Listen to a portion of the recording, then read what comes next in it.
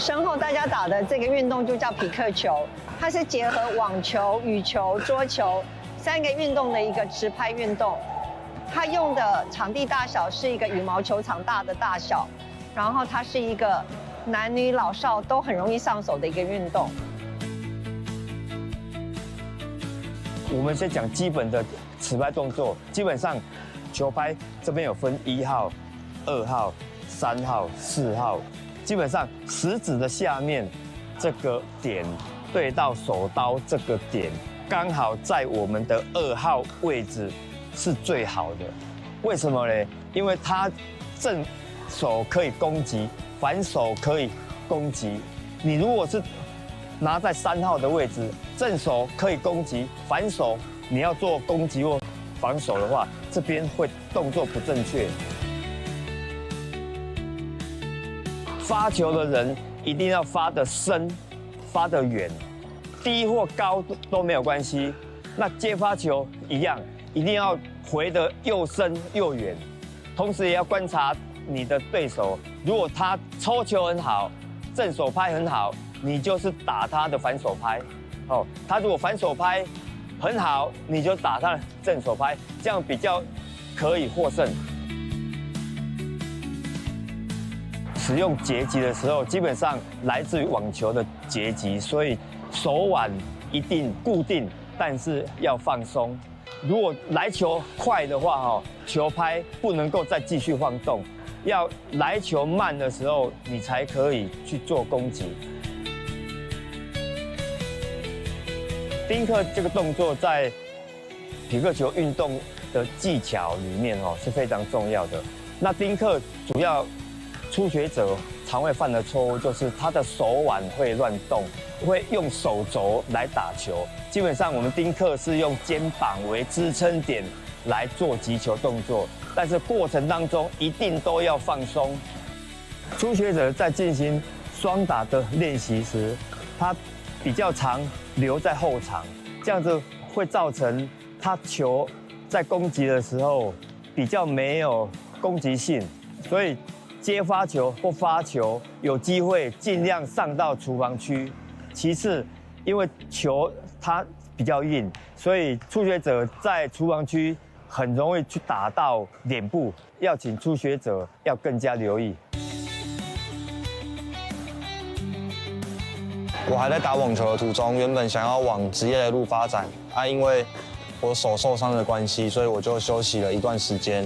后来我学长有邀请我去跟他一起玩匹克球这项运动，然后就觉得这项运动非常刺激，也非常的好玩。我原本是一位网球的运动员，然后在疫情的那时候，我接触到匹克球这项运动。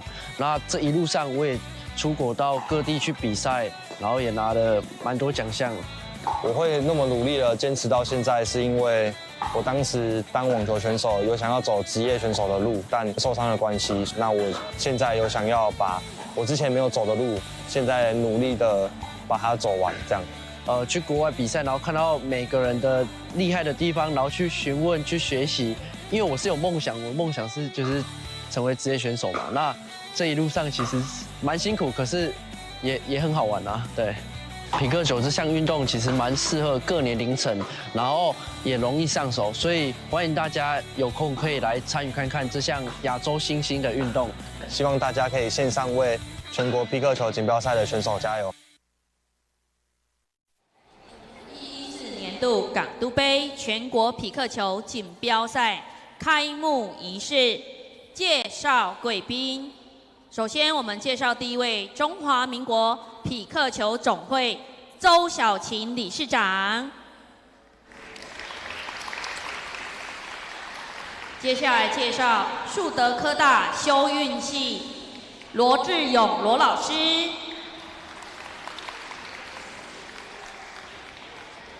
树德科大体育室沈英俊组长。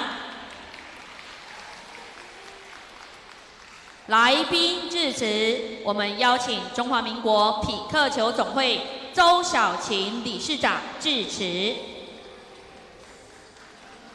欢迎大家来参加港都杯全国匹克球锦标赛。非常感谢树德科技大学提供这么完善的场地，还有洪国俊理事长多年来在南台湾生根，让我们有看到这么多的年轻的孩子们来参加这次的比赛。这个是我们在北台湾没有看到的，所以今天来到这边学习到很多，也知道说以后未来要怎么在全国发展。那祝今天的比赛圆满顺利，谢谢大家。接下来我们进行开球仪式，我们邀请中华民国匹克球总会周小琴理事长开球。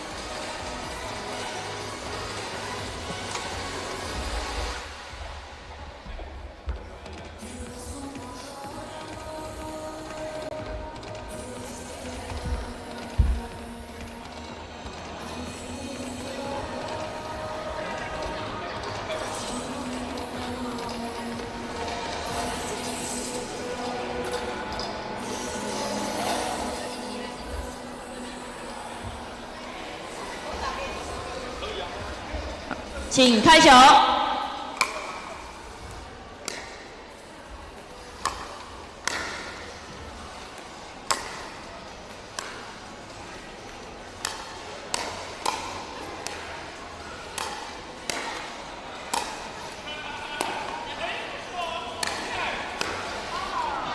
哇，好厉害！这真的是一个青少年运动很棒的运动，欢迎大家加入匹克球的大家庭，谢谢大家。那我们的开幕仪式就到这里，预祝各位有顺利的赛事。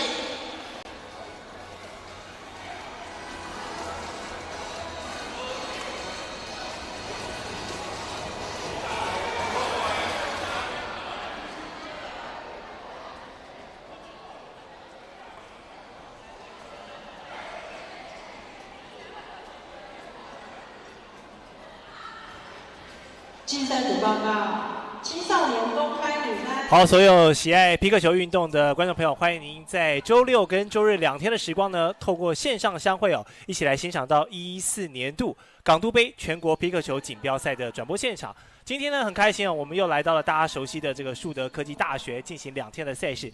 刚才看到我们皮克球这个总会理事长周小琴女士哦，这个非常精彩的开球为这场比赛揭开序幕。那今天很开心邀请到的是呢，在高雄在地推广皮克球跟皮克球教学非常用心的杨宏进教练和我董进桥以及整个台亚转播团队为大家服务。杨教练早安。主播好，那各位线上的朋友大家好，我是 Danny 教练。Danny 教练这一次哦，特别在高雄，然后在皮克球这样2天在树德这边的比赛。那您之前也说，其实参与过一些带选手去比赛的时候，也是偶尔有转播。但今天的这个场面，你觉得整个转播的规格啊，还有整个赛事的筹办，都觉得比以前的规模更盛大了，对不对？对，就是从以前我们在比赛的时候是没有转播，对，到现在可能之前有脸书的直播，对。那我看今天是脸书跟 YouTube 都同步的直播，我觉得我刚走进来，我看那现场的那个影音的设备相当之专业，是，所以希望这2天把最好的这个皮克球内容呈现给大家。那我们都知道皮克球这个运动哦，其实是在美国延伸出来的，然后刚刚跟教练聊的时候，也进入台湾，其实也有7、8年的时间了。是。那您觉得现在这个皮克球的文化在台湾的北中南是目前的风气怎么样？是从早期皮克球它是台中引进，台中是先打这个皮克球，对。那后期屏东、高雄慢慢，现在近1、2年是在我们中华民国总会理事长申迪杰的大力推广之下，在双北、在宜兰，甚至在北部地区新竹、桃园、苗栗都有很大的成长，那打球的人口也变多了。是。因为这项运动就是特殊哈，它是结合了网球、羽球、桌球这样一个持拍的隔网型运动，所以待会观众朋友我们在场上也可以看到很多这3个运动的影子，但是结合起来成为这个皮克球独特的文化魅力。那待会呢，我们的第1场比赛现在场地正在进行整理请观众朋友稍后一下，待会回到我们的转播现场。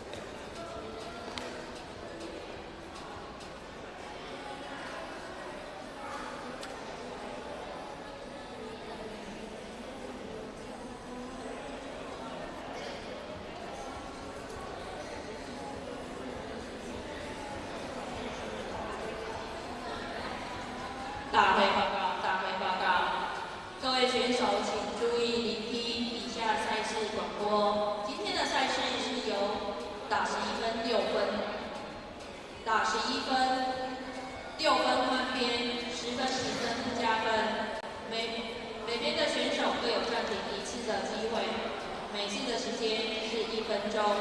那运动员选手不可离开场地。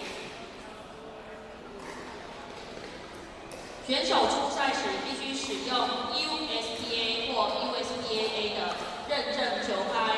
若您早上有参赛，下午也有参赛，所以请你们要记得要携带有认证过的球拍上场比赛。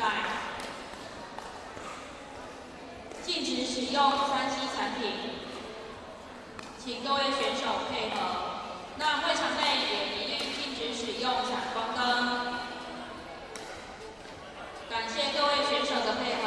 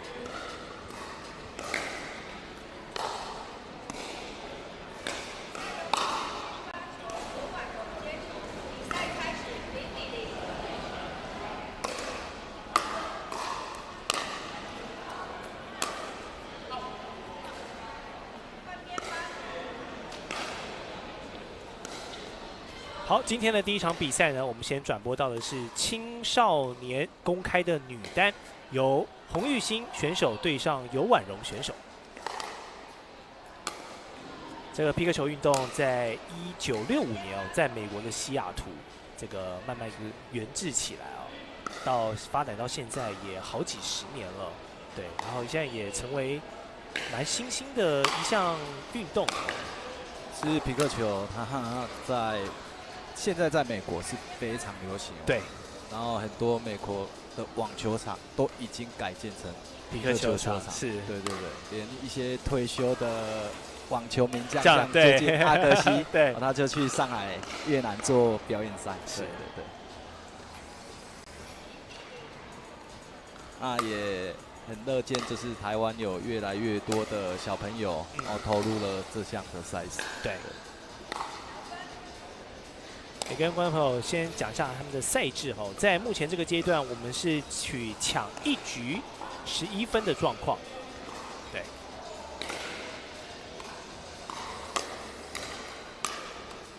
然后是匹克球的它的发球它是采低手发球，对，低手发球跟网球比较不一样。对。对，叫下手发球，就是下手发球，不能超过这个腰部以上的位置。对，那击球的瞬间，你的拍面也不能高于手腕。对。现在是画面上方的洪玉兴2比0领先。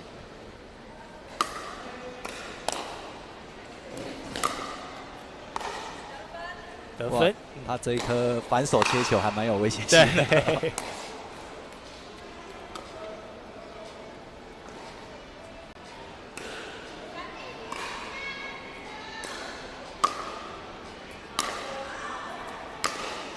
刚主播有讲，就是匹克球它是网球、桌球跟羽球3项运动的结合，没错。我们可以看到洪玉兴选手，我个人认为他的打法就很像是桌球转匹克球，桌球转匹克球，一些细节一些动作都还蛮像桌球选手。是，对。那匹克球的赛制我们有2种，一个是发球得分制跟这个落地得分制。那今天我们的赛程呢，采用的是发球得分制，所以要在这个像现在洪选手他的发球局数里面，这一回合如果他能得分，他才可以加分数。那如果他失分的话呢，发球权就转到婉容选手身上，这样对。那其实就是目前台湾的赛事还是以发球得分制为主。对。那像一些像美国的 NLP 的赛制，就是职业赛事，它就采用落地得分制，就会像羽毛球这样子。对，这样打起来节奏比较快。我觉得就有时候是看赛会的安排怎么来协调这样。对。好，现在洪玉勋持续在利用自己的发球局来掌握机会。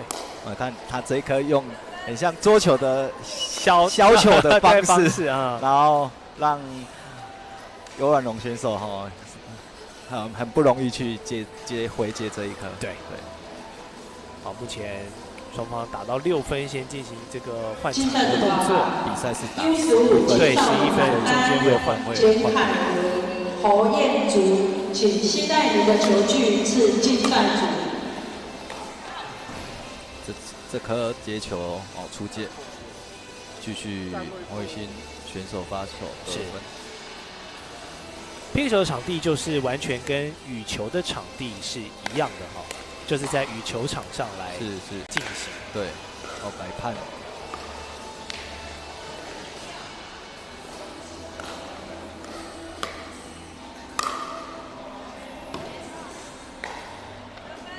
那其实你会看到主播，你看到在我们只有现今的匹克球赛事只有一个主审，有一个裁判。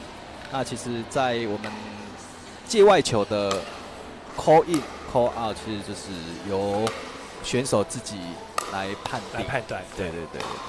那当然，如果双方两边都有争议的时候，主审是可以去做介入这样。对，可以去做介入。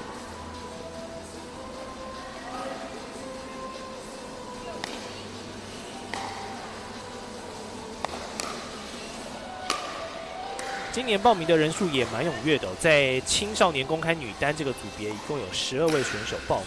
对，我们看到的这位玉兴跟婉容，他们是分在 A 组。现在匹克球的赛事报名好像都要抢的，对，就额满了。是，对。所以一下子不留意赛事，很快的就报名截止了，对，额满截止。所以显示就是我们在中华民国匹克球总会周理事长的推广之下，匹克球打球的人数已经是逐渐成长。没错，很明显。竞赛组报告：U15青少年男单蔡汉琛、陈明涵，请自第3在两人在 kitchen 哈有一波蛮激烈的 volley。15青少年男单，李义成、陈嘉许，请自第4场地准备。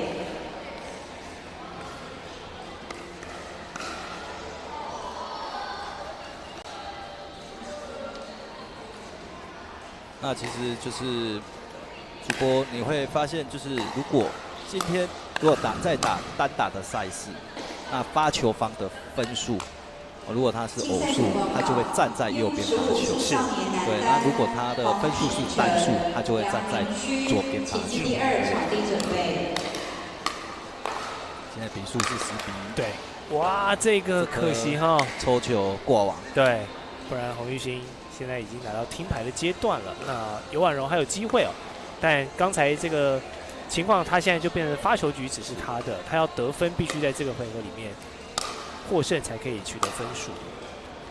可惜，所以这个情况发球权又在做调换。看得出来，洪玉兴他的削球，他的底线削球，造成尤婉容选手非常大的压力。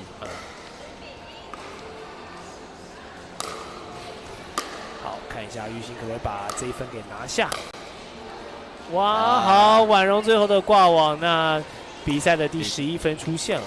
对，比赛结束了。对，这样子就是洪玉兴选手率先获得了我们今天转播第1场比赛的胜利。也恭喜洪玉兴选手，对，获得这一场的比赛的胜利。是，邓宇教练觉得他感觉是这个桌球底的哈。我们待会持续看看会不会更多有这种羽球或者是网球底的选手，观察对，在这个场上不一样的感觉。那观众朋友休息一下，我们的这个主赛场进行一下场地整理，待会回来看第2场比赛。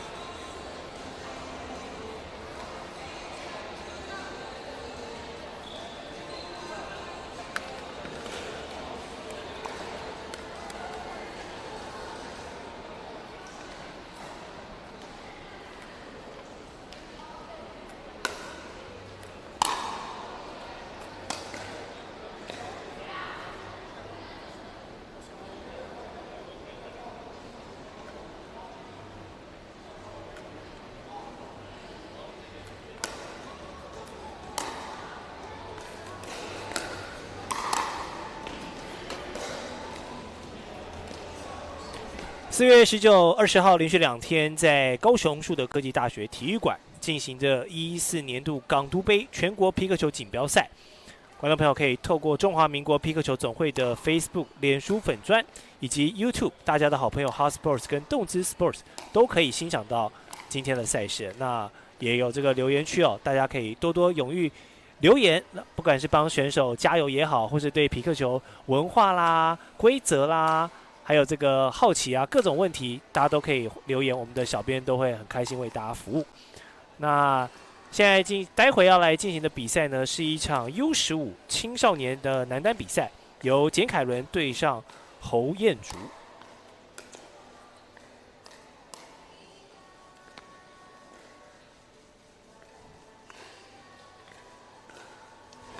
皮克球当年1965年的时候，是由这个居住在美国西雅图的国会议员乔尔·普里查德他跟他的朋友在一场家庭聚会上，两边的这个小朋友因为在这个豪华度假别墅里面就有点无聊，然后嘞，结果他们就脑洞大开，然后自己去找这个屋内的一些桌球板跟塑胶的这个微浮球改造，然后慢慢成为这个皮克球的雏形一开始皮克球拍是木拍，对，但因为看到现在其实经过改良之后，没错，那有碳纤维球拍跟比较常见的就是碳纤维球拍跟玻璃纤维球拍。是，对。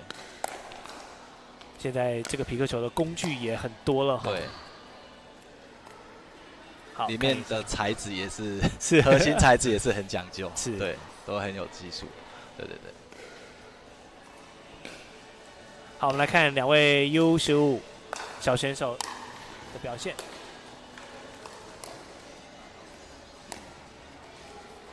观众朋友，在这个画面上，因为这个线比较多，我帮大家解释一下。有一条红色的，那个里面呢，就是我们所谓的非截击区 kitchen。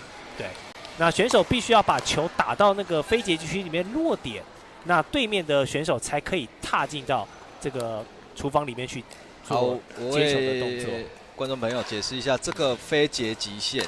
那非截击线它的定义就是说，你站在你要截击的时候，不管你用正拍反拍去打的击球的时候，你是不能站在这个非截击区里面，甚至踩线都不行。对，没错。甚至你在打球的过程中，你的球拍啦、你的配件啊、身体配件掉下去，都是算是犯规违例的动作。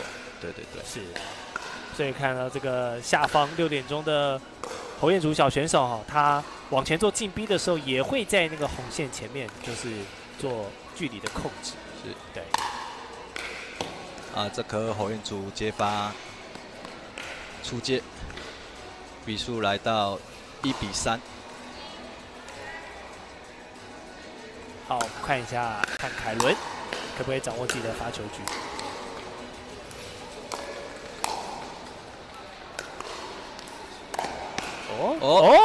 是一个 lucky ball， 插着往上过去。这颗侯彦祖打的角度非常大，又带一点幸运，擦网而过。这样可以重新可惜哈，可惜这个反手。对，掌握到发球权了之后，有没有机会来得分？对，失误。现在发球权又回到凯伦的身上。竞赛组报告，那你看到主播，你看到凯伦这位选手，他刚是用让球掉下去的落地的发球。那其实皮克球发球，它可以落地跟不落地的方式。对，你可以选择要反弹一下，或者是直接发这样。是，他是选择让它自然掉下去。这颗发球失误。接下来轮到侯彦祖的发球，这个有发球失误了，2位选手可能有点紧张。是 U15哈，有没有力道控制太大？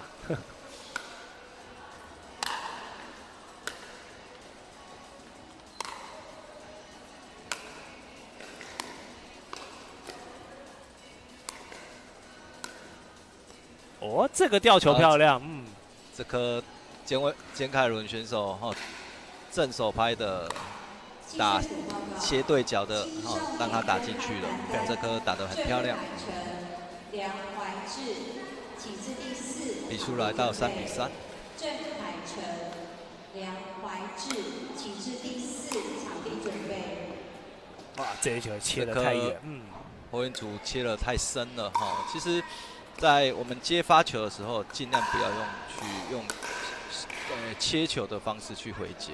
因为你用切球方式，其实球不容易掉下来，因为我们是在羽毛球场上，它的场地是跟羽毛球的大小是一样的，所以它的场地是比较小的。那你在接发时候用切球方式，其实是很容易出界的。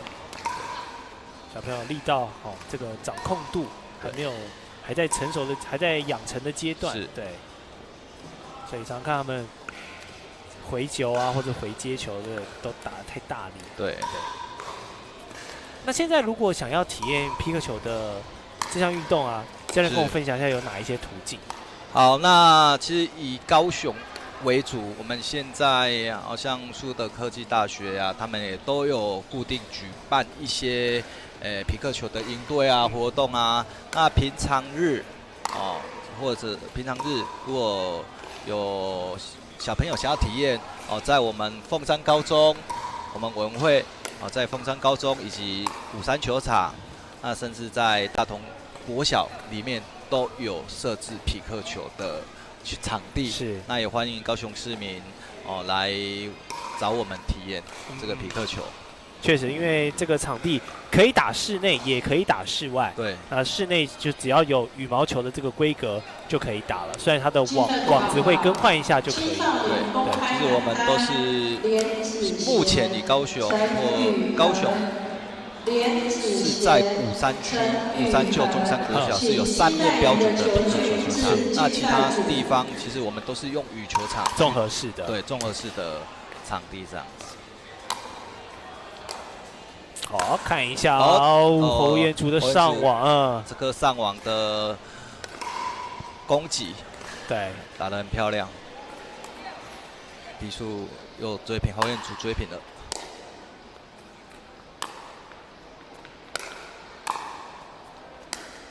好，左右的调动，这球出界了。那其实单打其实是非常累的，不要看主播，你不要看这个场地那么小，其实单打起来是它节奏蛮快的，对，而且是相当累。你平常一定要做一点肌力的训练，不然打完回去可能都会肌肉酸痛。我帮观众朋友问一下，如果他想体验的话，是这一套球具会不会这个压力很大？其实会很贵吗？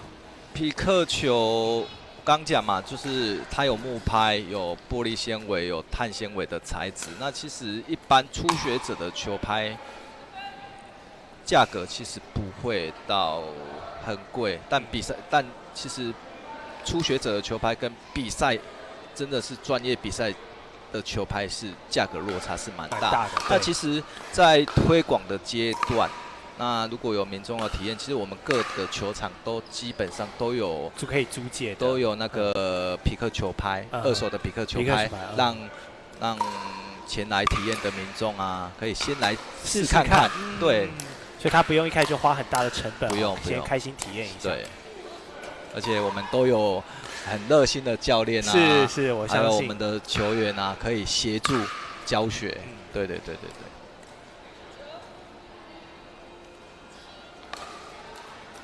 简凯伦现在追上了，比数来到9比7。他的发球局把握的比较好。这边打了一个变换的小球，侯彦竹这颗击球出界。简凯伦选手来到赛末点，赛末点了。来看一下，侯彦竹的反拍挂网，最后比数11比7。简凯伦后来居上哦，前面是侯彦竹打得比较强势哦，但是简凯伦这个发球局的掌控度比较好。好，不过没关系，一场比赛而已，这个小选手要在组别里面继续往上升，都还有机会。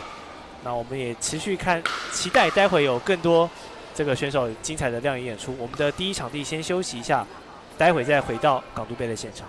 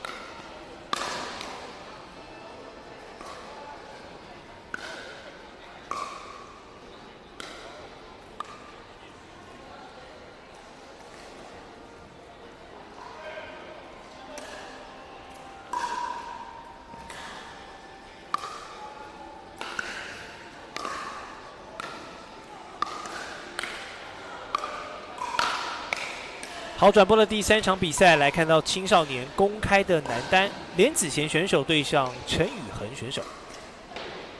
哦，他的这个球拍，你看他的握把上面就有一点中空的位置哦。是，这应该就是比较高级的。对，这是比赛比赛的球拍。那为什么有些球拍会做这个中空的设计？其实就是在挥拍的时候，你减少你的风阻 ，OK， 那更快，让你的攻击可以更有威力。是，对。所以刚刚主播你有谈到，就是如果是像陈宇恒选手拿的这一款球拍，那价格就肯定是不便宜了，不便宜了。当然也代表他应该是对匹克球的投入已经到了一个程度了。对，所以才可以投入比较好的器具这样子。对，印象中他应该是打蛮久了，应该是从国中之后我就有看他在打匹克球。对。不过匹克球其实耗材来讲也还不错因为匹克球毕竟这个球本身是这个 ABS 树脂制成的，对，它不像羽毛球可能一桶打到羽毛坏掉你就要换它其实可以打蛮久的，对不对？是的，是像我们之前也很常打羽球，是那后来接触到匹克球之后，就以打匹克球为主。那匹克球的花费跟羽球相较而言，确实是便宜很多啦。因为球你可能打了好几场也都不会坏掉啊，球拍你也不用去换网子啊。哦，是，对，那个换线啊，你也不用去换。对啊，所以耗材方面是很便宜。对。哇，这边给一个小，这边追了一个 lob， 但是打到出界外了。对。好，发球权再回到陈宇恒，对，这颗连子贤接发失误。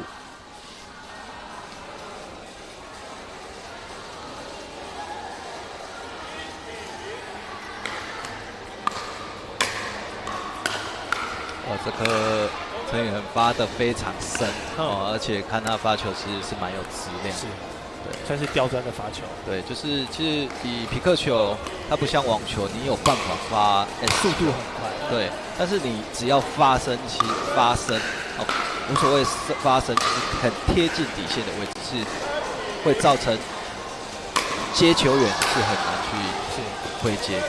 对，目前看起来连子贤对于宇恒的这个连续发球，好像他的回击质量都不太好。对，其实看得出来陈宇恒他的发球的深度跟他的质量是很好的，所以让连子贤选手接球回击的时候都是有问题。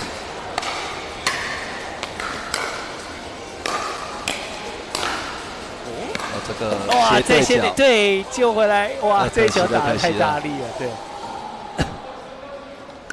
力道没有控制好。对。好，上网做个压迫，这里打一个lob在线内，好球啊！好球！连子贤选手这个高吊球，对，回击的不错。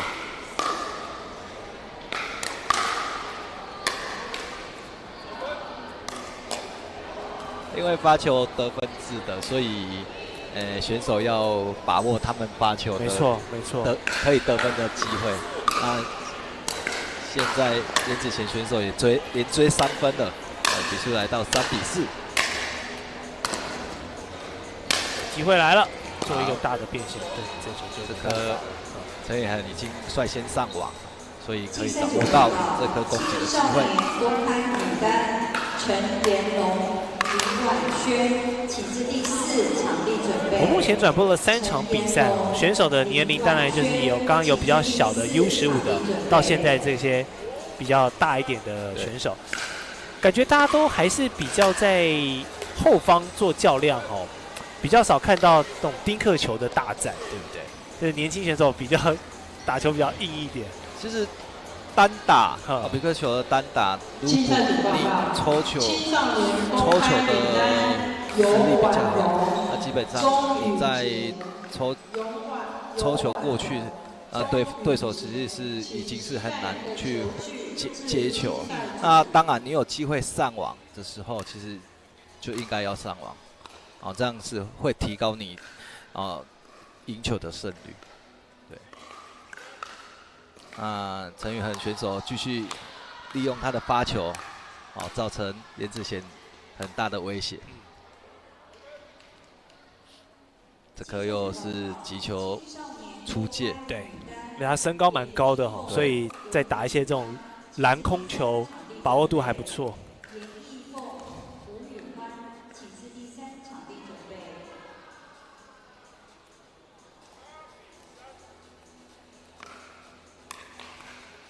看他准备动作，感觉有点网球底的感觉。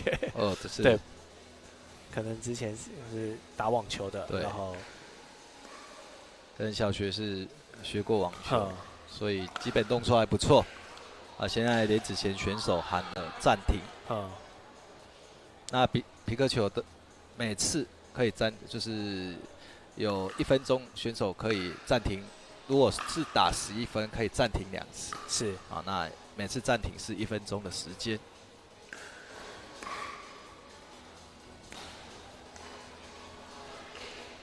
暂停一下哈，缓和一下现在的节奏。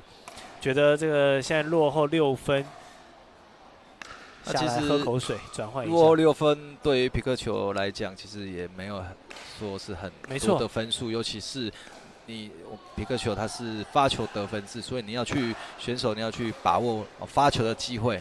那只要逮到一波乱流，然后你就有机会瞬间把比数给追上。对，是。来到陈宇恒的赛末点这颗陈宇恒发球失误，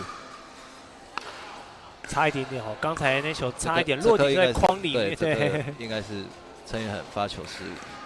好，那就看子贤这一波可不可以把握住喽？因为对手分数率先上双，这边上网这颗陈宇恒上网了，上网不断的做发力攻击哈。左右调动，所以刚讲就是说，选手有机会上网，你一定要上网，你上网你才有机会去截击去做攻击。对。好，陈宇恒的发球，哇！忽然一个大角度的反手的斜对角打得太漂亮了。对啊，真的很难接到，出其不意。这一颗也让这一场比赛，由陈宇恒选手获得这一场的胜利。11比3，最后获胜的是陈宇恒。确实哈，他的发球掌握度，然后还有他的上网的这个积极度，跟刚才我们看到那一颗很出其不意的反手斜对角，对，真的确实非常漂亮，表现是更刁钻一点。是。好，我们待会再来看下一场比赛。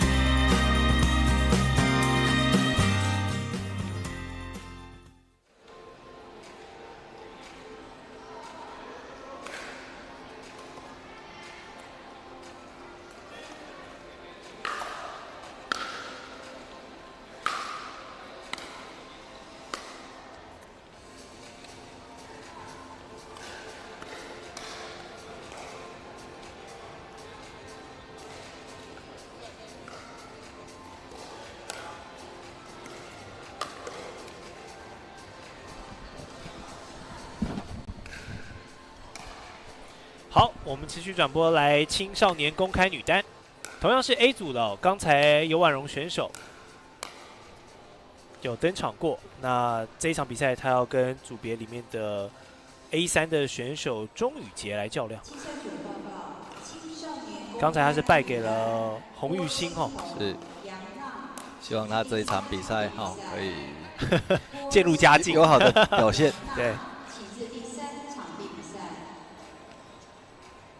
好，其实皮克球蛮适合全年龄来打。对，没错。好，发球权，尤婉容。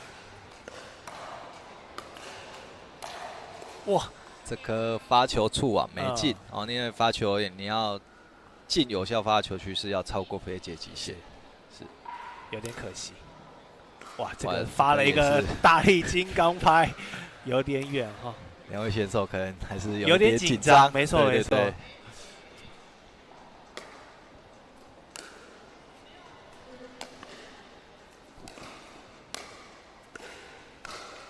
好球啊，尤尔农这个正拍的斜对角，正拍斜对角打了一个穿越。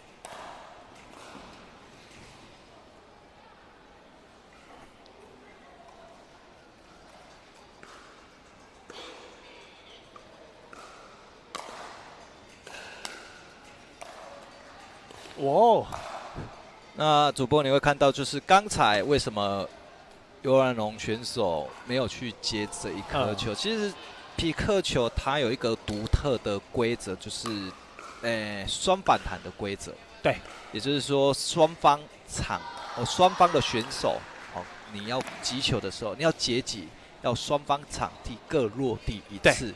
所以像刚才尤尔农选手他那一颗球为什么没有办法去截击？因为他不能打截击。对，他没有办法去接球，是因为他钟宇杰他那一颗打得很靠近底线的位置，他是没有办法去第三颗球，他是没有办法去做截击的，所以他就把球放掉了。对，也只能放掉了哈。所以时常在跟选手提醒，就是你接发你发球完了之后，请你先留在底线。等待球、判断球确实落地了之后，你再往前去接球，其实都还来得及。是，对。有刚才这一波尤尔农就等到了这个 two bounce roll 之后做回击，可惜宇杰这个第三颗 volley 打得太大力了。对，我感觉他现在控制力道方面还有在调整的空间。是。好。双方来到非截击区，这个落点也是蛮精妙的。对，终于给选手看了一个正手拍的斜对角的穿越球，得到了1分。是，好，落点1、2，好，可以回来打截击了。好球，这颗正手拍的直线。忽然加大了球速哈，对，不然我还想说他们是不是要再往前拼丁克球了？最漂亮的打法就是你有办法把球打进去这个我们所说的就是非截击区里面，让人家没有办法直接截击去做攻击。那这颗钟宇杰接发回直线，回得很漂亮，造成尤尔农没有办法反拍没有办法回击。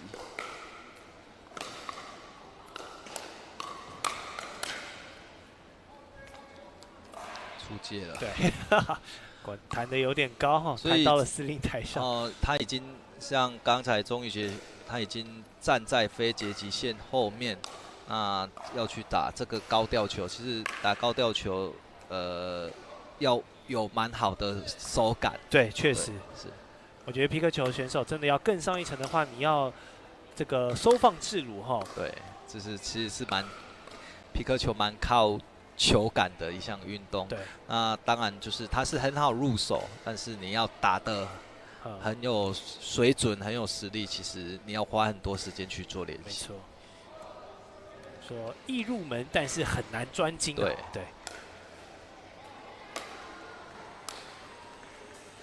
所以我在想，因为羽球跟网球都是属于球质比较重的，所以如果是从桌球转过来的选手，或许在这个手腕的灵敏度上，会比另外2种球类要好一点。桌球选手在转换打皮克球是有它的优势，尤其是在前排，在前排的位置，他们的反手是很厉害的。是，对。但是如果是桌球选手要来单打的话，我会认为是还蛮吃力的。是因为跑动啊，跟桌球差很多。对。但是打双打的时候，桌球选手确实是在前排确实是有很大的优势，尤其是他们的反应是相当快。对，这项运动真的是结合了3种拍类的这个精髓，然后每种选手都有自己的特点。不管你是之前可能是有网球背景啊、羽球背景啊、桌球背景，其实在转换来皮克球都有自己有一个很大的优势。那当然你是完全没有接触过任何球类运动，你来打皮克球，其实你也会很快可以上手。是，对。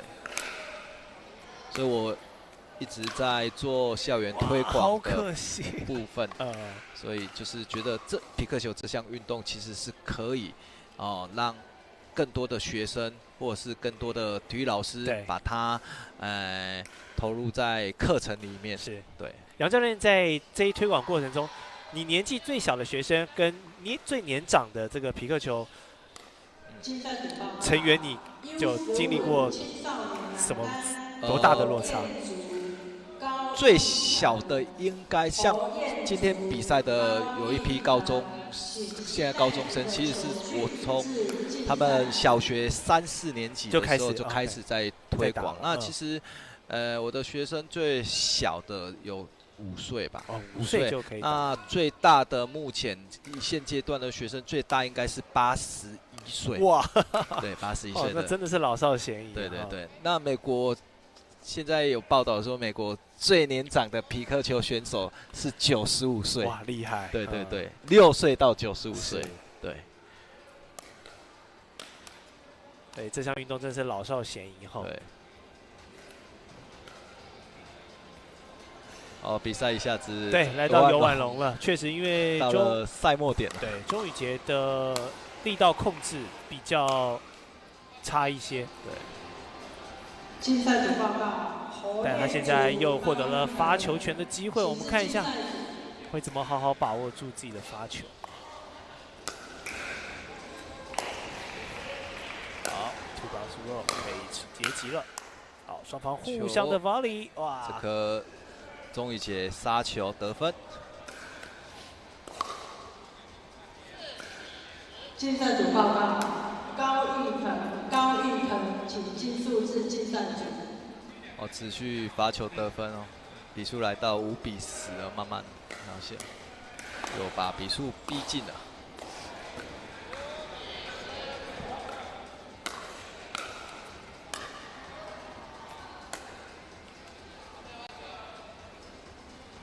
啊，可惜这一波的回击挂网，发球权又给了游婉容机会。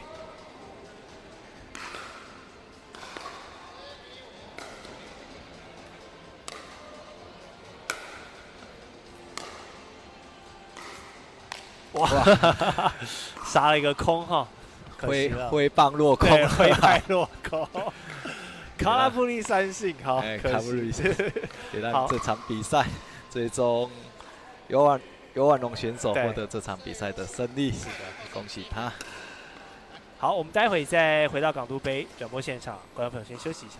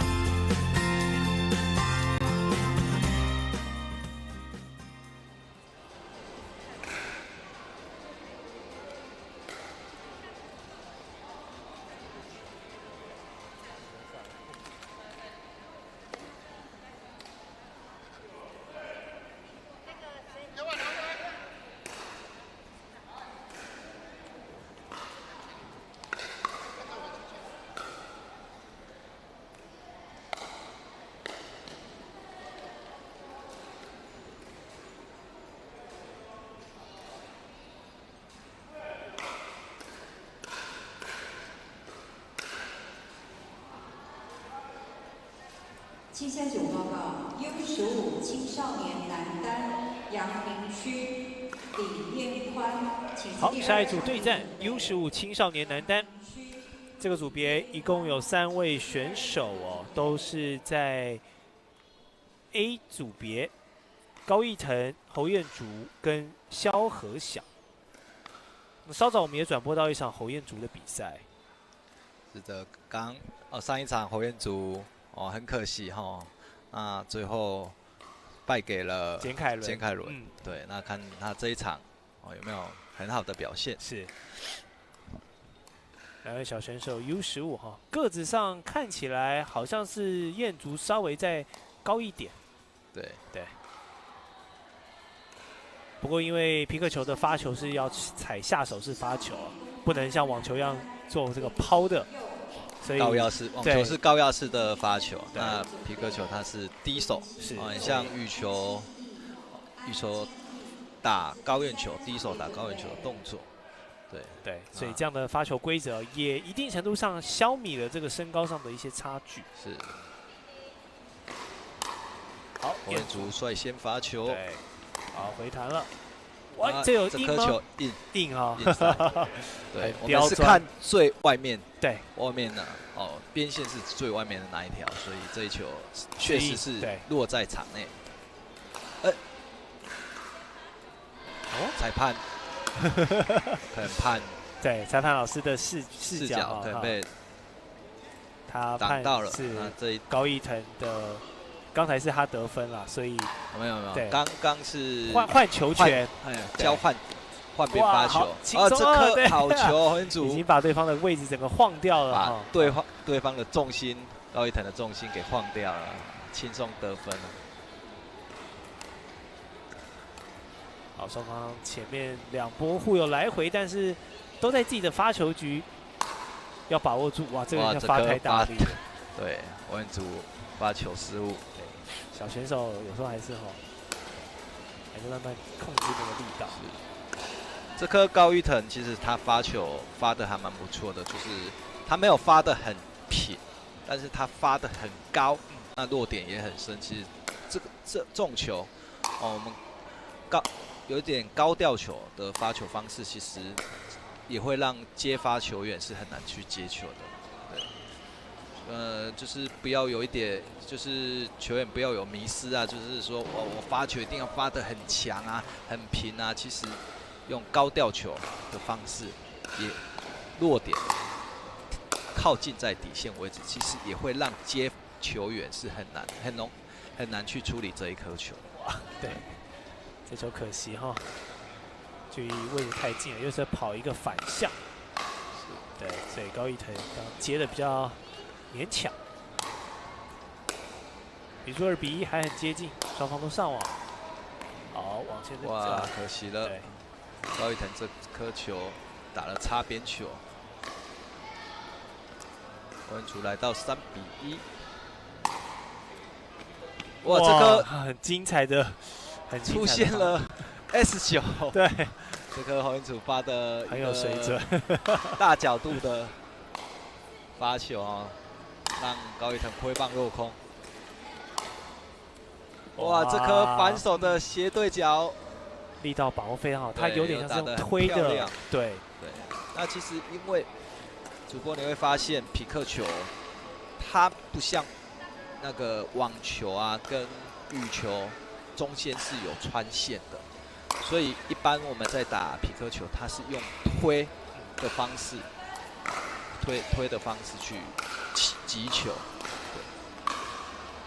所以这个手腕的灵活度可以帮助你打出这种千变万化的球路感觉。换边了郝文竹来到6比1了。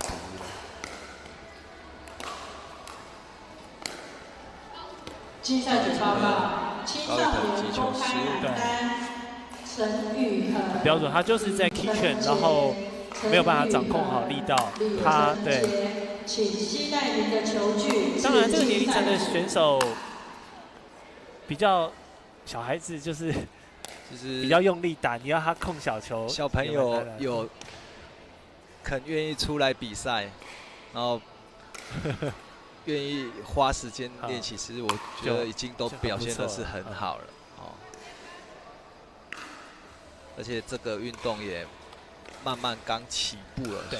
对，那我们也很乐见有越来越多的学生啊、小朋友啊，然后投入这项的赛事。对，好，所以伊藤持续加油虽然这场比赛在程度上跟彦竹看起来是有一些落差，但今天出来比赛也很棒。对，看得出来，他其实也是很专注在打这一场比赛，也很享受打比赛的感觉。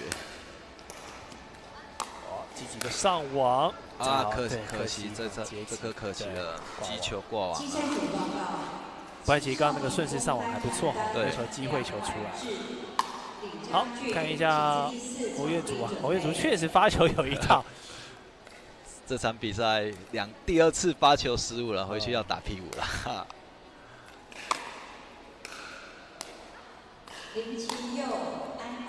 啊，这颗应该是击球出界。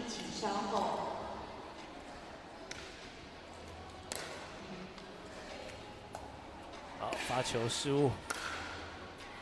那其实匹克球是要裁判喊完分数之后，选手才能够去发球，才能有动作。对。好，最后比数11-1，侯彦竹大比分击败了伊藤。对吧？他的年龄，看他比对方高大概1个头啊，所以年龄还是有差。对。好，我们待会回来持续欣赏下一个赛事是青少年公开男单的组别，由陈宇恒来对上李承杰。对，李承杰，我们待会回来。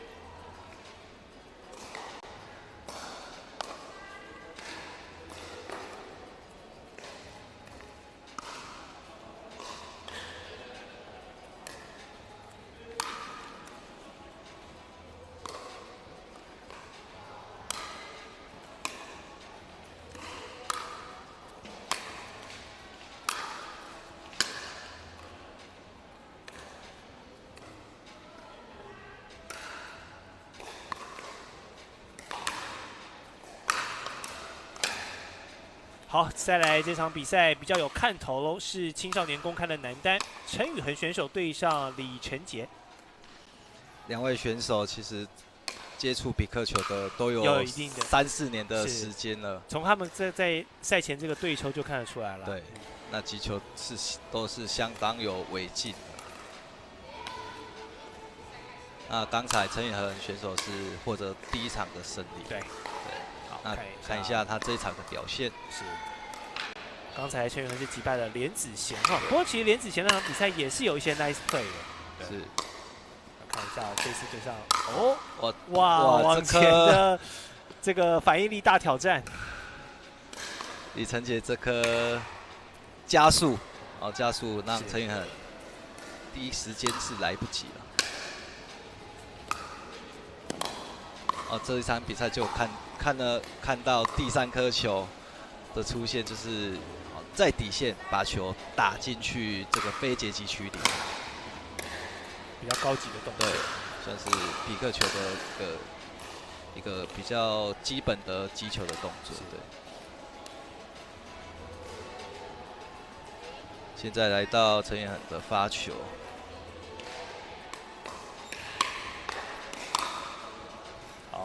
好，接发随球上网，丁克大战，有发，对，有丁克了，终于有丁克，有看到丁克球，有看到丁克球，确实这丁克球，对，真的是要那种把球打硬，用力打不难，反而是要放软，然后落点精妙，这才是匹克球的真精髓。所以我跟主播讲，就是匹克球其实是一项蛮吃球感的一个运动，对。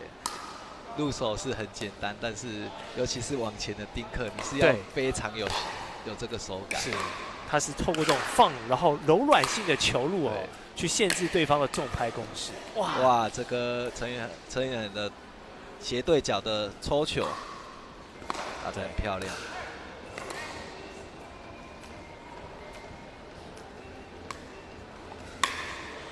竞赛组报告：青少年公开男单林晴佑、安静义，请至第3场地准备。林晴佑、安静义，请至第3场地准备。往前的反应。青少年公开两位选手其实都很棒。陈俊伟，请至第2场地准备。曾品佳、陈俊伟，请至第2场地准备。陈宇恒的发球局，这球打到挂网了。这个李承杰的反手削球的接球哈，造成陈宇恒选手挂网。哇，漂亮！大对角的抽球是，他用眼神骗到了陈宇恒哦。对，打得很漂亮，而且这个角度、这个落点其实是很有水准。对，又来一颗，啊，可惜了。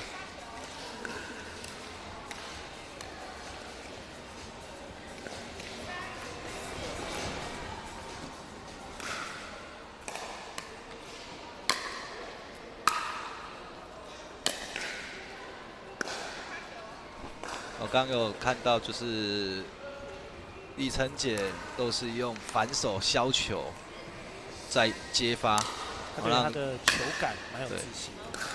啊，造成陈宇恒这边接球的压迫。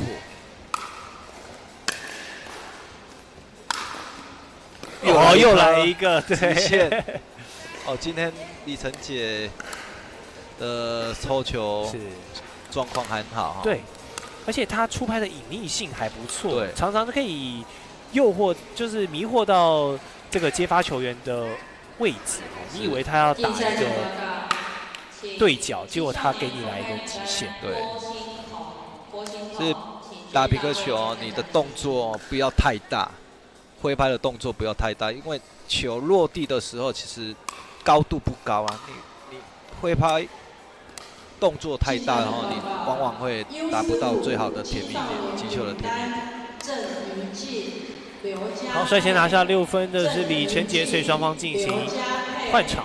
从这个角度哦，也可以看一下李承杰这个动作细节。刚才只能从他的背部来看，对。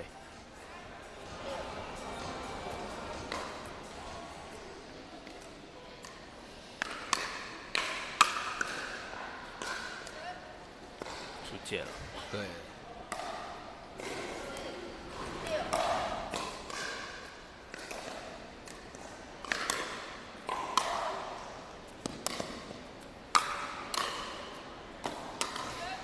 好球，陈宇恒选手靠着积极的上网哈，那造成李承杰这颗没有办法去接到球。这球角度拉得够大。对。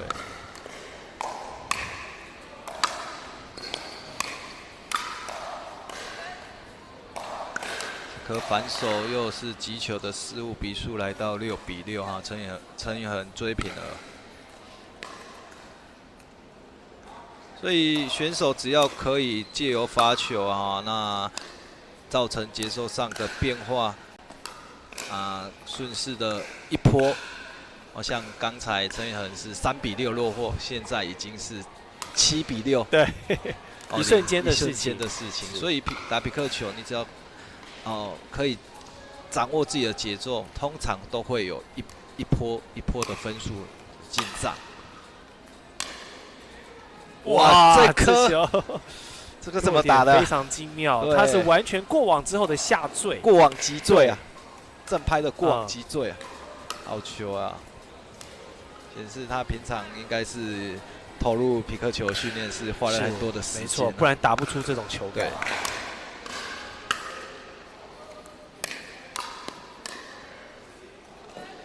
感觉换场之后，整个比赛节奏就控制在陈宇恒的手上。对啊，连续得了6分。是。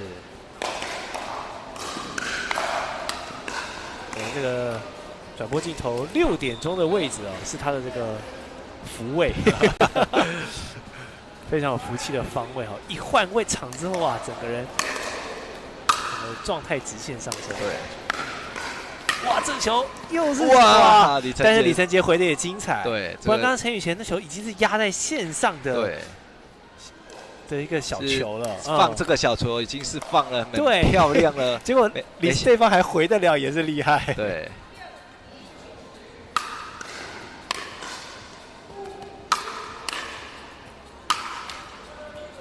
哇，这球 lucky ball 还有，双方还在比拼。哇，这颗陈宇恒选择一个直线，对，这球有点追身球了哈。对，跟对方示意一下，这确实不好处理。对，打得非常聪明啊。这回来蛮精彩。对。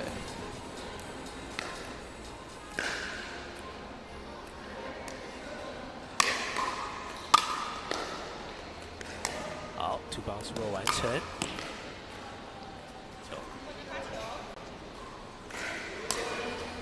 脚步位置差了一点。竞赛组报告：青少年公开女单郭欣彤、杨娜，请自第4场地准备。第3颗球打进去，再来看第5个好球啊！可以看到李承杰刚这一颗利用第3颗的大角度，那再转换一个直线的攻击，抽球攻击，顺利赢得这一分。来有一个大角度的斜对角，可惜了这颗底线的长丁克没有打进去。我要打长丁克球，真的确实对手感的要求蛮高的。就是匹克球这个打法，匹克球打法，长丁克确实是一个蛮高的技术。你要在底线把球打进去这个非截击区里面，其实你的手感啊是要相当好的。哇，打着把那个长袖的衣服给脱了。身体热起来啊！可惜了李承杰这颗发球过网。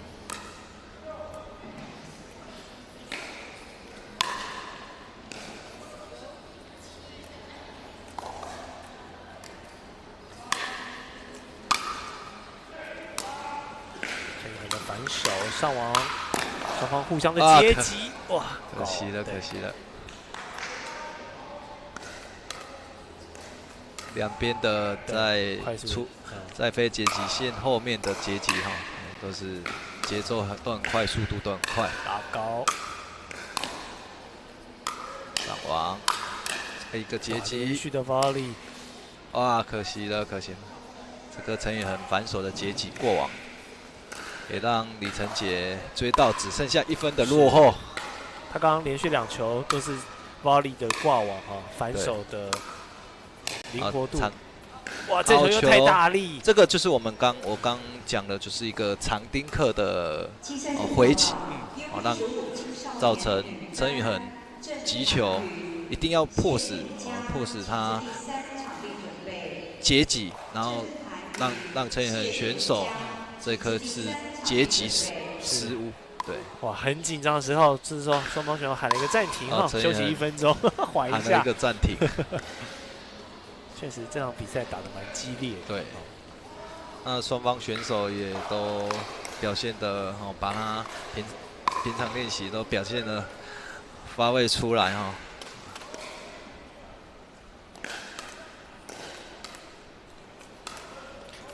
匹克球是在2016年的11月正式引入到台湾。是。在经过也将近10年，快10年的推广期了。回到比赛现场，李承杰用一颗斜对角的抽球拿下了第10分哦！这场比赛从领先落后又到领先，哇！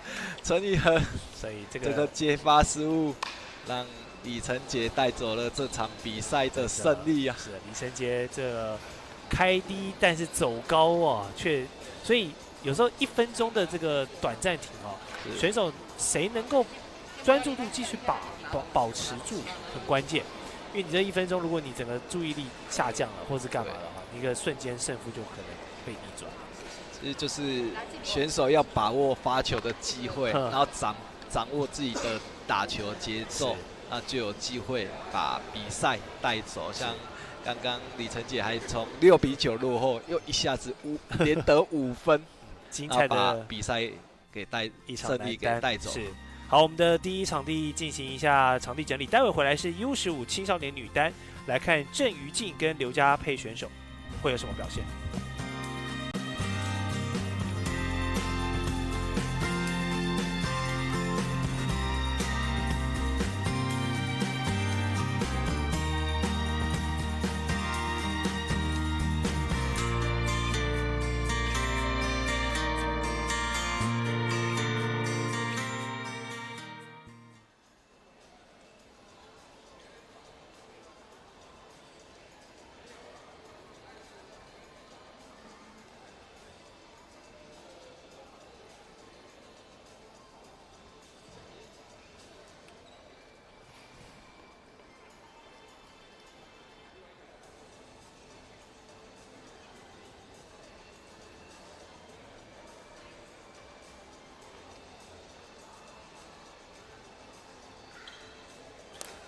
好 ，U15青少年女单，今年赛会报名一共有5位选手，他们要取名次的前3，可以获得晋级。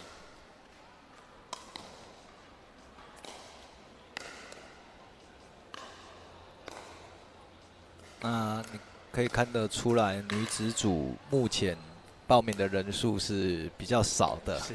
那其实也希望各级的学校啊，不管基层教练啊，可以在匹克球这项运动，能多多培育女子选手。那其实女子选手目前在我们台湾，我们有培育，我们在高雄有培育一个在美国打职业赛的选手。哦，对，培育。所以相较以男子选手、女子选手在国际赛场上的比赛，其实是有很大的很优秀的表现。对对对。确实，台湾很多女子选手在国际上的表现哈，对，比男子选手优秀。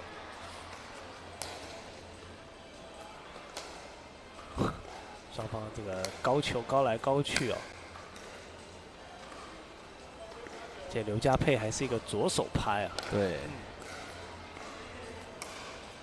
但他球龄应该也看起来比较深色一点。看起来球龄没有，可能接触比克球的时间可能还是很少。对，看他的基本动作就知道了。是。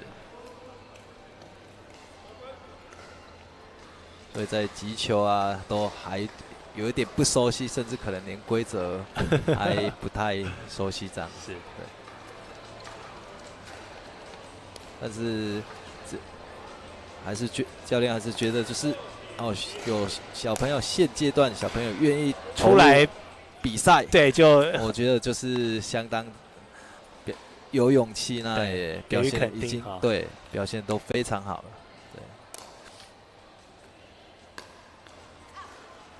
这个斜对角击球失误了。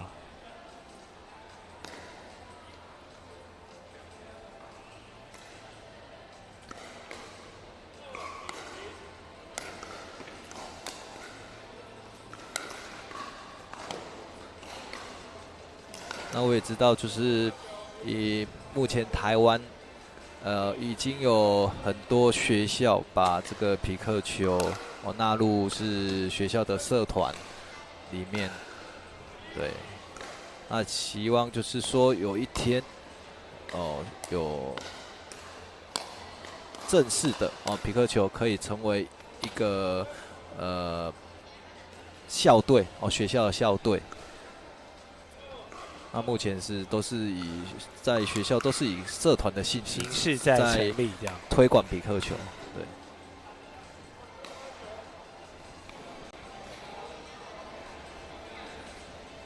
所以，如果观众朋友对匹克球有兴趣的话，其实也可以在这个脸书社团上来寻找您所在的这个区域。对，因为现在其实，在北中南也都有一些这种私人的俱乐部也好啦，或者社团形式的社会人士他们组织的这种相关的活动。如果初学者想要体验皮克球，各县市的民众想要体验皮克球，其实都可以到各县市的委员会啊、皮克球协会。现在全台基本上各县市都有自己的委员会或协会，对，在推广皮克球的这项运动。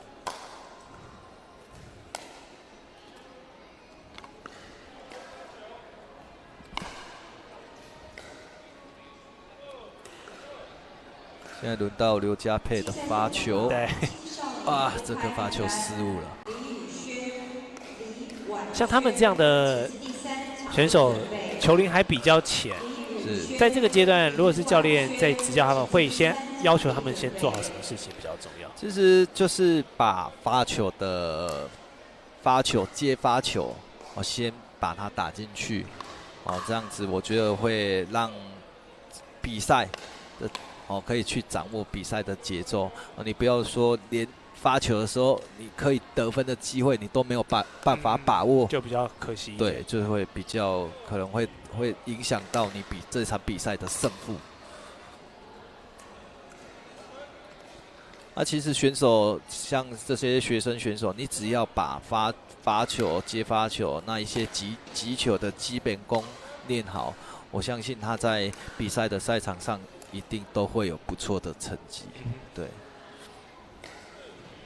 那当然，除了亲自这个在各县市找协会来报名体验其实皮克球相关的游戏或者是我们说这个影视作品也不少是，对，像电玩游戏，像什么 Pickleball Match 啦，还有这个 PPA Pickleball Tour 2025，都是这种线上类型的游戏，然后你可以透过这个游戏，然后来体验皮克球的乐趣，这样子。对啊，像之前我还发现现在一些大型的还有匹克球的电玩游戏。对，因为对像那个任天堂很有名的那个游戏机 Switch 嘛，它就是有体感嘛，所以其实很多球类运动都可以透过这样的游戏先做第一步的体验。这样子，对。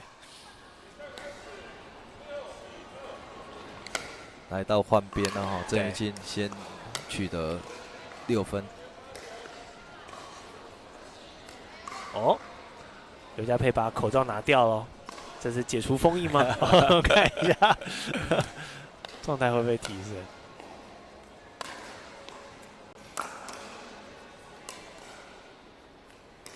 都接得到呢。这球可惜。这颗郑宇进的正手拍击球威力不错。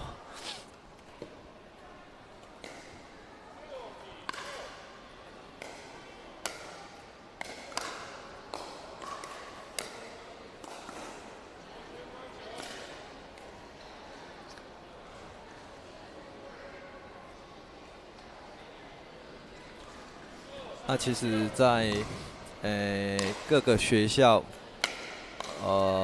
像一些国中啊、国小啊，甚至是大学，我知道最近有蛮多间大学都会去开那个皮克球的招生独招的， OK， 对，所以显示就是皮克球这项运动，渐渐已经有蛮多学校在投入这个运动方。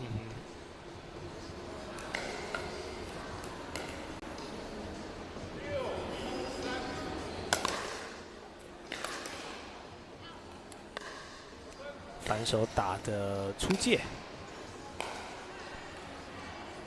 像树德科大，我知道他们从几年前就开始去招收皮克球的体保生。体保，对，算是走得很前面，算是走得很前面。对。海伦、高应腾，请自第2场地准备。简海伦、高应腾。确实，包含我们这一次准备港都杯的这个比赛，也有特别拍摄了一个宣传影片里面就有2位现在算是皮克球的国手，他们就有讲，其实他们之前有一位是打网球的，然后只是在选手生涯中受伤了。对，然后在受伤的过程中，他有接触到匹克球之后，然后后来就觉得说，哎，是一个蛮适合他来专心发展的运动，所以他就由网球转到匹克球。是2位选手都是网球的体保生。那接触匹克球球龄也大概2-3年。是。那目前也都是在很积极的备战国际的匹克球赛事。是。那最近他们2位也去参加越南的比赛，获得男双的第2名。我们也是很恭喜，相当不错。阿伟跟光显，对。当然，因为他们有网球底啊，所以本身球感啊、体能啊各方面对，他们只要掌握到匹克球的一些细节，很快就可以取得很不错的成绩。是。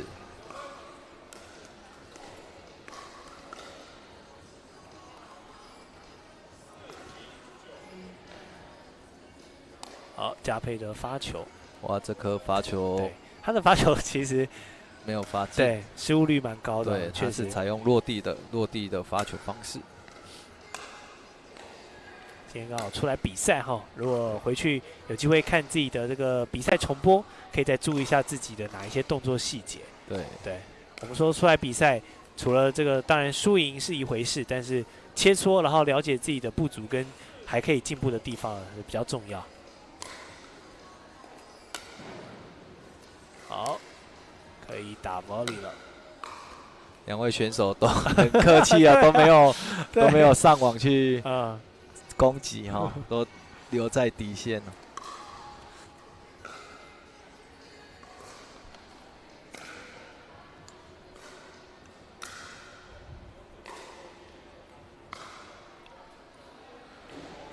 裁判可能在提醒刘家佩要等裁判喊完分数之后才能罚球。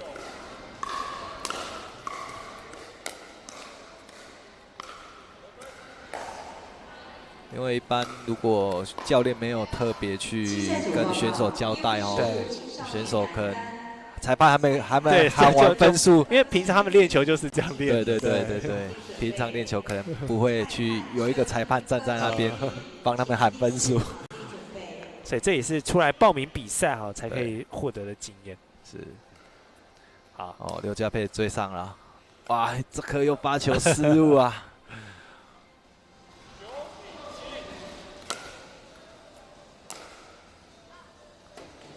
好啊，这球一个发球失误，一个接发失误，让曾宇峻来到赛末点了。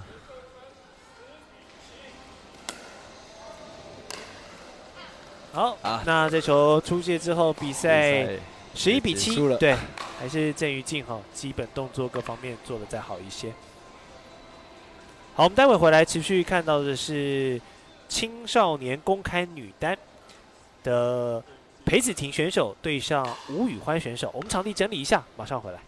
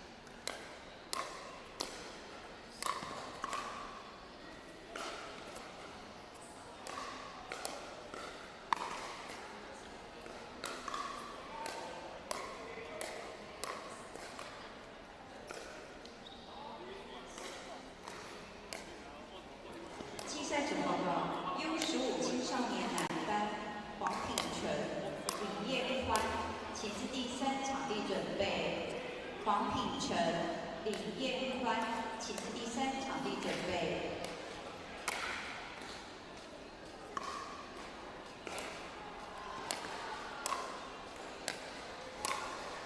好，现在2位女选手在进行赛前的对抽对练一下哈。裴子婷对上吴宇欢，在本届的港都杯报名这个青少年女单女单的选手也蛮多的、哦，有12人。是，对。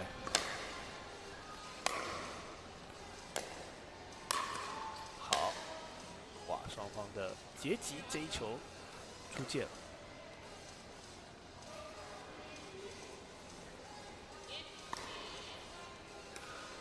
好，看吴宇欢的发球。吴宇欢也是选择落地发球。哇，双方都是走对中线哦，打直线。这颗吴宇欢有上网，那所以有上网就会有比较大的得分的优势。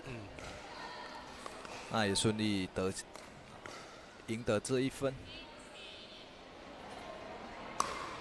这次改成不落地发球，对他有变化、哦，变化，好球哎！所以你看吴宇欢选手，他就是有机会上网，他就会马上上网。那反观裴子婷选手，就一直留在底线，对。那其实留在底线，其实据我们统计啊，在打比赛的时候。上网的时候，你的得分几率大概是80%，你留在底线得分几率大概是20%。是，所以那双方选手都到丁克区，站在非截击线，得分率就是各50%。各50%，对。所以从大数据来看哈，还是要积极上网。没错。因为你不上网，那对手击球的空间就比较大。对。反应的时间也比较多。是。啊，吴宇欢又上网了。要往前做封锁，但是球还在，这球出界。这个裴子婷击球出界了。对。如果他要打这个策略的话，他对于高调的把握度就要很高哈。是。打吴宇欢的身后球这样子。高调球，因为皮克球场地是比较小了，所以它其实也是需要很好的球感。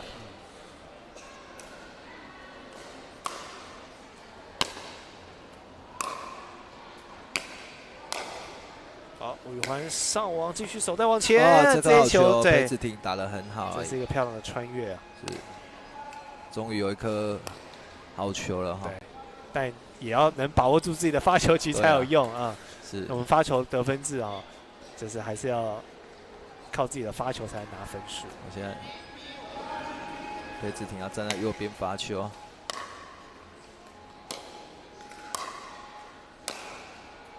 哇，可惜了，对。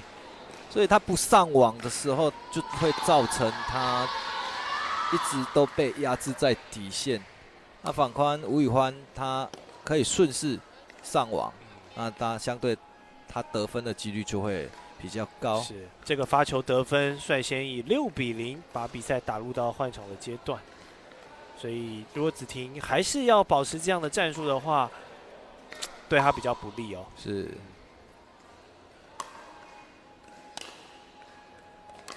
你看胡宇欢接球后直接上网了，那反观裴子婷一直留在底线哦。青少年男单。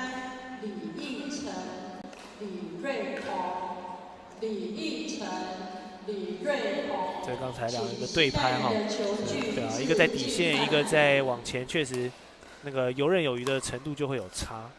哇，这球角度拉得太大，对，造成吴宇欢的击球出界。轮到裴子婷的发球啊，他要把握自己的发球局啊！哇，差一点，对对，还压在线内。是。好，被杀。哇，这球可惜了，打得太甜了。对，完全给了吴宇欢一个杀球的机会。所以就是选手要把比赛的时候，尽量要把球打在这个非截击区里面啊，不能打太高啊，打太高人家就会做攻击了。好，这颗出界，裴子婷喊出界。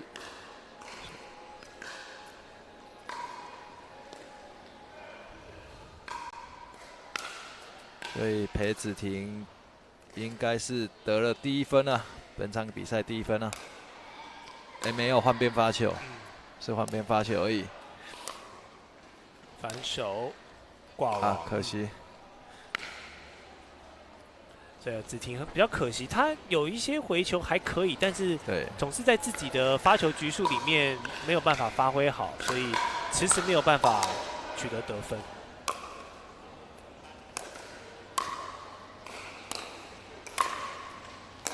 来回被吴宇欢左右的调度啊，吴宇欢又上网了，很积极的上网啊，进攻啊，所以这个上网的斜对角攻击让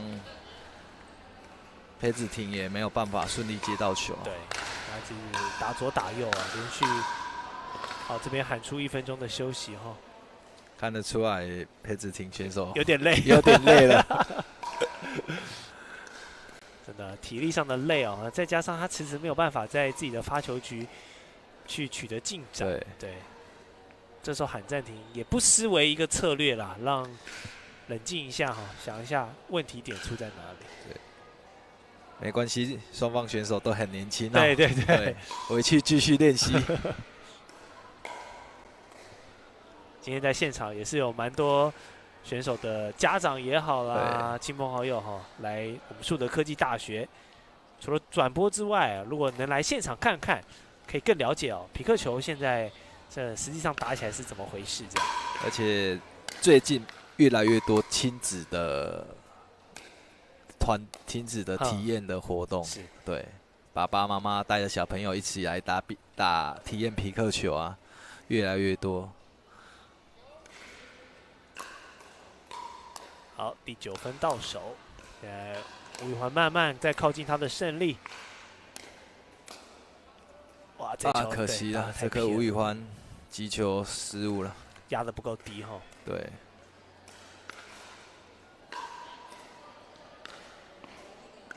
好，子婷努力寻求破蛋，上网，哇，这颗又击球力道过大。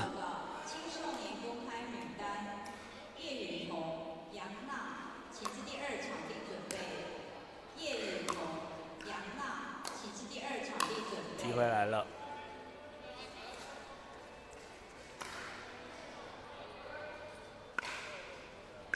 吴宇环这颗，看一下刚刚的，看一个感觉是硬啊。对啊，感觉是硬可是这一颗，裴子婷是认为是他喊出界，那裁判也同意他的呼叫他这一次的判决。我差点爬过去，没有爬过去，没有爬过去了。好 ，Lucky Ball 不是天天都有的。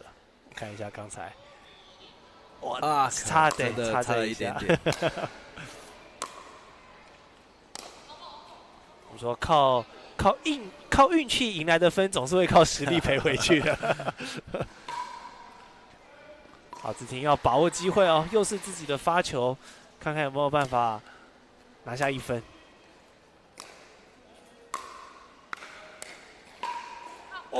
哇，可惜，对两边的 volley， 最后这球挺出去的力道没有控制好。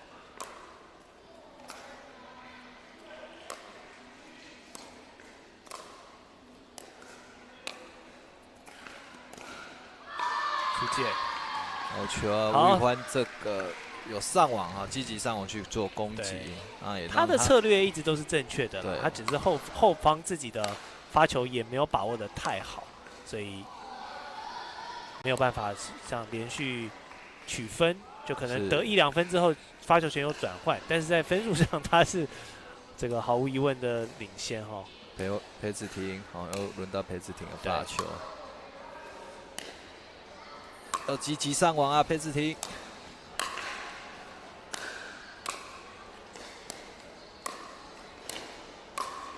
双方的往前的对，往前的话，立刻可惜这个反拍。对，但至少看到了裴子婷比较跟刚才待在底线比较不一样的打法了。没错。双方在厨房外的拼招哦。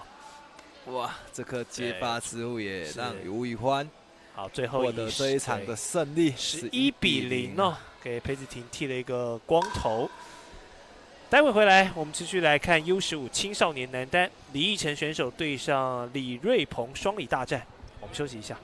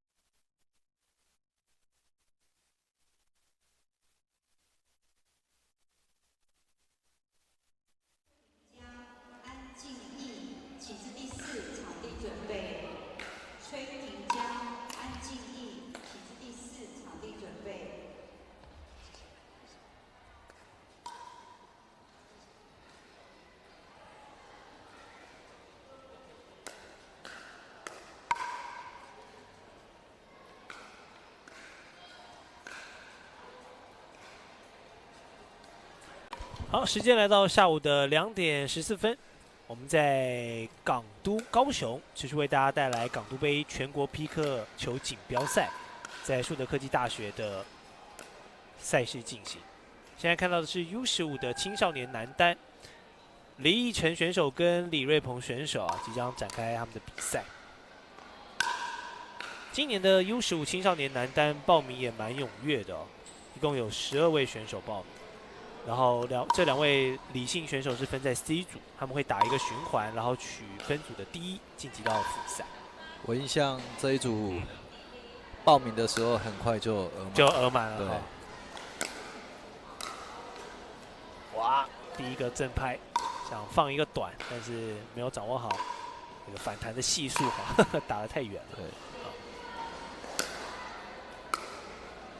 哇，这颗李义成发球非常有质量让李瑞鹏受到压迫，击球失误。对，这球整个偏差出去了。对，所以刚讲就是说，你选手在发球的时候发的越深哦，其实造成接发的人会有很大的压迫。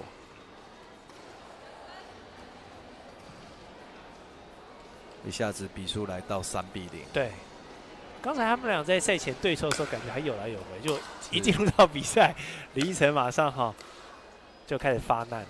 对。李一晨持续猛攻哦。当然我不知道选手实际的年龄，但从2位选手的身材看上去，感觉年纪应该可能也有一些落差。是。李瑞鹏是国一的学生哦，国一的选手。对。那刚接触皮克球，其实也是没有很长的时间。对。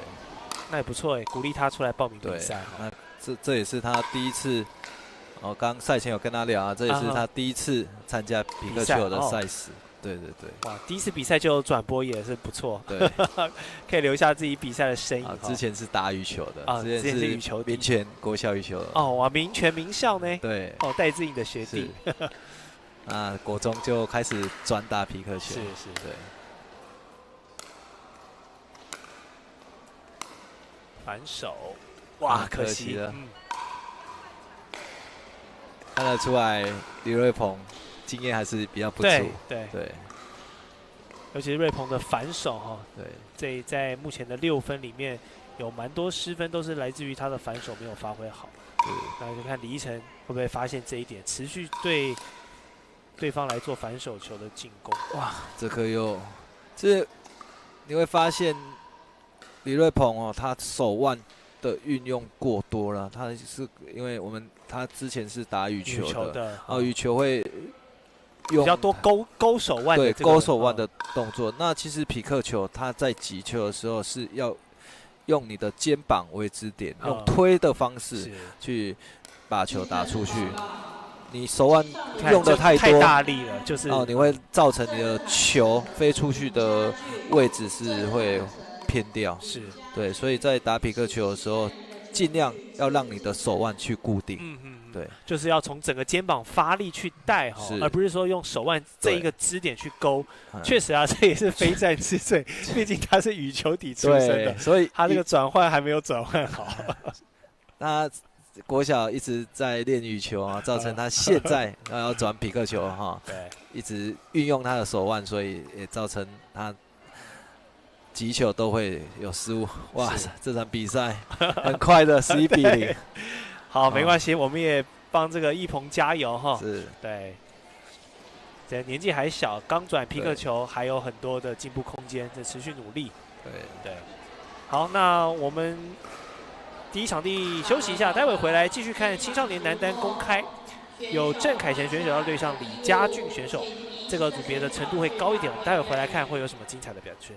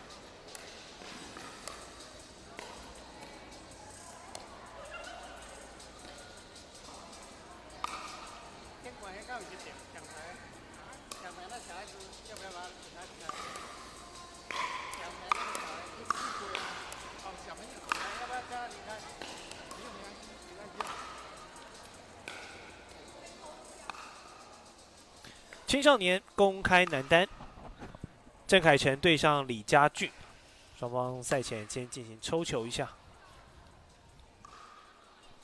今天赛会哦，在树德家商大会也准备了蛮多这些热心的裁判老师们哈，一起来帮选手维持这个比赛的公正性。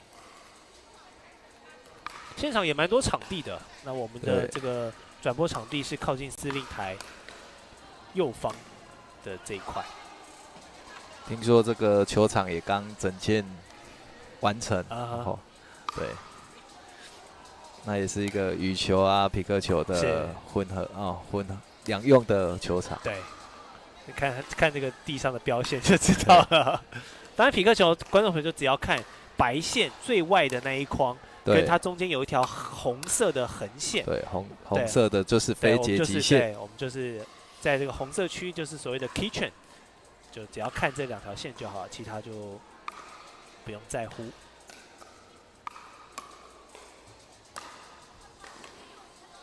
这个正拍，这个李家俊回球的深度够造成郑凯成的击球失误。像我们打羽球，有时候会有一些球是击在羽球框面上，然后形成一个意想不到的落点。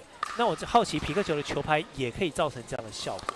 其实匹克球它在击球时候有一个甜蜜点，对，那我们尽量就是要你要击球质的质量要好，球速要快，就是要击在它那个甜蜜点。甜蜜点，对，你击在边框的位置啊，其实都会造成球不规则的漂移的情况哈。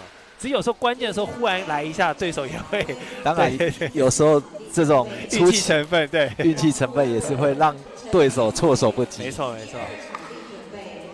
好像持拍型的运动都会有这样的情况出现。连续的反拍上网。所以刚还是跟主播选手如果可以。攻击找机会持续上网其实他对他得分的几率是比较大的。李彦宽、李义成、蔡汉森，请至竞赛组进行抽签。哇，可惜啊，自己发球自爆。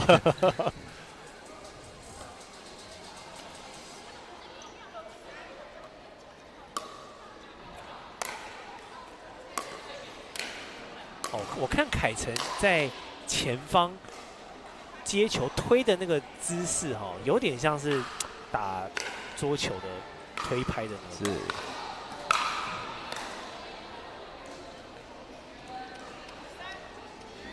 好，发球权再回到李家俊，对，机会来了，哇，这颗骗到了骗到了，对，他以为动作是inside out 的打法刘家佩、郑雅骗到让郑凯成失去重心了。对，他以为他会顺势打的斜对角位置。这颗又是李家俊发球直接得分。这球远了，这颗发生了出界了，对不起。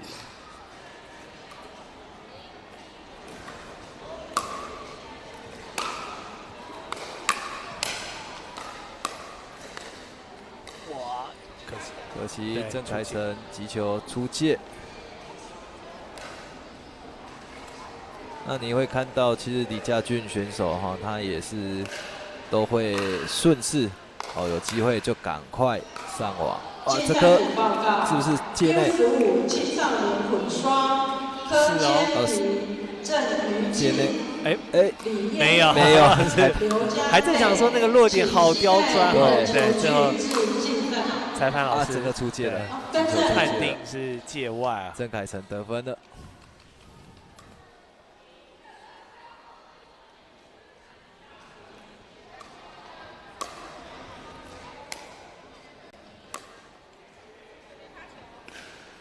好，马上就转换了。竞赛组报告 ：U12 青少年混双，洪恩、谢娜、伍佳琪、马凯一。李家俊又上网了，所以他积极的上网，他才可以掌握这一颗对手打高的球，让他直接攻击得分。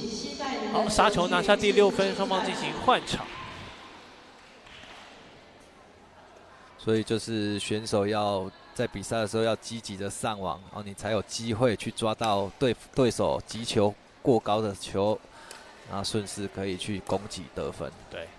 哦哟，这球骗到郑凯成打了一个大角度的正拍。是，其实刚才那个角度，我感觉李家俊要去救，应该也是救得回来了，只是他可能在判断落点后面就有点放掉，一下子犹豫了。对，啊，这颗出界了，比数来到6比1。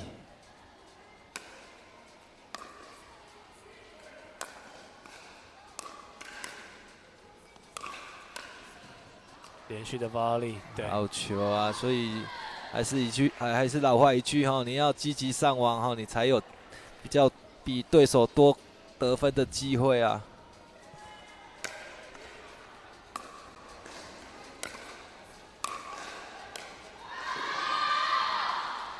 出界了。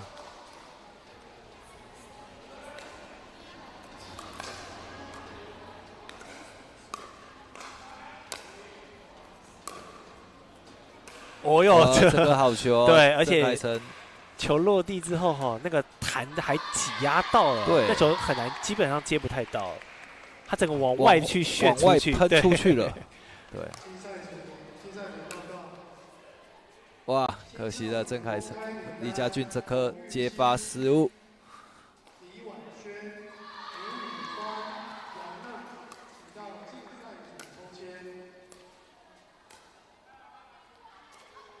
这个偏到郑凯成了。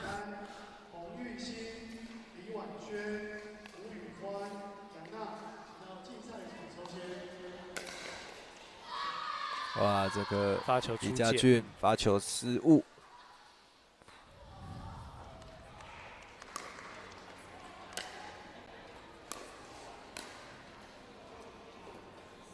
这球也是界外，这个界外有点可。打的有，对，他后期打李家俊还有询问对裁判看有没有是否界外球啊？这个从应该是蛮明显的界外球，对。所以郑凯成得到了这一分，也把比数追近了到4比7。后面还有他的小伙伴在帮他加油。也是稍早也有出赛的选手。哇，可惜了，这颗李家俊把球打深了，让郑凯成没有办法直接接球。李家俊又接发球失误。对他，我感觉他换场之后打的有点变得比较随意一点。好几次自己的这个发球局。其实打匹克球，你要全神都很专注啊！你一个不小心，一个疏忽，比赛节奏就被对手拖着走啊！你可能大量失分啊。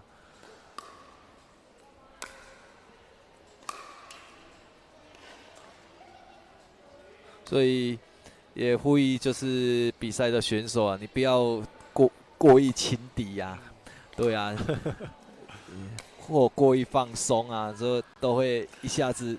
节奏乱了之后，你真的是会一下子掉了很多分数。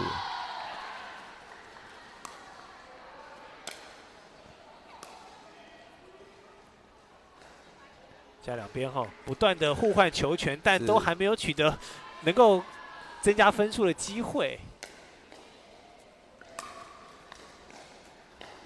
好，这球判断界外了，对，直接界外。好，终于，看一下，刚才不是界外吗？哦，被他遮到了。对，我们的镜头。所以裁判应该是判定是界内球。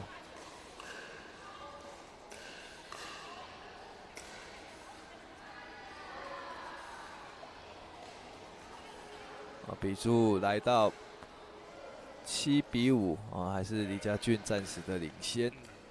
这球是inside了。对，是一个inside。他太自信了，他觉得那个漂浮的那个角度应该是 out 了，是，就直接闪身掉了。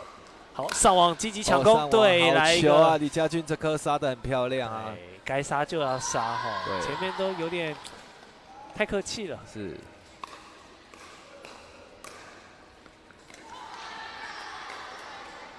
所以还是选手要有机会上网，就要赶快上网啊！哇，这颗郑凯成正手拍的斜对角，穿越了李家俊哦，打得很漂亮。对。凯成有些回击的落点哦，确实蛮刁钻的，可能跟他出拍的角度有关系。他球有一点带旋，对他都会先上旋，用上旋的方式把球打过去。哇，这球很甜啊！哇，这个直接打了一个丁克，放个小球。对，因为发现对手退在很后面啊。对，没错，所以他很聪明的哦。李家俊直接放个小球，因为刚才那球已经在丁克区，在 Kitchen 落点了，所以他是可以踏入里面。对，没错，做进攻的。哇，好球！这个反手拍的截击。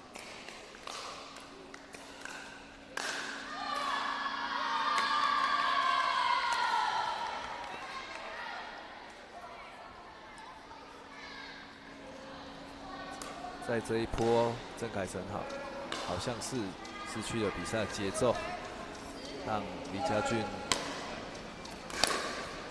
比数来到第10分可惜了，比赛结束了，由李家俊11比6。对，其实李家俊的整体实力是更好的啦，从前面的6分就看得出来，只是换场之后他自己太多这个发球的失误了，对，不然那一阵子对。还是要注意一下自己的专注，不够专心。对。好，那观众朋友休息一下，我们的第一场地在稍作整理后呢，再回到下一场比赛。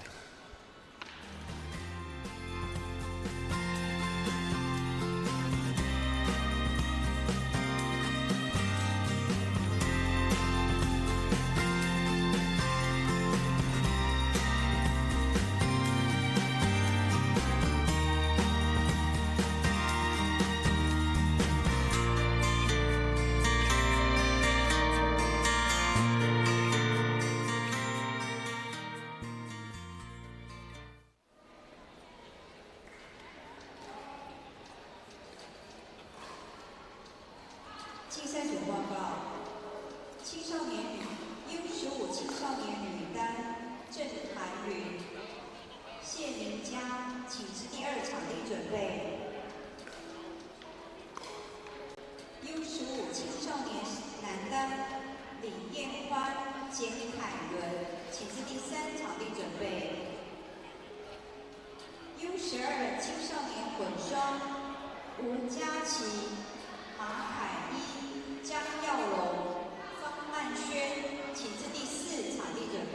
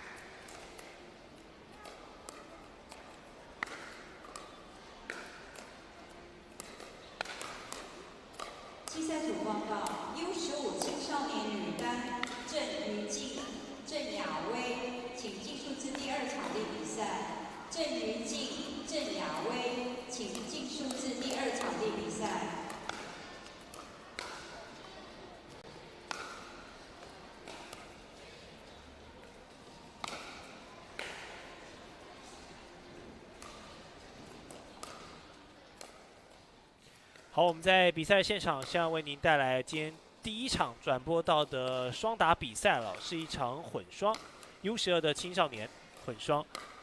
洪恩搭档谢娜来对上伍佳琪搭档马凯一。看选手们的服装哦，应该来自同一所学校哈。对。赛前做一下对抽的暖身。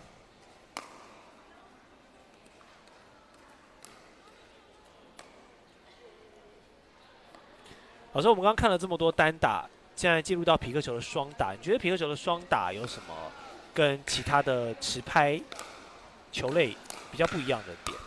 那双打它会着重在丁克区，然后再进行小球的比较看谁的耐心，打丁克球。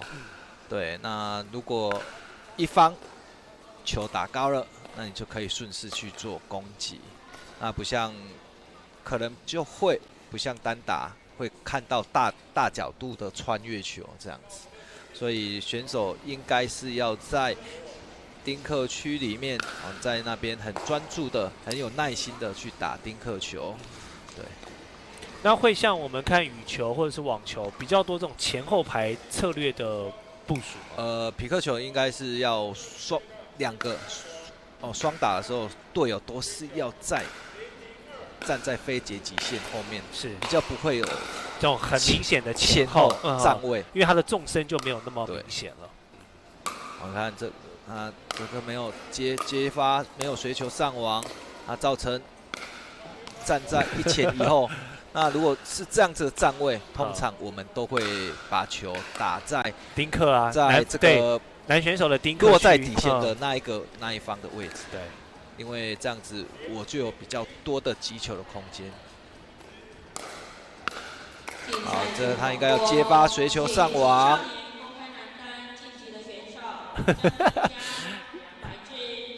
看起来很可爱哈，对，双方选手可能第一次来参加比赛，感觉哈，那可能对规则可能接触匹克球，可能刚在适应的阶段，是感觉裁判老师一个口令一个动作的感觉，但是没有关系，愿意尝试新的运动项目，我觉得对这些学生就觉得是一个很棒的表现了哈。教练认为说，只要愿意尝试，先60分，然后愿意出来比赛，就先再加10分，就先70分了。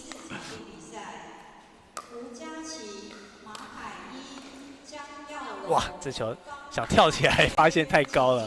对，确实也是一个很明显的出界了。对。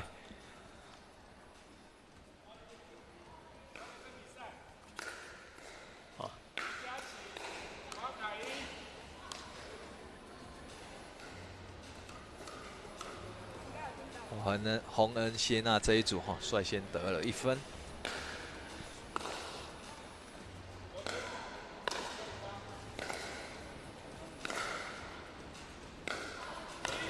那双打的积分站位在这边也跟线上的朋友说明一下。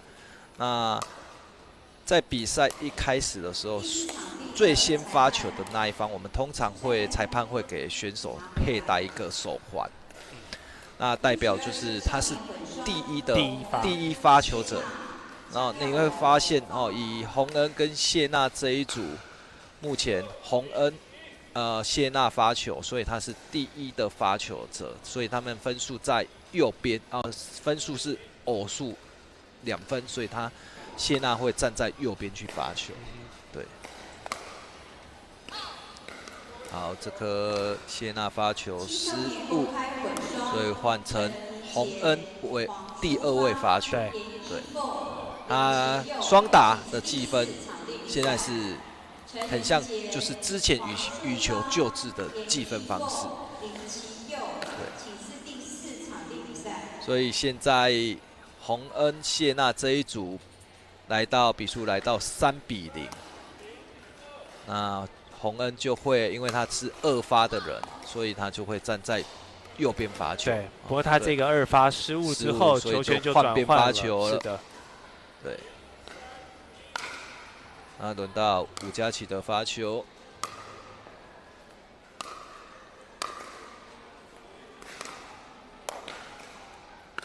哇，这个小球喂得很好，完全打在了对方的无人区哈。对，因为这颗他没有上网啊，对，吴佳琪没有上网的情况之下啊，这个发球必须要发对角，对。但是如果他发球不小心打到那位站在前面的那位选手，是发球要得分上。还好他已经有闪开，对他闪刚好从他的如果他从球拍穿过去，他用球拍去碰球，这就算他的了，发球得分了。哎，这个好球，谢娜这一颗打得非常的有水准哈，直接得分了。主报告：U15青少年女单郑涵云、谢明佳，请至第3场地。郑涵云、谢明佳。比数来到4比0了。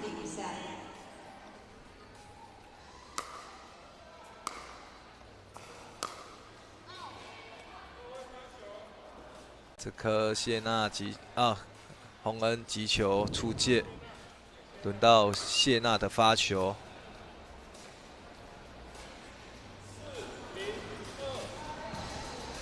好，看一下洪恩谢娜组可不可以把握自己发球的机会哈。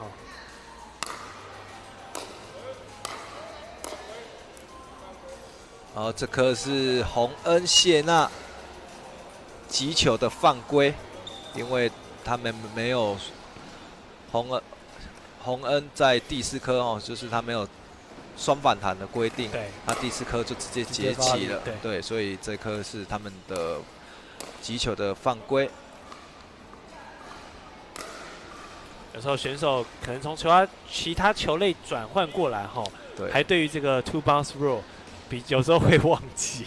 对规则上还是有一点不熟悉的，对。好，这个要打得出界。哦，洪恩一个那个双反弹的失误，然后造成自己现在节奏好像有一点混乱，被连续得了2分。所以吴佳琪跟马凯要利用洪恩跟谢娜这阵子节奏比较混乱的情况之下，可以多要一点分数啊。好，可以截击了。双方往前截击啊！截击对吧？好，可惜哈。可惜了，可惜了。看起来洪恩跟谢娜这一组还是比较有经验。是啦，他们年龄也比较看起来比较长一点。对对对。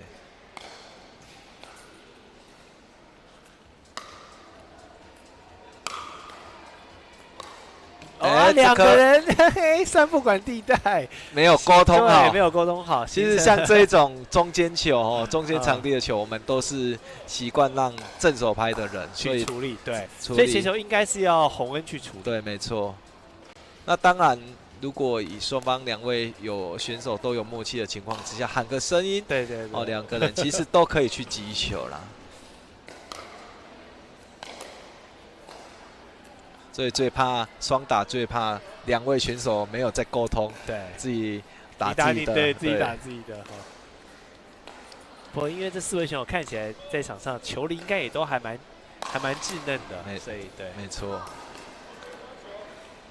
所以还有可以持续进步的空间。对，换边发球了，轮到谢娜发球。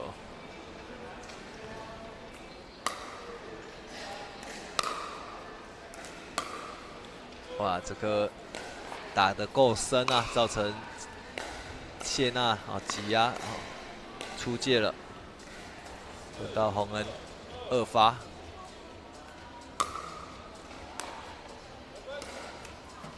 好球啊！洪恩这颗其实发得蛮深的。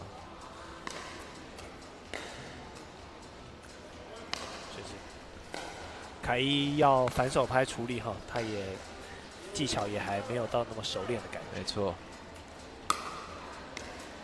又一颗发得很深，然后造成吴佳琪的接球失误了。吴佳琪站的位置退得很深呢。对，但是因为他发在他反手拍的位置，可能他反手拍不够，动作不够熟练。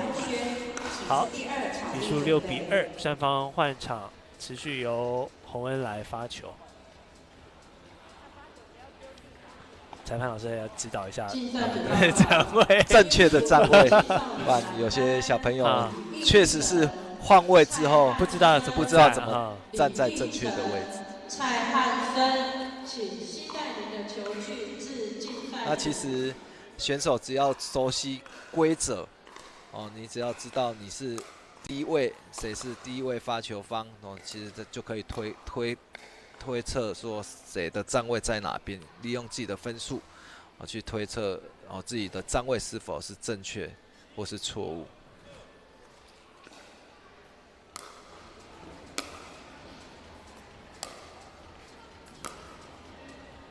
哇，高球，有这是硬的，这个高吊球打得很漂亮哈，造成洪恩跟谢娜的击球也都没有准备要去击球了，就眼睁睁的看球落地了，看着球落地，没错。又来一颗高吊球，现在要把握自己的身高。哇，好球啊！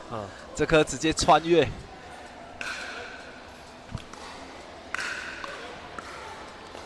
所以中间球一定要2个选手队友要有默契啊，对。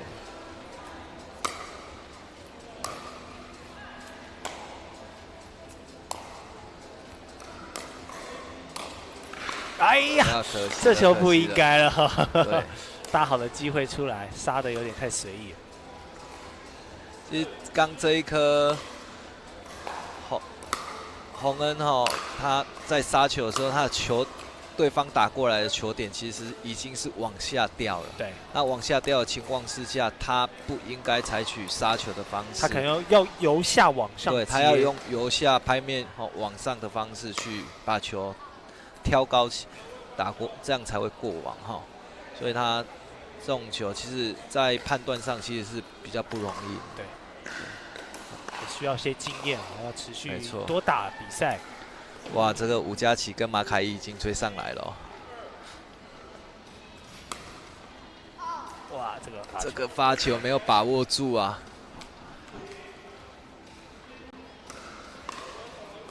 应该要轮到洪恩的发球。对，轮到洪恩的发球，比数是7-5，洪恩发球。哇，洪恩这颗发得很深，很靠近底线的位置，所以选手在准备接球的时候，其实你会看到他们都是站在底线后面，其实这是很不好的接球的位置，他应该是要距离底线大概2至3公尺的位置，但保留他的击球的空间，对啊，不然当发球者发得太深的时候，他就被挤压到了。对，现在洪恩的发球已经连得3分了哈。现在感觉佳琪跟凯一没有办法处理好接发球的任务。是。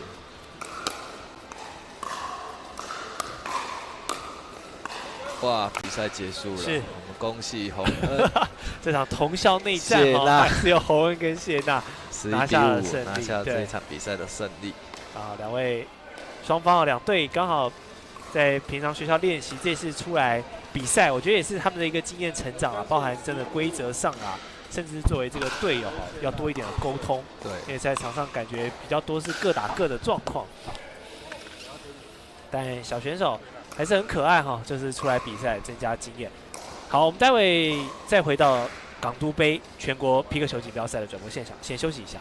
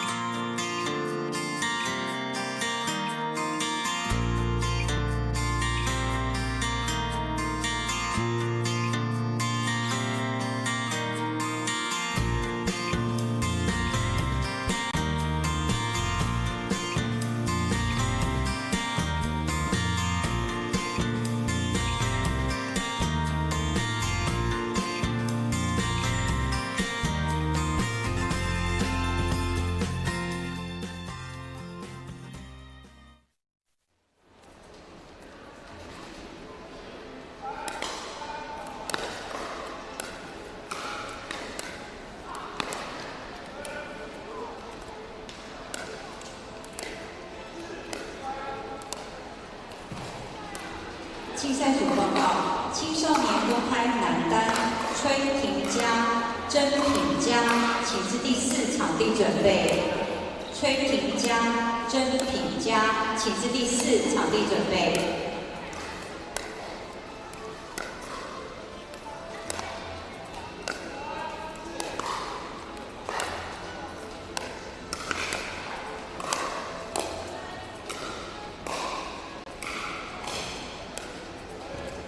竞赛组报告：青少年公开男单梁怀志、李承杰，请至第3场地比赛。梁怀志、李承杰，请至第3场地比赛。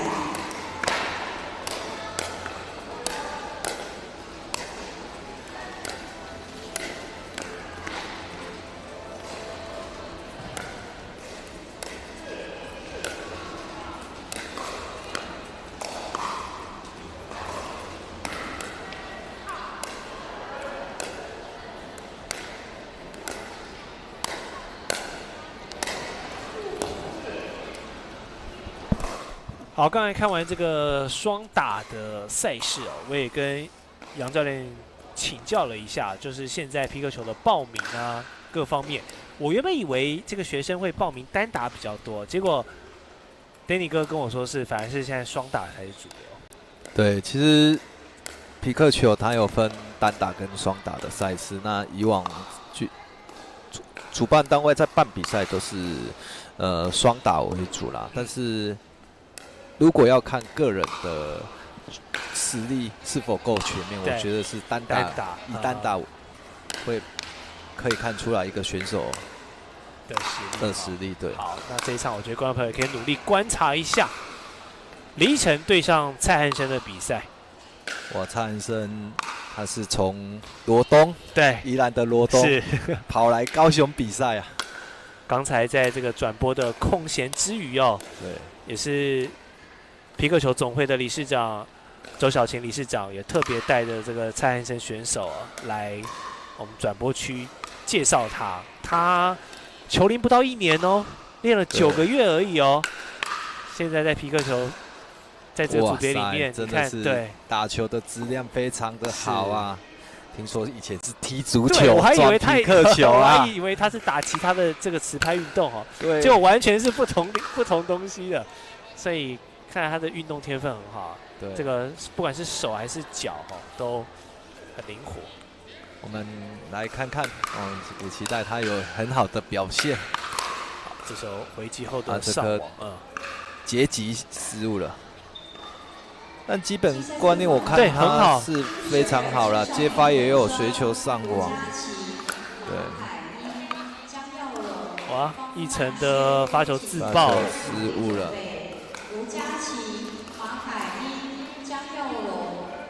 那其实皮克球目前在宜兰也是一个很受到大家欢迎的一个运动哦。我们上次上个礼拜才去宜兰运动公园办了国际教练的讲习。哇，对。 哇，这颗斜对角打的，对，太意识到了，对，动作也100分，可惜哈，最后那个球的落点差了一些，在手腕上的这些微调还要再加强一下，但是他的移动能力是很好的，看得出来。那宜兰运动公园那边有8面的皮克球球场，皮克球场，对，这是罗东运动公园吗？宜兰运动公园，宜兰运动公园，对。所以，在我们总会的森迪杰的努力之下，宜兰也现在打皮克球的人也越来越多了，这也是大家乐见的情况。对。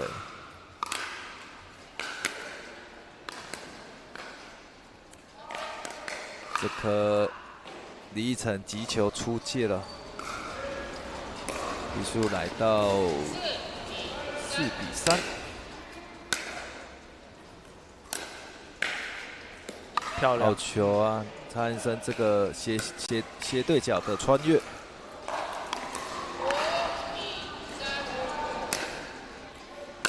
我会发现蔡汉生选手他在罚球有一点带带一点正炫。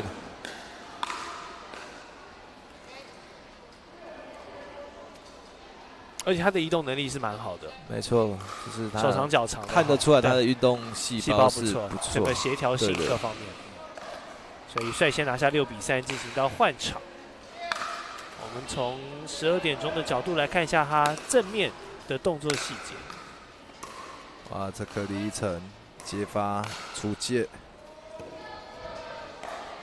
这样汉森就持续分数进账哦。对。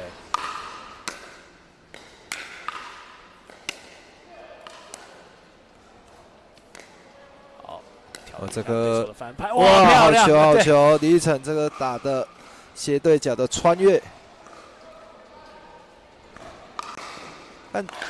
看起来李依晨在处理球也是处理的蛮有耐性的，也发现了蔡汉森这颗他是往右边的方向去移动，他有在观察，对，有在观察选手的位置，不错，这一球追身哦也是取得效果。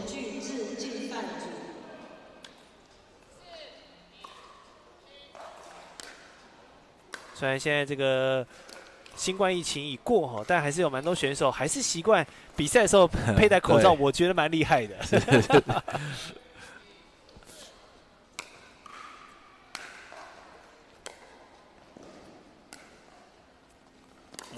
哇，这个李依晨的大对角啊，对，然后放一个小球，是蔡汉森对自己的脚程也很有自信啊，所以他选择去挑战接接看了。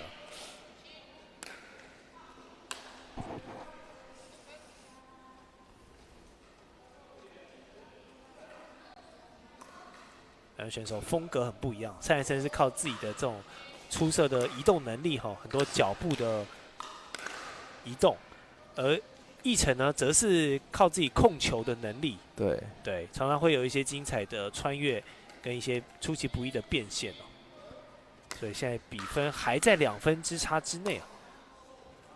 这个长丁克，哇，这里快速，对，可惜。蔡汉森的双手反拍速度还蛮快的，造成李依晨的接球失误。那球接起来要接得很软哦，你要有一点化解他那个力道的方式。其实就是，顺着球拍往前摆着，让也不用太用力，就直接借力使力把球打过去就好了。不然你跟他硬推，就会出现刚才那个状况。没错，因为他的球速本来就已经很快了，他的反作用力很强。来杀球的机会，选择做一个轻扣。哇，这球，这球李依晨接球就是出界了哈。竞赛组报告 U15青少年女单。哇，这颗蔡汉森一个正拍的 top spin 的发球，直接得分，又一颗了。哦，他的发球质量也是非常好。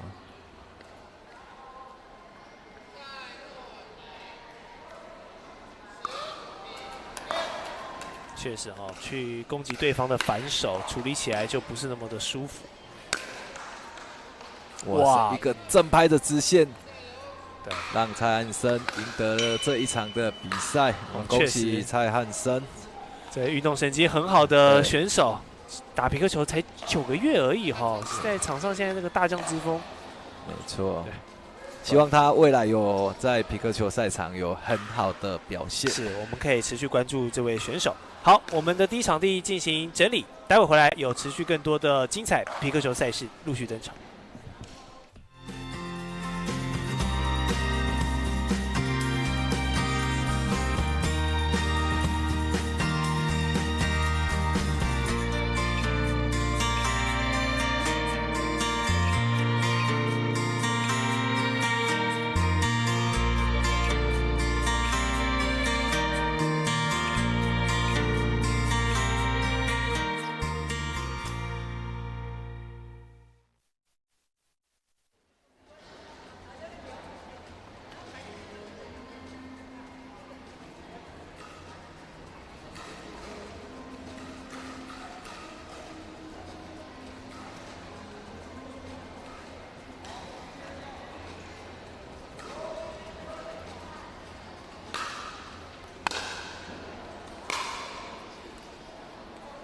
竞赛组报告：U12青少年混双，洪恩、谢娜、江耀龙、方曼轩，请自。好，再回到我们转播的现场，即将登场的是洪玉勋选手对上杨娜选手。刚刚两位选手在跟裁判老师做这个场地的确认的时候，我们有看到一个细节哦，裁判老师检查一下他们的拍面。对。那其实以现阶段的正式的比赛，我们都要裁判选手都要去检查球员的球拍是否有符合 USAPA 或者是 UPAA 的规定。USAPA 就是这个美国匹克球协会他们认定的一个审核标准嘛。对。那 UPAA 则是最近另外一个美国的一个球拍认证的一个机构。是。所以选手如果一开始要从事匹克球，然后有意要比赛的话呢，最好第一时间就要买这2个协会认证的球拍，才可以出赛。直接入手比赛款的球拍。对。我们现在如果买最便宜的一个拍，大概落在多少的价格？一般符合认证的，符合认证大概3-4千块。3-4千块。对。大概也一双球鞋的价格差不多。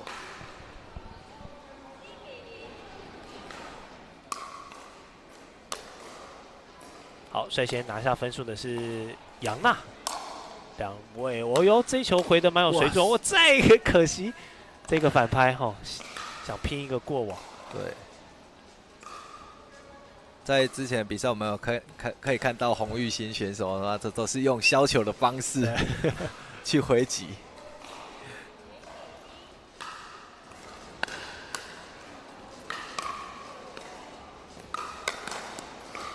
好球，这个洪玉勋这个正手拍的大对角，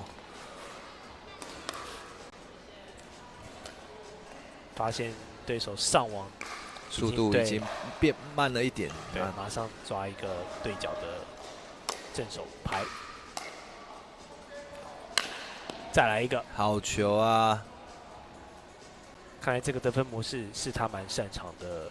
这一颗球其实杨娜她接发之后应该要马上上网，但是她没有，她犹豫了一下子，那造成洪宇勋就有一个空档可以直接穿越她了。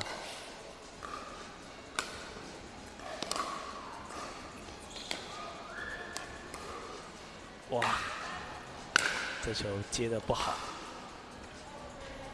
看得出来洪宇勋掌握比赛的节奏还是比杨娜来得好。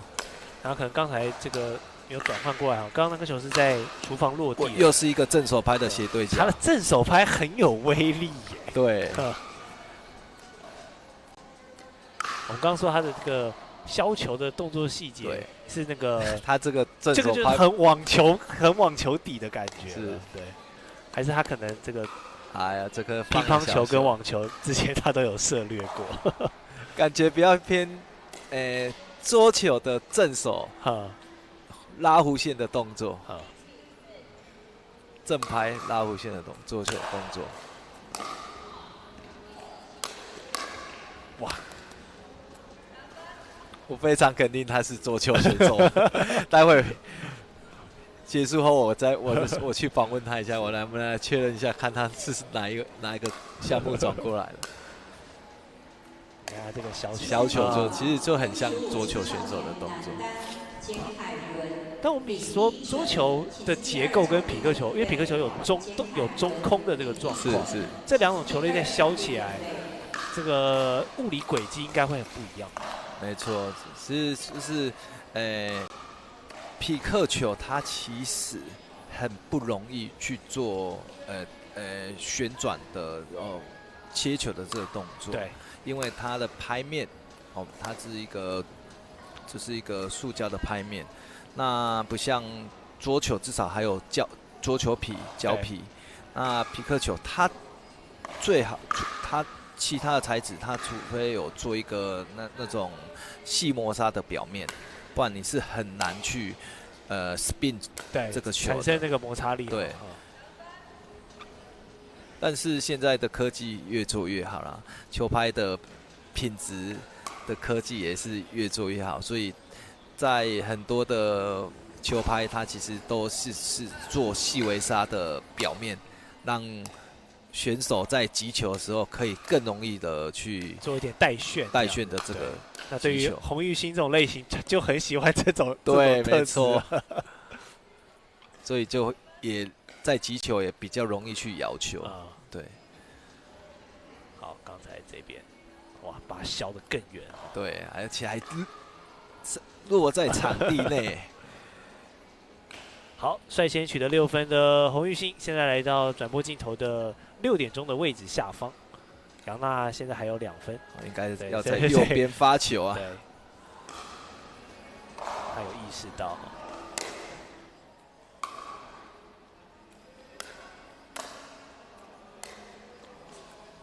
哇，这个反手的要求。郑于静、谢敏佳，郑于静、谢敏佳，请携带你的球具至竞赛组。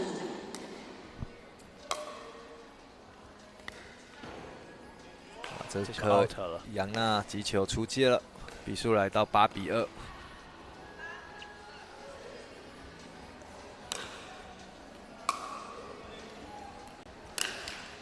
哇，这颗正手拍，可惜这次打攻低了一些。过网。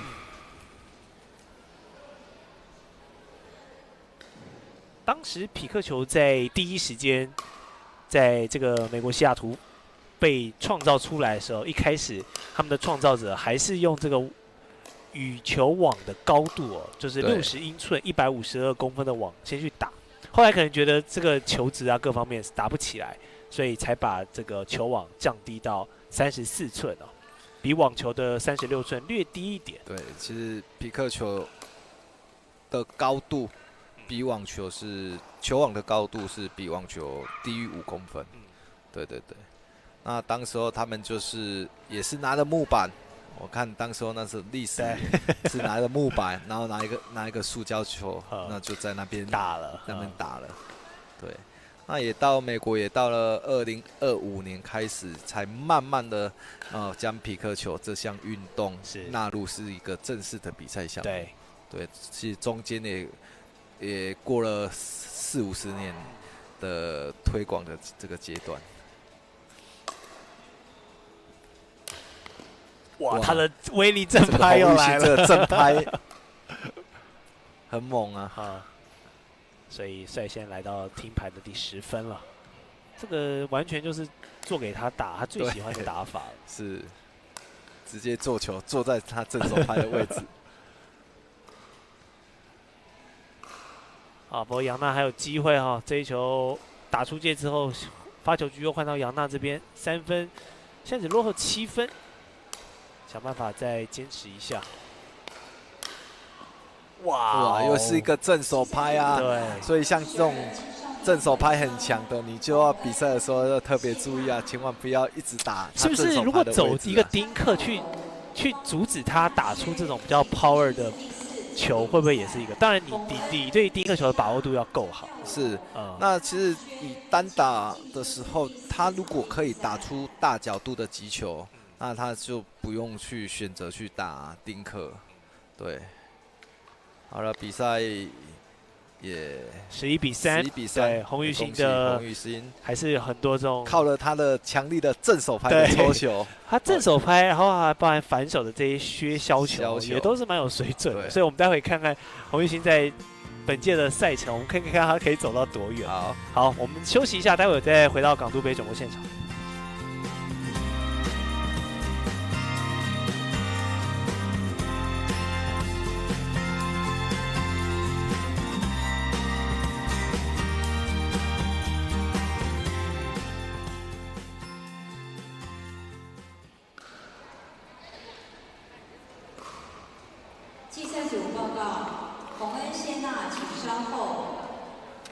青少年公开混双，吕子祥、周云和、陈俊伟、周瑜杰，请至第4场地。吕子祥、周云和、陈俊伟钟云姐，请至第4场地比赛。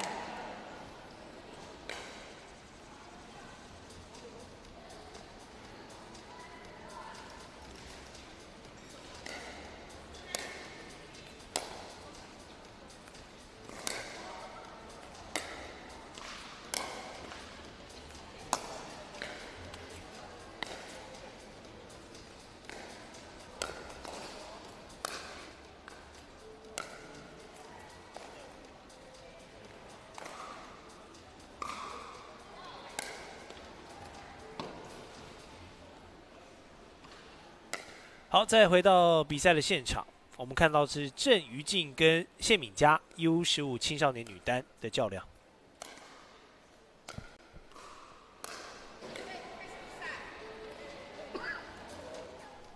谢敏佳选手之前也是从羽球转匹克球。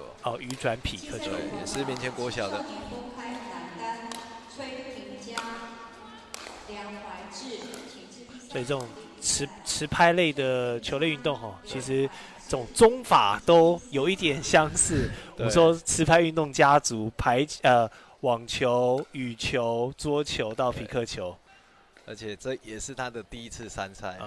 对，目前也是国中1年级的学生。哇，这个反拍推得不错，速度有起来。所以目前敏佳的发球可以持续得分对，看得出来敏佳其实他发球也是发的质量还有深度都还蛮不错的，都可以造成郑瑜静接球都是击球点太过前面。哇，郑瑜静的大角度移动都还接得到，结果敏佳自己的反手拍出现了失误。他这颗球，谢敏佳这一颗球其实应该还要再往前去，靠近非截极线的位置去接球会比较好。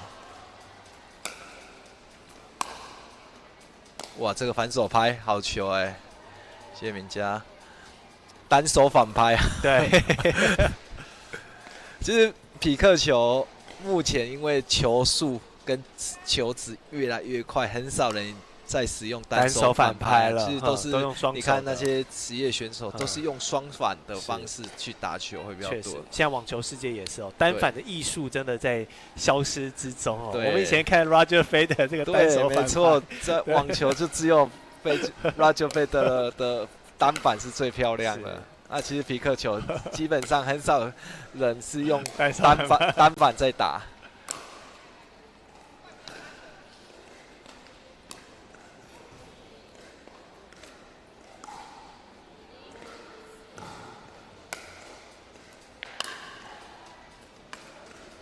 好球！这个谢敏佳这颗球接发的质量跟深度也是够，所以造成郑瑜静的接球失误。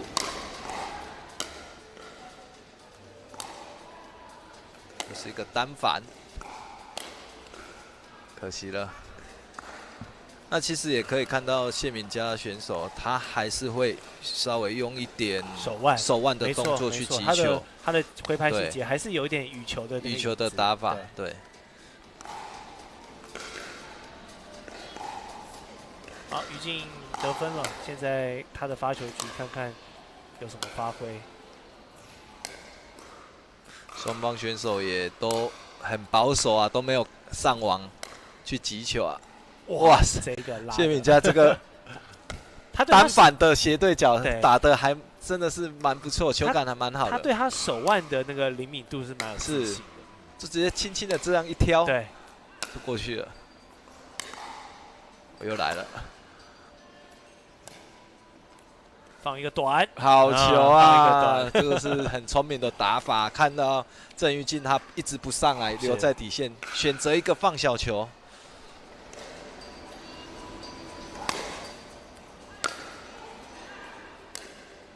哇，反向的推击，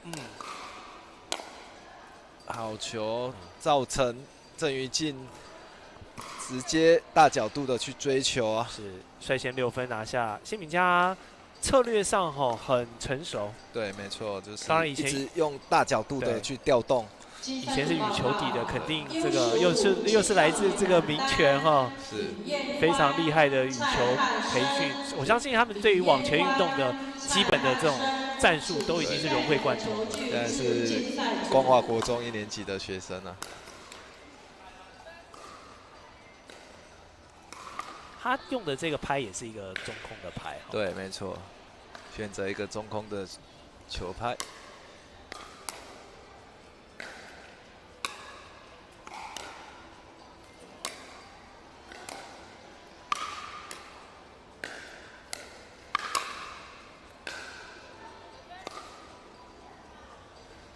哇，打到另外一个场去了。那其实如果在比赛的过程当中有球乱入的话，乱入我们是中途是会进行，就是停止比赛。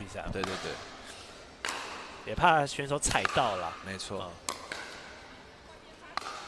这个匹克球的硬不硬啊？匹克球它其实有分室内球跟室外球，那基本上室内球它会比较软一点，会比较软一点。室外球的速度啦、硬度都是会比较硬，来的比较快。所以如果选手滚进去，他不小心踩到，可能那个球会扁掉。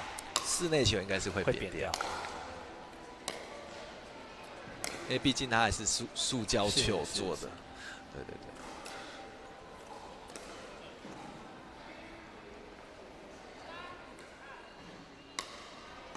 好，看一下李佳，持续靠他精妙的手腕力度的控制。好球他的单手的反拍真的是还蛮有水准的，对，蛮有特色的哈。而且看他打球好像很轻松的感觉。对对对对。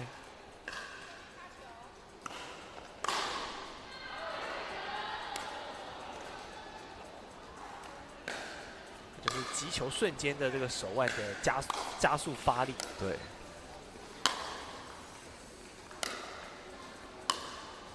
哇，这球拉得太远了。对。击球出界，让郑云信获得第3分。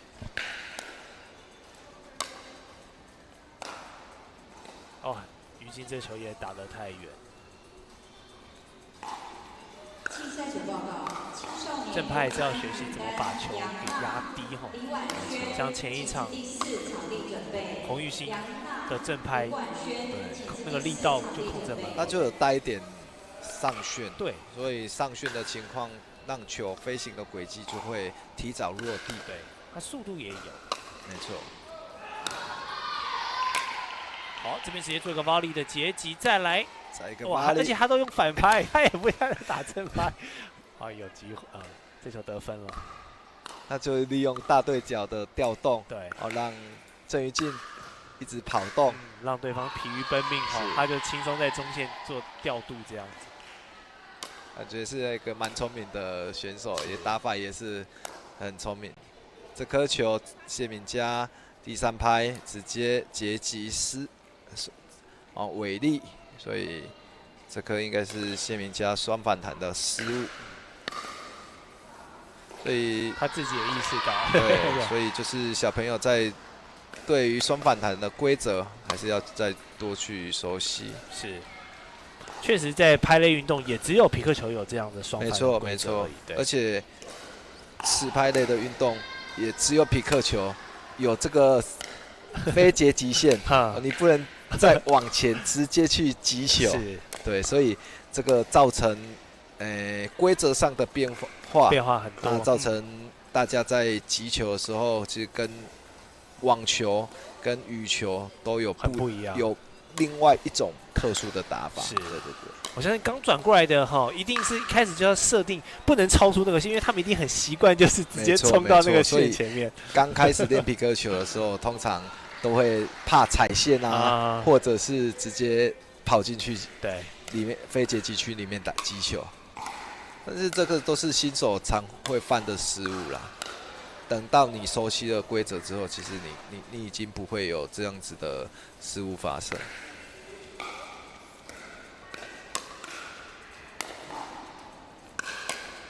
好，一个单反，再来，再一个单反。啊，这颗球击球郑云静击球失误了，哦，出界了。比数来到10比4，赛末点了。谢敏佳来到赛末点。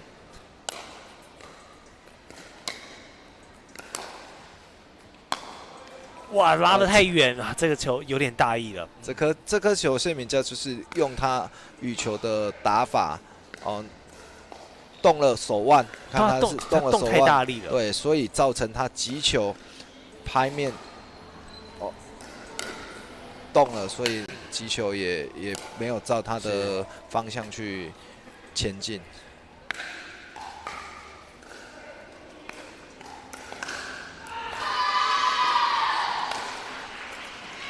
好，于静还有机会，虽然现在落后5分。哇，这颗于静发得很深啊，很好。虽然速度不快，对，但是发球发的深度够，也造成谢敏佳的击球的失误。啊，比数来到6比10。其实皮克球就是你发身，你速度不一定要快，你发身靠，其实就很难去接这一颗球。又来一个超级，对，来到一个发球发得很深，小白框里面的边边角角，所以真的是发球发身就很难接啊。哦，所以球员不要有这迷失，我一定要发很平啊，很快啊。其实你发很深就很难接了。哇，郑云静一下子追到，只落后2分呢。对，靠着他的发球哦。哇，谢敏佳要稳住啊！对，他一下子可能被他这一波发球给节奏给带走了。对，他自己开始很多非说不性失误出现。没错。稳一波，稳一波。哇，又出界了。那就不好，这个比赛就不好说了。比赛回到原点啦。原点这样双方要打10到12分才行。是。有 deuce 的状况。哦，又出界了。所以你看，刚跟主播讲的，就是选手如果可以把握罚球的机会，那造成对手的乱流啊，其实节奏掌握在自己手上，追分其实是很快了。是的。没有打 deuce，没有打 deuce， 所以是11。这场比赛就是由郑云静完成了一个逆转，完成逆转呢，从3比4。完成一个不可能的逆转胜啊！我们恭喜郑云静选手啊，很精彩，包含他在7、8、9那3分关键的，我们看到虽然没有追求很平或是很快，但是落点非常深、非常刁钻的发球，就连续取分，然后也就可以让这个敏佳的自信心也好、压力也好受到了一些影响。后面敏佳的节奏已经都完全乱掉了啊。整个失去他原本击球的节奏，对，包含他的这个反手拍好，原本是很灵巧的，后面几个都推的有点太用力了。没错，真的是这个成绩这种机遇战对选手的心理状况影响蛮大的，但这也是比赛的乐趣。好，我们的港都杯待会回来。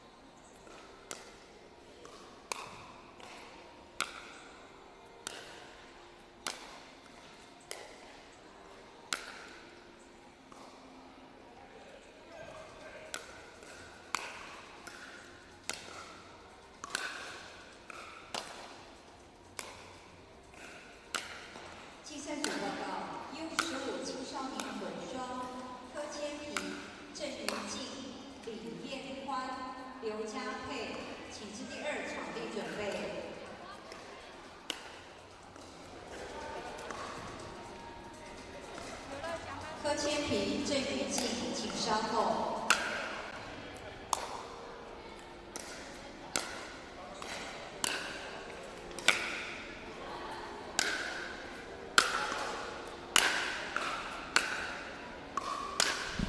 好，我们接下来的 US 15 U15这个青少年男单刚才看到的申翰，现在要来出战彦宽哦。彦宽也是我们 Danny 教练的学生。是。教练可以跟我们介绍一下这位选手。那李彦宽他其实也是民权国小羽球队的。那国小练羽球练到6年级毕业之后，上了国中之后就改打匹克球。是。对。那在国小的时候就是匹克球跟羽球双栖。哦 ，OK。对，所以他是很早也就开始在对外打匹克球赛事。哦，那经验算是蛮丰富的哦。对，我们看这一场，他对从宜兰来的蔡汉生，对，看他有没有什么样的表现。是汉生刚才比赛我们有看到哈，对，他这个整个运动能力、协调性，对，蛮出色的。我对于蔡汉生这位选手未来的发展性是抱得很大的期待。我觉得他的运动神经啊、身材条件啊，跟各方面都是非常好的。哦，有啊，彦宽这球发的太大了。对。那其实就像上一场比赛，你只要把你的发球节奏发好哦，那你其实对你的胜利的几率当然就是变得会比较大。对。彦宽的反拍，哇，这个哇，这个没有接，没有接，对，可惜哦。刚才我还想说运气差了一点，对，运气差了一些，不然刚才贴的那个网感觉要翻过去了。对，没错。那其实彦宽他还有一个哥哥，还有一个姐姐，也都是在打匹克球，所以他们是3个小朋友，都从民权国小羽球队，全部都是羽转匹克，羽球转匹克球，对。这大谷翔平是2刀流，他们是2拍流，2种拍都可以。对。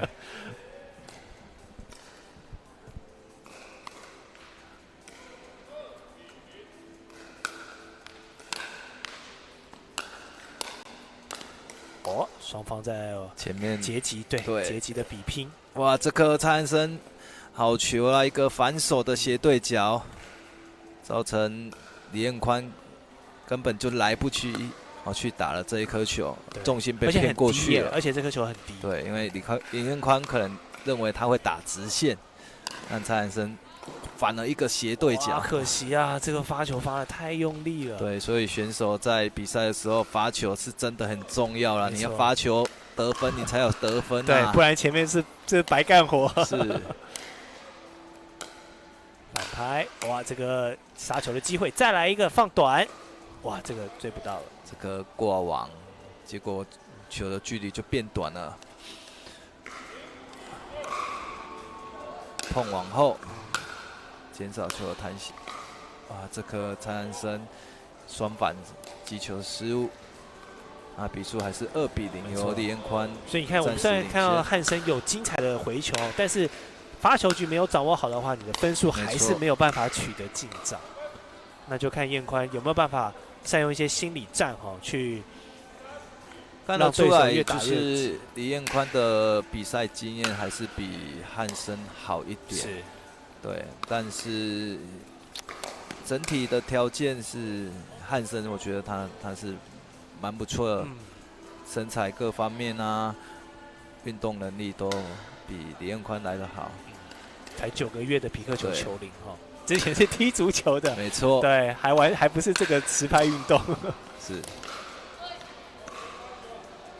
不过李彦宽如果持续练习他一定也在匹克球这个赛事会有很好的成绩啊。对，他现在1周大概练几次？他1周应该是3次，爸爸都会带他来我们场地去做练习，跟我们球友一起练球，对。他其实可以跟我们成人做已经可以练习成人做对打的，对。好，上网，漂亮的截击再来。哦，所以你要上网才有办法取得先机。可是这颗蔡汉生打得蛮刁钻的啊，是。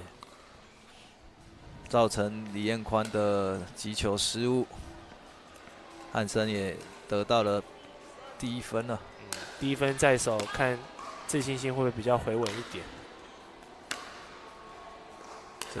这个是发球出界吗？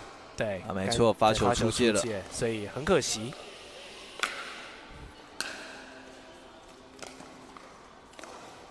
啊，这颗蔡安生接发回在李彦宽的反手拍的位置，造成李彦宽击球的失误。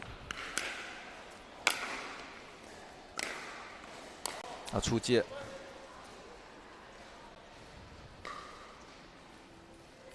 看，现在好像比赛节奏换蔡汉生去掌握到比赛的节奏哦，李彦宽好像有一点乱了自己的比赛节奏。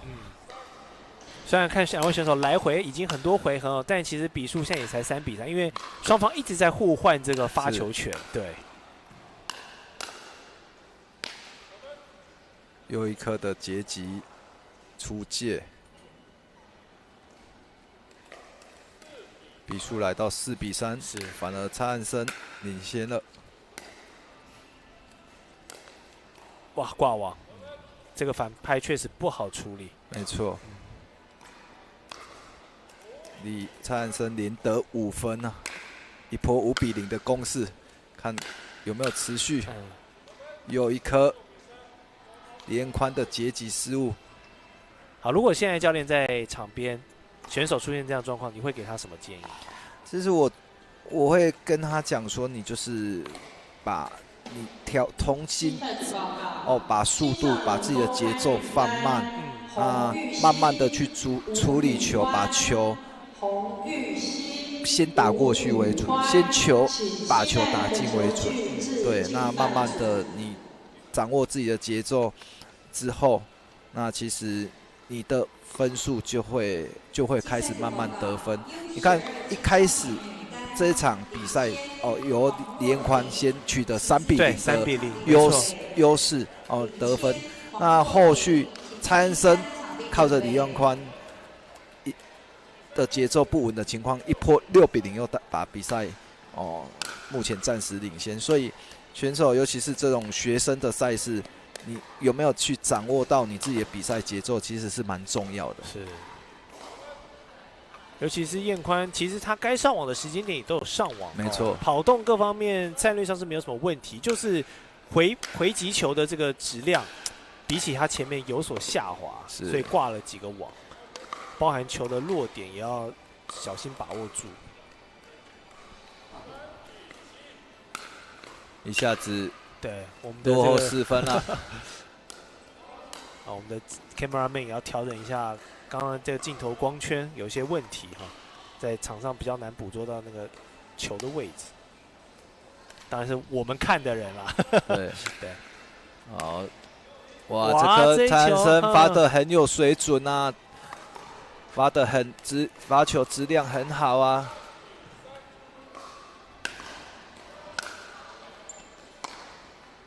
来，机会来了，哇，这球杀出界了吗？看起来是 out 对。李彦宽这颗球没有把握住，直接放了一个大枪啊！对，真的放了一个大枪，不然你看他已经整个都准备好了。这颗直接杀进蔡安生就没有办法去接到了，他自己都很苦恼。确实，这种心态的稳定度哈。相较而言，蔡安生，你看后续他的击球就非常的打得很沉稳，不像只有打9个月。对，他心态还蛮反而好像他已经打了3-5年了。对。好，上网看一下。啊，这颗长钉打高了，还有机会再攻击，连宽守住，再来。哇，这颗反手。削球没有击球过网，是，哇，那这样汉生就机会很大喽。发球，漂亮，好球啊！这颗就像这颗球，轻轻的把它打了一个角度过去其实就很难去接球了。对，不要想太多，有时候在往前想太多。这颗出界了，好，赶快彦宽把握一下自己的发球局的时候赶快把分数追赶一下，不然对方还差2分就靠近11分了。这颗上网，李彦宽上网没错，但是击球用力过大了，造成出界啊。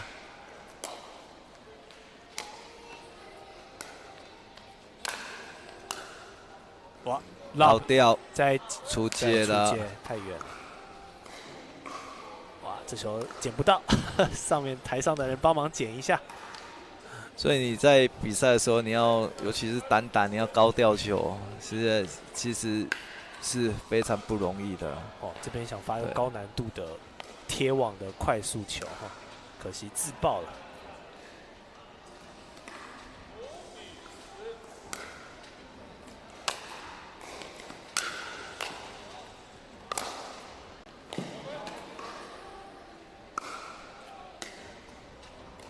现在好像李彦宽改变他发球的节奏，变成挑高式的发球，结果这球自然自己打出界了，没有压好那个角度，正手拍啊，可惜了，这就是比赛的细节啊，他那一颗正手拍没有把握，然后错失了这次，影响到他这一次接发球的。所以发挥对最后的比数11-6哈，也恭喜蔡汉森哈又更进一步了，对，获得这一场的胜利啊！哇，目前看起来他会是这个组别的大魔王吗？才只有9个月的球龄哈，但是靠着自己出色的身体条件跟这个运动神经哈，是对啊，你如果跟他打消耗战也未必能占优，因为感觉他的。以前踢足球的体力是很够的，对，往前也处理球也处理得很沉稳哦。将来他应该是持续练习，我觉得他会成为我们台湾下一代的匹克球很棒的一个选手。好，那我们待会回来换女子组的比赛，我们看玉兴跟宇欢也是稍早都有转播到的2位选手，稍等他们这个抽球对练一下，我们待会再看他们的正赛会有什么演出。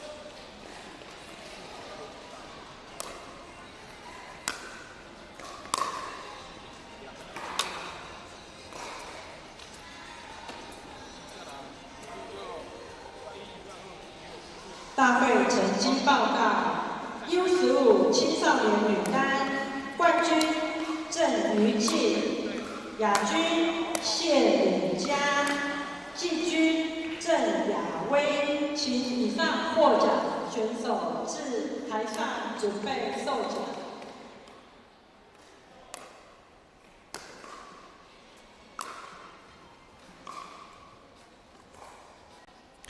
好，我们的青少年公开女单也进到这个赛程的后半段了。玉兴对上宇欢是稍早转播到，都有取胜的选手。两人的较量，看在这个阶段碰头会谁技高一筹。对，我非常在前几次的转播有看到玉兴，他是强力的正手拍抽球，印象很深刻。然后这比赛一开始却是用他的反手削球，他其实正反拍都有他的武器，没错。而且一旦是他武器发挥的时候，他其实把握度都蛮高的。是，就是击球的稳定度。对，他不会，其他的选手都还来得好。是。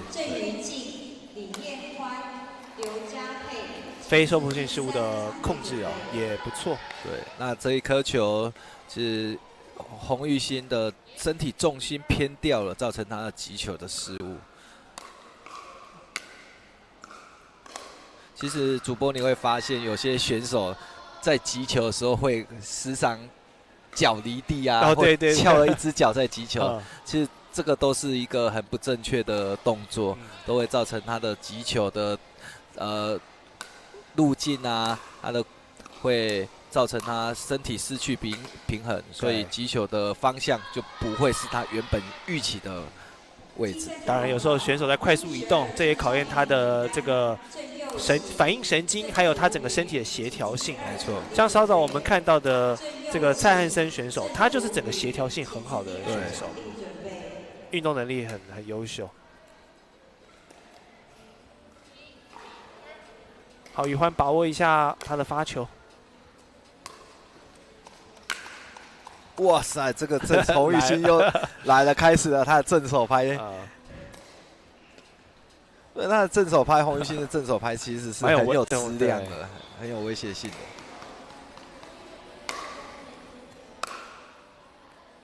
又来一个，哇，拉了！哦，这颗竟然inside耶！这个是小便球吗？真的小便球，感觉要整个喷出去界外。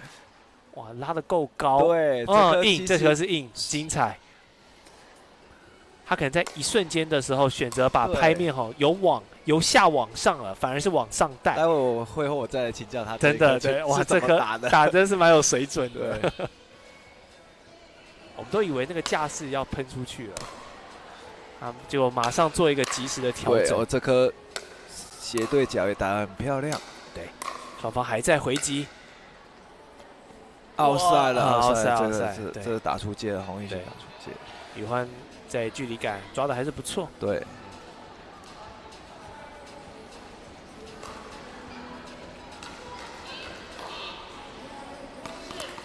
但还是要赶快点拿到第2分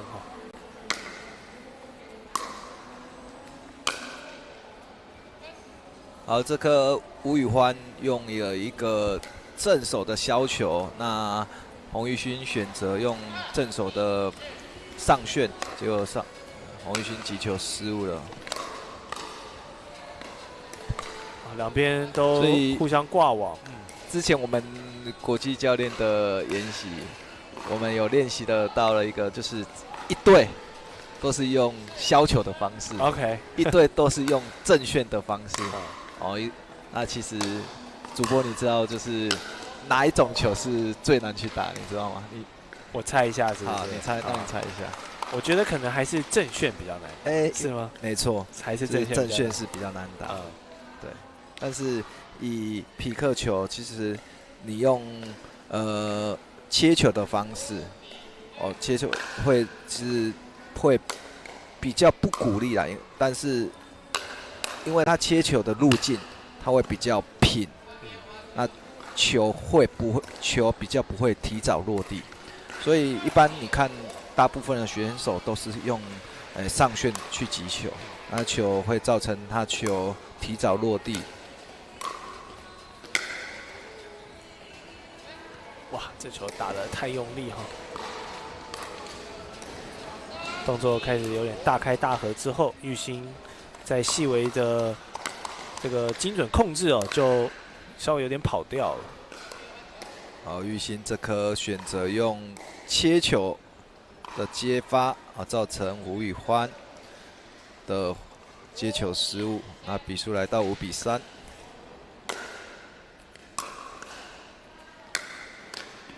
又是一个洪玉兴的大角度的正手拍击球，啊，这颗是他的制胜球啊，确实是他的制胜武器。对。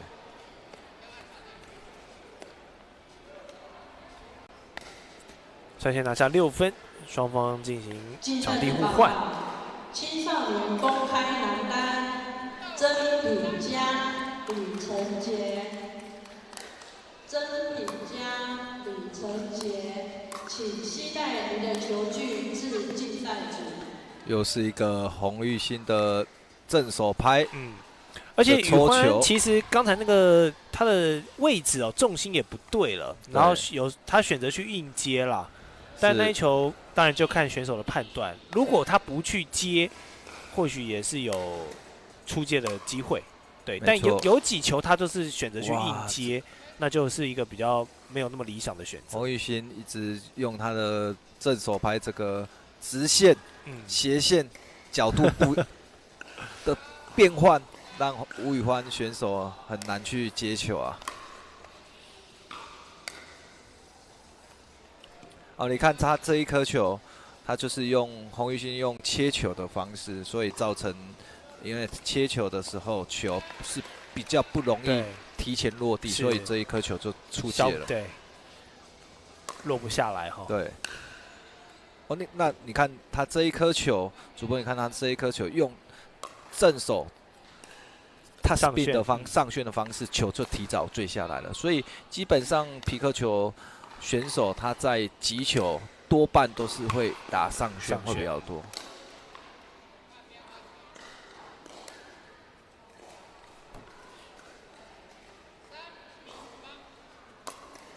那当然，如果他反手，哇，有外面的球进来了，所以比赛暂时停止。有一颗不速之客。选手如果反手切球的动作可以打得很有威胁性的话，其实也是对比赛有蛮大的帮助。又是一个正手拍的大角度的击球。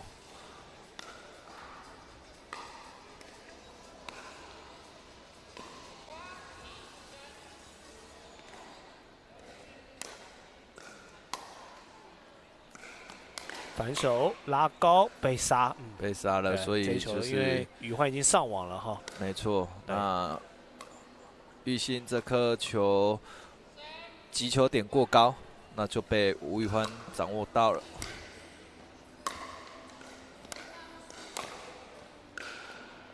好球啊！这颗球吴宇欢有上网，所以可以打到这一颗过高的击球。让吴宇欢顺利可以直接击球得分。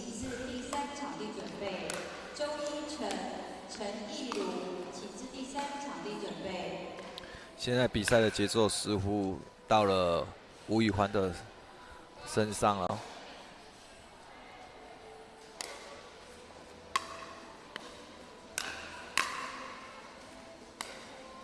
哇，拉得太远了。对。所以学生的赛事，一旦你只要觉得在比赛过程当中节奏不对了，喊个暂停，好好的休息一下，调整节奏。对，有些选手就没有，可能没有意识到可以用喊暂停这件事情哈。所以这个就是临场如果有教练的话，是要教练适时提醒一下，扣一下暂停。对，扣一下暂停，不然像上一场。谢敏佳选手就从一个巨大的很可惜啊，对3-10的领先，10-3的领先，到最后被人家逆转了。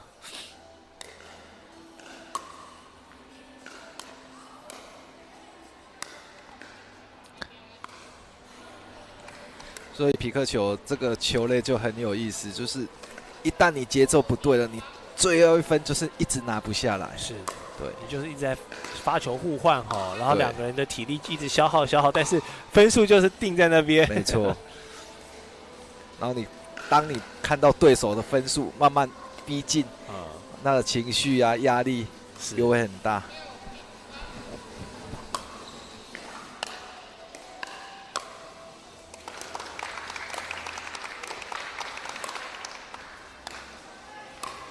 手毛还在较量。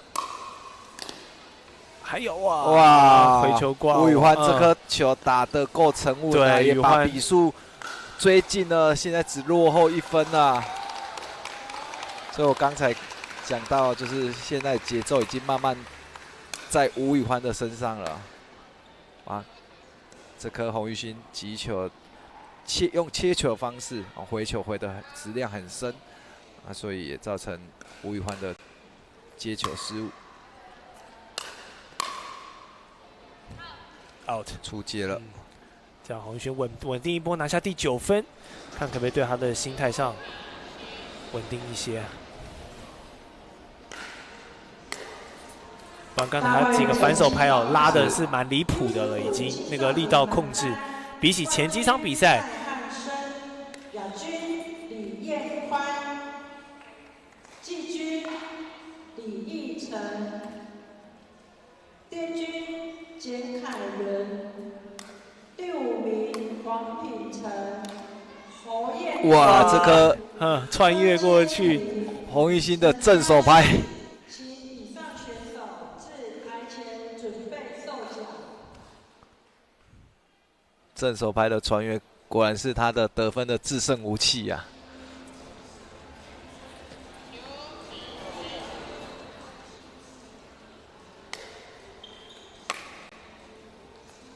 再一个直线吗？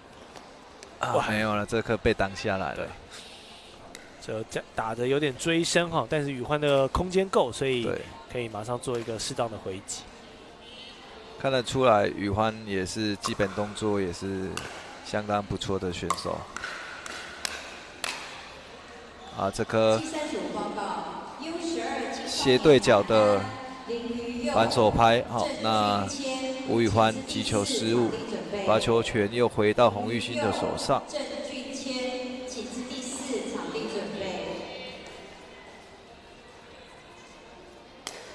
目前比赛有一点焦灼啊，分数都没有添减。哇，这颗球洪玉欣造成吴宇欢的重心失去平衡，攻击得分啊。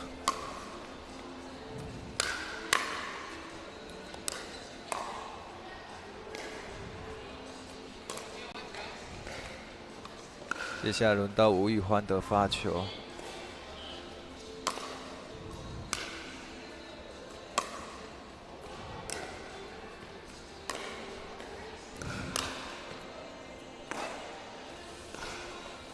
洪玉欣的击球正手拍击球失误，吴宇欢追到8比10。对，这局双方也打得很后面哎，两个人打到现在加起来已经18分了，对于体力的消耗应该也蛮多的。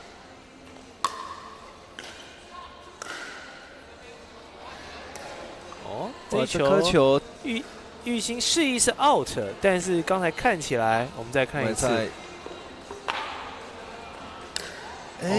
应该是 out， 没错。对。只是刚才那个角度看上去有点，恭喜洪玉欣啊，用一个正手拍的斜对角结束了这场比赛，很接近啊，其实。对，恭喜洪玉欣获得这场比赛的胜利。最后比数11比8哈，其实这场比赛看到两位选手都有把自己的优势给发挥出来，然后在后期这个有点一度焦灼互换这个发球权的情况下，真的是要沉住气。那当然，玉欣靠了几个关键的发挥哈，还是要把他的制胜武器给拿出来。对，他的制胜武器就是强力的右手抽球啊，正拍抽球啊。这样女子的比赛啊，也是打得蛮精彩的，有来有回。那我们的场地稍作整理，待会回来再来欣赏曾品嘉对上李承杰的较量。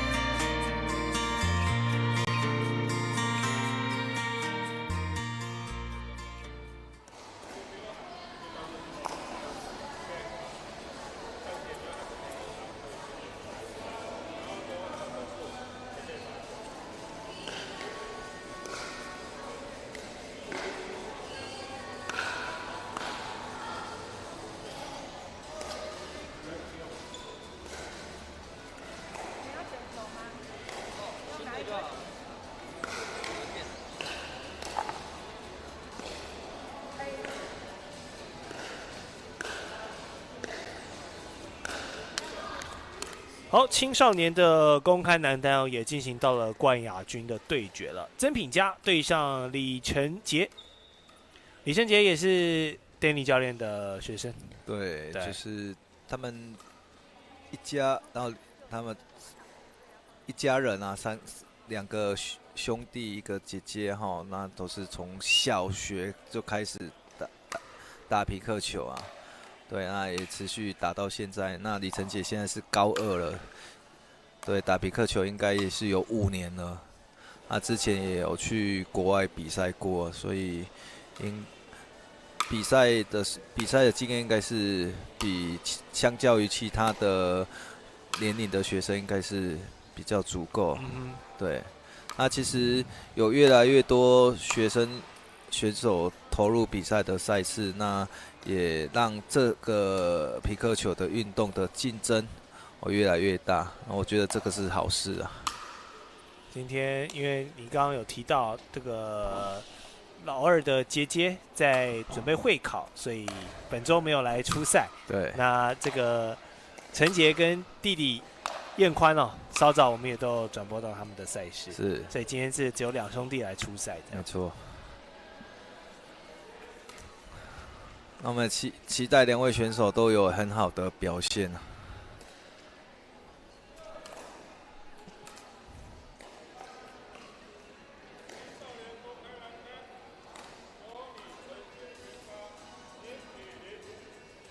由李承杰先发球，确认一下位置。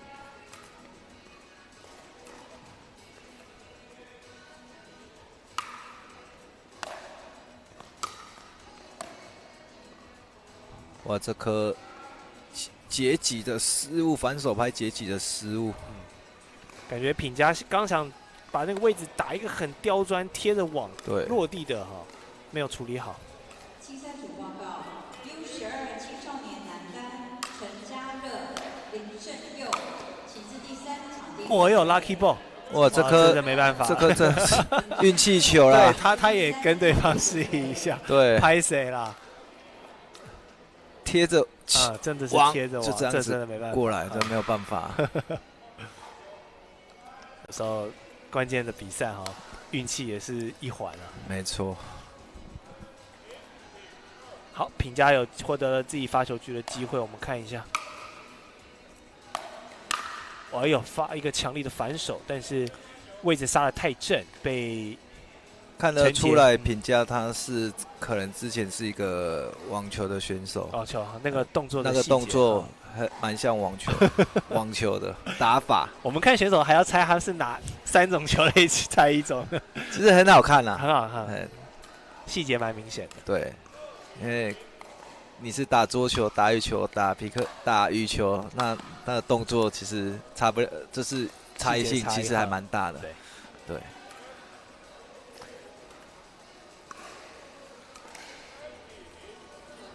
好，李承杰继续取得哇，品嘉的球回击挂网。李承杰发球是发的蛮深、蛮有质量。那李承杰现在进入到这个比赛节奏，对他很有利哦。而且我们就是只打11分的比赛，其实节奏只要一乱掉，真的你就可能机会越来越少了。对，就一下子分数就被拉开了。因为我们只有1局啊，对啊，分数就被拉开，所以一开始如果你有掌握到比赛的节奏，是就会对比赛的胜负就会有蛮大的明显。好，6比0的时候是直接顺势喊一个暂停，双方先缓一下，因为已经6分换边了。以冠亚的内容感觉应该品嘉要更有反抗能力一点，但是目前看起来这6比0被陈哲有点像一波流的状况。可能品嘉他可能接触匹克球的时间还是比较少，是对。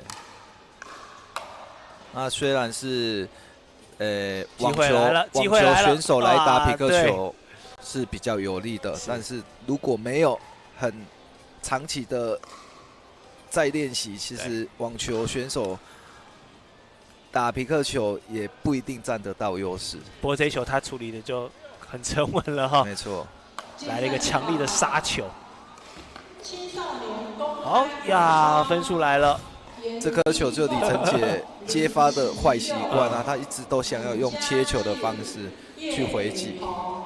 请携带你的球具至竞赛组。好，开始哦。啊，开始了。曾品嘉掌握到发球啊，其实分数就很快了。对，如果你连续发球得分的话，稍早有跟主播提起了，就是说这些学生选手啊，你只要把发球、接发球稳稳的打进去，那基本上就会有比较好的比赛成结果。是曾品嘉现在慢慢把自己的状态提升上来。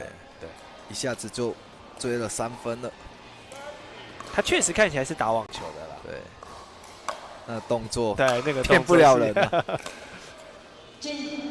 尤其像你看这种有点半跪姿的双手反拍哈，非常网球的动作。对，其实有些从他的身体穿的服装就看得出来，也可以看得出来。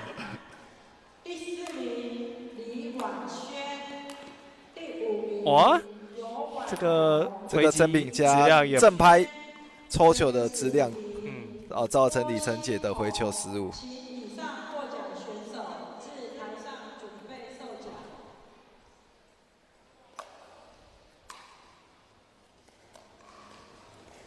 好，双方的互断，这边拉一个 lob， 但是拉出太远了。对，这个就是李承杰没有把握他放小球，结果打一个界外球了。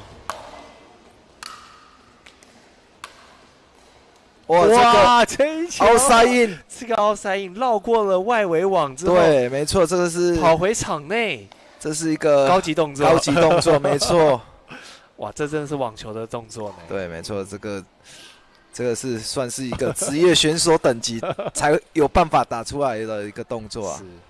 这个我们叫做 ATP 啊，Around the Post。哦，曾品嘉也追上了哦。真的，曾品嘉，我觉得前面的0比6哈，确实对有点出乎他。我又来一个。哦，所以刚才那个暂停他喊得很关键呢。对，你看喝完水之后，然后做心态调整，刚才被赏了一个0比6，他现在马上追了一个6比，连续2颗 outside 的。哇，那比赛回到原点，双方现在前面各拿6分，而且现在整个气势都在曾品嘉身上。没错，连续2个 ATP。李承杰有一个接发失误，李承杰也尝试把衣服脱了，看可不可以拐气一下，但是脱的会不会有点太慢了呢？现在节奏慢慢转到在曾品嘉这边了，确实对。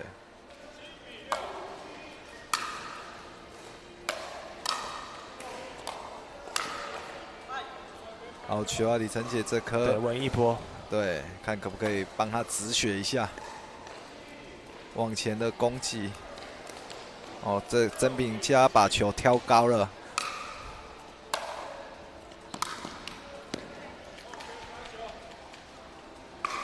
这个李承杰回球挂网。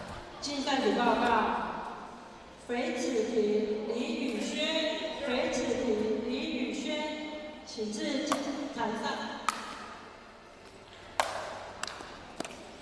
哇，这个正手的直线穿越。李承杰接球失误啊，重心被骗到了。8比6，反而曾品嘉一波8比0的攻势持续。上网的变换，哇，又来了，曾品嘉上网直接截击。哇，他是专门打逆风球的呢。从0比6能够追到现在8比6。9比6了已经。对，一波9比0的攻势还在持续。这个，哎，哦，刚才那一球，结果最后是判给截击，是出界了。出界哈。哦，截击出界了，确实。所以现在比数是8比6。8比6，对。然后承杰的发球，刚才最后。李承杰击球失误，对，所以双方现在分数都定住，一直在互换球权。好，机会来了，再回到这场宾客，对，好球啊！宾客非常的有水准，曾品嘉的反手放小球，哇，这个丁克对，我非常确定他就是网球选手，因为这个只有网球选手才会做的放小球的动作。对，切的恰到好处，哇！再喊一个暂停，在关键时刻再喊一个暂停，喊了暂停了。对，双方真的不喊真的要骂呢，真的确实这场是一个冠亚军的水准。对。整个动作的细节包含喊暂停的这个心理战。哇，刚才那个放小球的丁克真的是漂亮。对，这个只有网球选手做得出来的动作啊。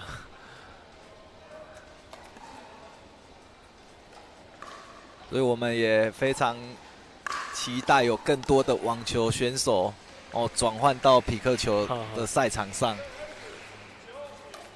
可以带给我们很多这种 nice play 我们都忍不住尖叫出来了。看一下，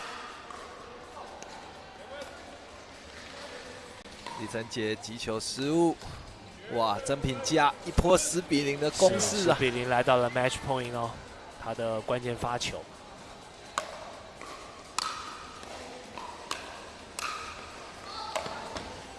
这一球烂，杀球有没有？有哇！陈杰还是把握住这个，一定要把握住，真的。这颗再不把握住就没有了，就没有机会了。好，李承杰要把握这次发球的机会啊！青少年男单公开组的冠亚军之争，李承杰发球。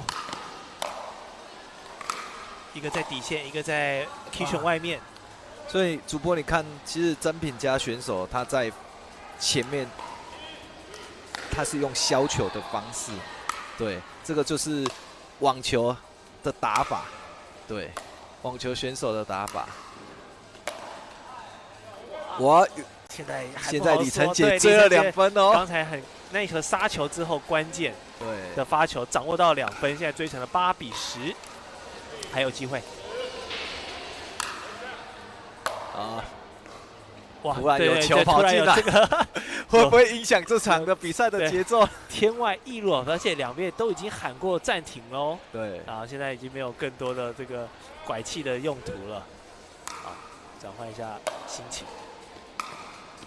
长丁回来，好偏，哇，可惜了。对，这颗球。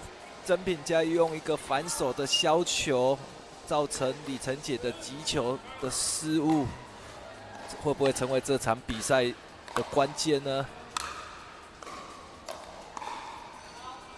好，出界了。对，李承杰这波接发球回击之后，顺势的往前在 K 圈外面制造压力，取到了效果。哎呀，结果自己也没有把握好。对，李承杰这一场的正手拍击球失误率太高了，会不会葬送他这场比赛的胜利呢？这在这个分数真的是考验2个人的这个抗压性。对，哇，你看2边都有状况。对，曾品嘉这颗正手拍也没有把握住，比数了还是维持冻结在8比10，没错，一直互换的发球权。哇，又有天外异路进来，又有哇，这场比赛的状况还真多啊，效果很多，做了很多效果。越是这样，越是考验这选手的抗压能力，没错。又来了，你看这一颗球，你节奏打打停停，打打停停，没错，造成李承杰这颗击球的失误，发球的失误。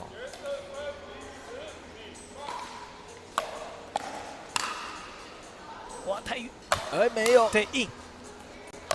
保里的回击，保里2个，就在这里，曾品嘉打得太远。曾品嘉这颗球竟然击球界外，真的两边都有状况。对，都没有把握住得分，该得分都没有把握住。李承杰发一个高球，对，而且这个发得很深。好 ，K 圈外面的回击反应力够，双方的丁克大战。哇，好球啊！李承杰这颗好球。他这一颗先放了，把自己的节奏慢了下来，放了一颗小球在曾品嘉的反手拍的位置，马上再做一个变向。对，这颗其实打得非常有耐心。哇，再追一分，这颗第9分很关键。对，没错。请至第3场地准备。李承杰又发一个高吊球啊，出界，曾秉嘉击球是出界，追平了。对，而且我们是没有 deuce 的哦，关键的第11分就直接哇出界。这场比赛太戏剧性了，真的太戏剧性了。对，可惜，恭喜李承杰啊！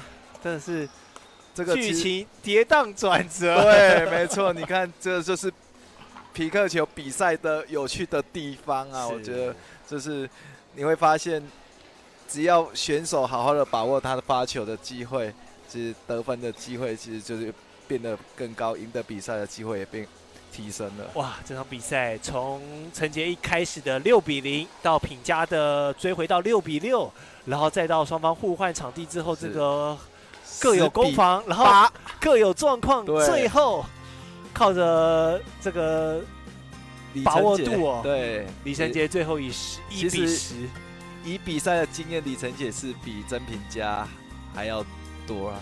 但是其实看曾品嘉以他这个出色的，尤其是这2颗 ATP 真的是击球能力，其实慢慢曾品嘉累积他比赛的经验。我相信他未来也是会成为一个很棒的皮克球选手。真的，我们也期待这2位选手为我们贡献一场非常精彩的冠亚之战。曾秉嘉有蛮多漂亮的 nice play。对，真的，对。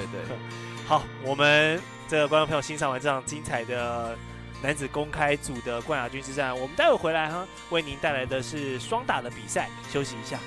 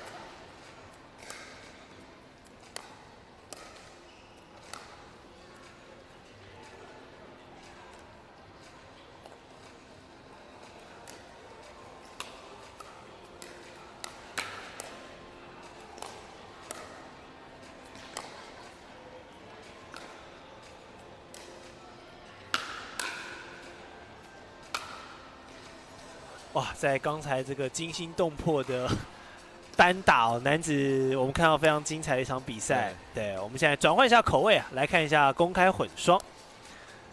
严艺凤搭档的是林启佑，还有李家俊跟叶宇崇的配合。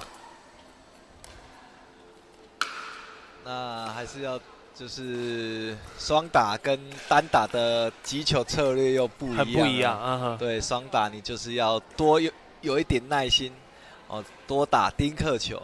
那其实看到刚才单打的比赛，就是其实你有办法大角度的抽球，然后获得胜利的机会就会比较大。那双打比赛你就是要很有耐心，很专注的去打丁克球。是。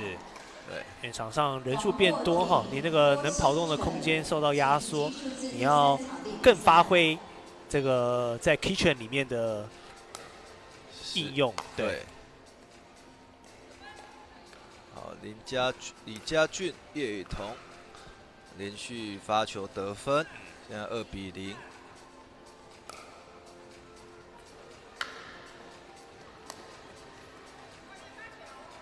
那双打比赛一开始是由第2位发球哦，由2号选手，2号选手就是第2发球者发球，所以他只会比赛一开始他只会他只有一次机会，一次的发球机会。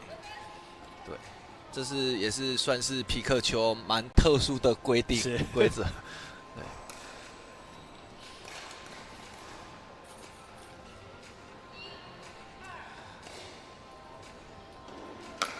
好，林启佑的发球，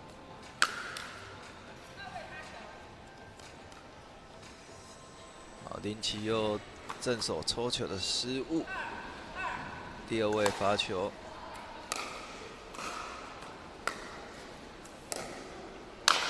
哇，这颗对，够狠，挑高起来了，对，直接杀在2位选手的中间，不客气了。这个我们如果在排球场上叫做沙西米，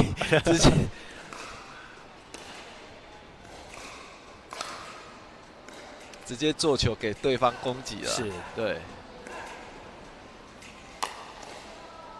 哇，发出界了，发球出界，啊，换边发球，轮到叶宇彤的发球。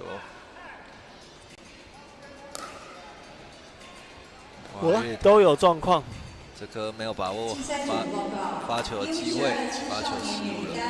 郑竹云、李乔，请至第2场地准备。郑竹云、李乔，请至第2场地准备。哇，这颗林奇佑也没有把握机会啊，直接一个过网的失误。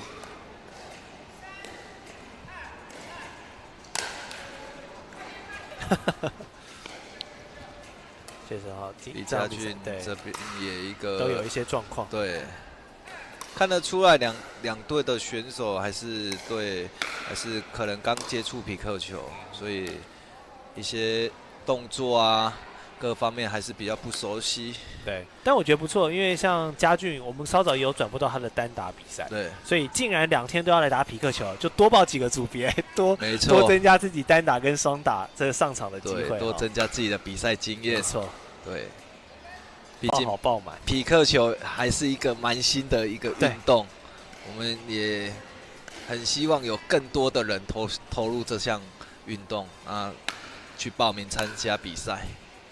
啊，现在球滚进来了，比赛暂停。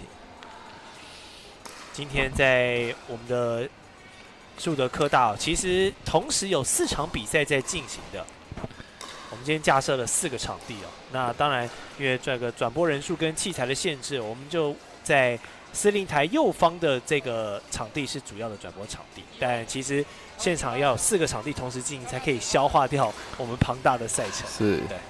所以常常会有这一球从其他位置飞进来的状况，你跟观众朋友解释一下。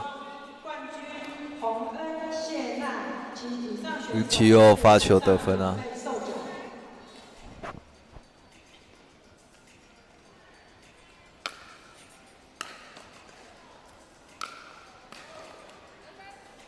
看得出来，林奇佑这位选手他的罚球的把握度以及发球质量是蛮够的，是率先为他们的这个组合拿下6分，进行兑换。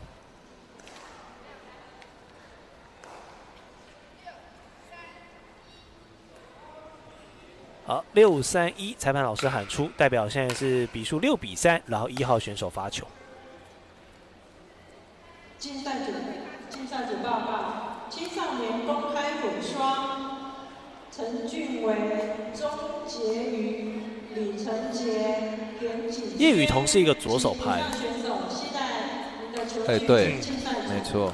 那其实像一般我们在配双打的赛事，最好就是一左一右。一左一右哈。那我们会采固定位的方式，让左手的球员就打那个位置，右边的场地，这样子在中间的球都是可以是正手拍去击球。是，对。其实皮克球它也有它的双打的战术，对它的一些配合细节哈。所以像现在以林家俊跟叶宇彤，叶宇彤是站在右手边的位置，对。所以他左手持拍站在右手边的位置，其实这是双打最好的站位方式。对，这样子球只要是从中线过来，2位选手都是正拍。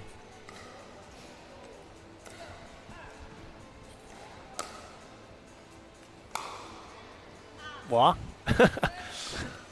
易峰这球打到外太空去了。不过我觉得他们不错，你看他们在场上出现问题哈，有立刻去沟通。对，比起刚刚年纪小，就是小球员，然后各打各的感觉哈，至少在这个公开混双两位搭档啊是有在沟通的，对，没错，就是其实双打是要这样子，对，就是互相鼓励，对，甚至一些细节啊，因为你前面如果有些什么犯错，你沟通一下，你之后就不要再哇，这差打到自己队友的背上了吗？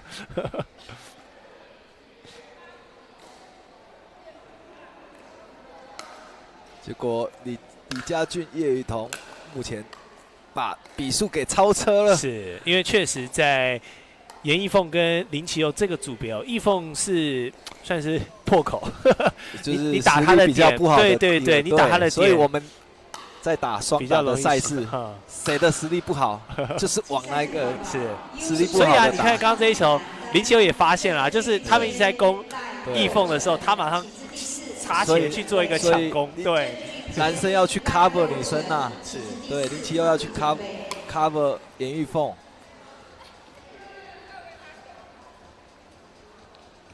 就算1打2也没有关系啊，这个匹克球不像桌球双打，一个人只能打1颗啊。有些我常看国外的赛事，那打混双，男生都是好像1打2这样子，一直抢女生的球。对，所以林奇佑你要硬起来啊！哦，去 cover 你的队友啊！好，发球权又轮到嘉俊跟宇彤的组合出界。那其实我们在打混双的赛事，其实我们本来就是男选手要去多 cover 女生，是对，这样子就是如果以整个球场，我们分成10等份，我们大概应该讲实力比较好的选手，你可能要多 cover 一点。可能 cover 到7比3还是更多？大概我6-4或是7-4到7-3都可以，看程度啦。是像这个程度，像易凤跟其他3位比较差，可能其右 maybe 要开到8比2或者是7比3这样子，就直接完全 cover 也都没有问题，也都没有关系了啦。对。因为看得出来，奇佑的能力、实力是远远高于他的队友。来，易凤回击一下，失误了，有这颗球打出界了。不过没关系。但我觉得新手乐于来参加比赛，真的都是要给予鼓励。没错。你看这一球，他刚刚在看落点，他身体先没动，他是看完落点他才往前跑。确实有一些这个概念上还是蛮新手的。哇，这颗林家俊击球失误，比赛回到原点，9比9。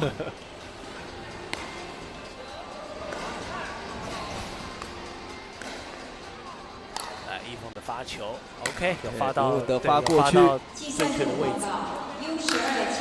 哎呀，可惜啊，林奇佑这颗正手拍的抽球，自己放了一个大枪。对，会不会这颗成为比赛胜负的关键呢？所以有时候你想要越打越用力去打，反而失误的几率是越高的。放轻松去打，反而会有更好的结果。哇，这颗林家俊也是放了一个大枪，发到台南去了。没关系，还有2位。好，岳彤把握这次的发球。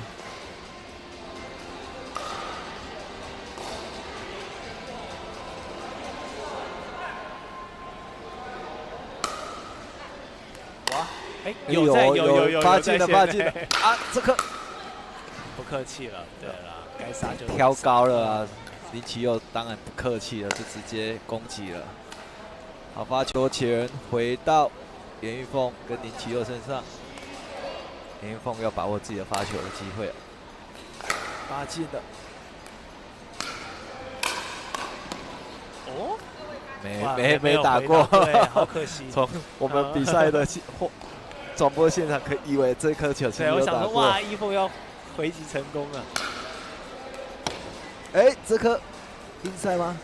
好像是inside 哦，非常刁钻的落点。这颗球就发得很漂亮，这完全没有空间去接了。好，最后连续的2发，两对记靠着林奇佑2记 S 球，真的2记 S 的发球哈，带走这场比赛的胜利，真的是也是很戏剧性的对结果。不错啦，他这一场很 carry 啊，他对负责 carry 这个 partner。好，我们恭喜严一凤跟林奇佑的搭档击败了嘉俊跟雨桐。待会回来呢，一样是一场公开混双的比赛。我们看到的是陈俊伟要搭档周宇杰，还有稍早在单打获胜的李承杰要搭档田景轩。刚才在男单表现不错，我们看一下待会这个陈杰在混双会有什么样的演出，可不可以 cover 一下他的这个女队员？好，我们待会回来。景轩不用他 cover。OK， 好，我们待会回来看表现。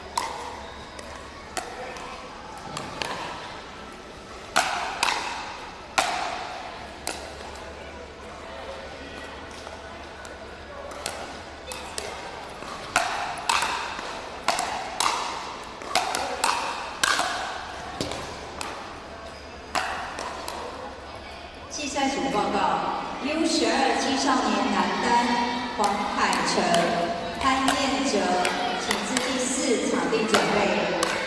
黄海成、潘彦哲，请至第4场地准备。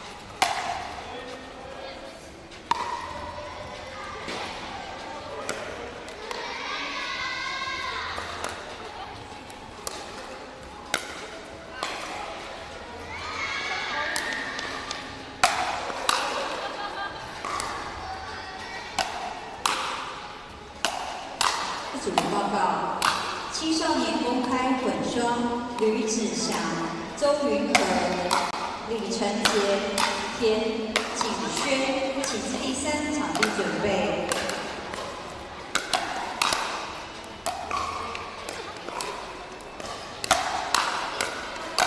子祥、周云和，请稍后。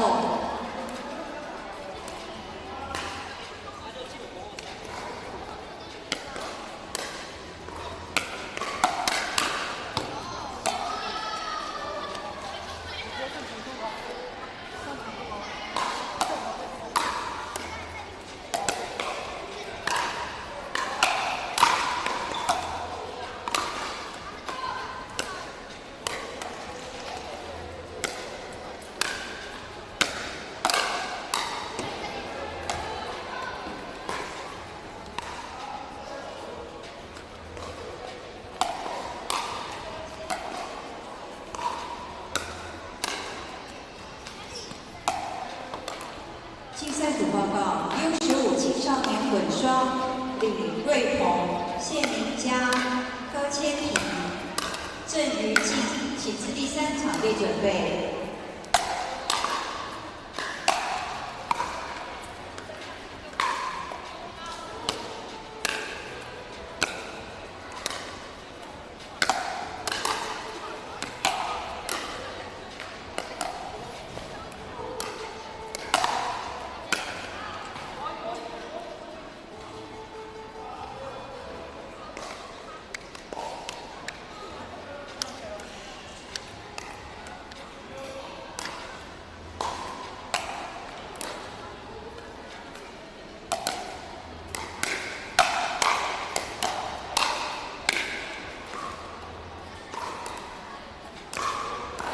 4月19号跟4月10号连续2天哦，这个周六跟周日，在我们热情的港都高雄举行的港都杯全国皮克球锦标赛。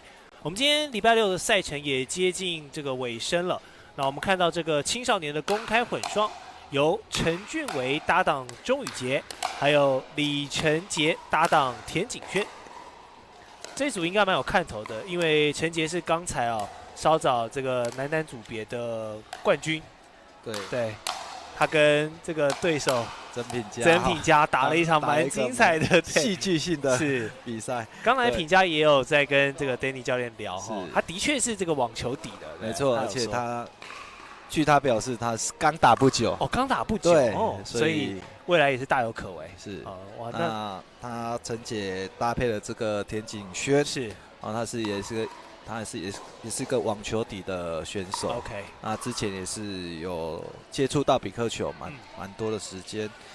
那发球的这个陈俊伟是树科大的学生那是地主选手，对，也是皮克球的专长生。我们期待他有漂亮的这个哇，连续的发力，2位男子选手精彩的，对，哇，这比反应呢？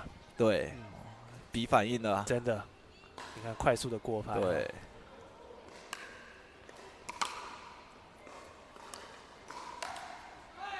哇，这颗景轩对挂网了，这个反手不错，截击失误。对，不过打完之后，这个陈杰马上有跟他做一下沟通，我觉得蛮好。这就是这个双人赛哈，你要沟通的部分。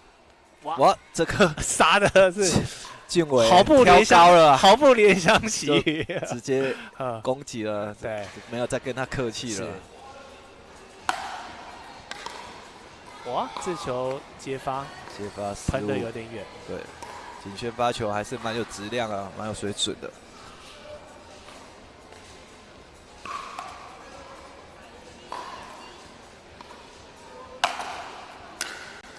哇，这2颗发球都相当有水准哦，造成接球方哈很不容易去接哈，都造成接发失误了。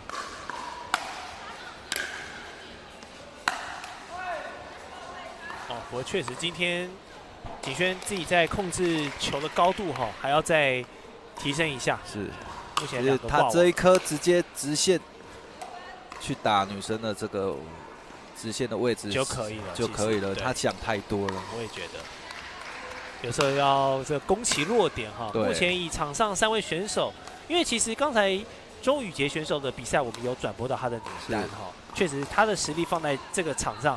大概是4个人里面最弱的，所以就是攻这个要挑弱的，对，没错，是一个破口，要挑弱的，是一个可以发挥战术的地方那就看这个陈杰跟景轩什么时候要来执行这一招。俊伟这颗攻击好球啊，把握一个李晨杰挑高的球，也是毫不犹豫就直接攻击了。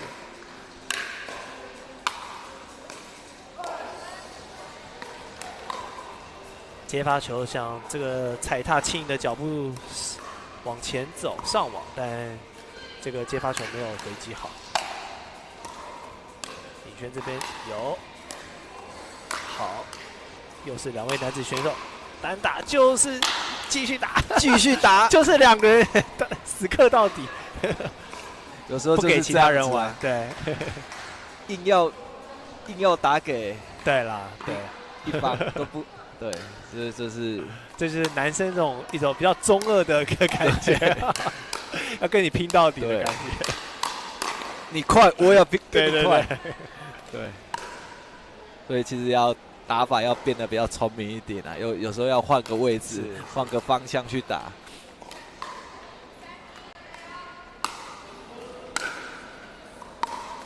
哇，宇杰 out， 那球接发失误，所以李晨杰、田景轩率先拿下6分，拿到6分哦。那其实混双就是你要去柿子挑软的吃啊，对，打实力比较弱的那一方，球直接都往那边找，往那边对。陈怡杰、黄树发、李佳俊，学生哈还是比较客气啊，卡拍谁。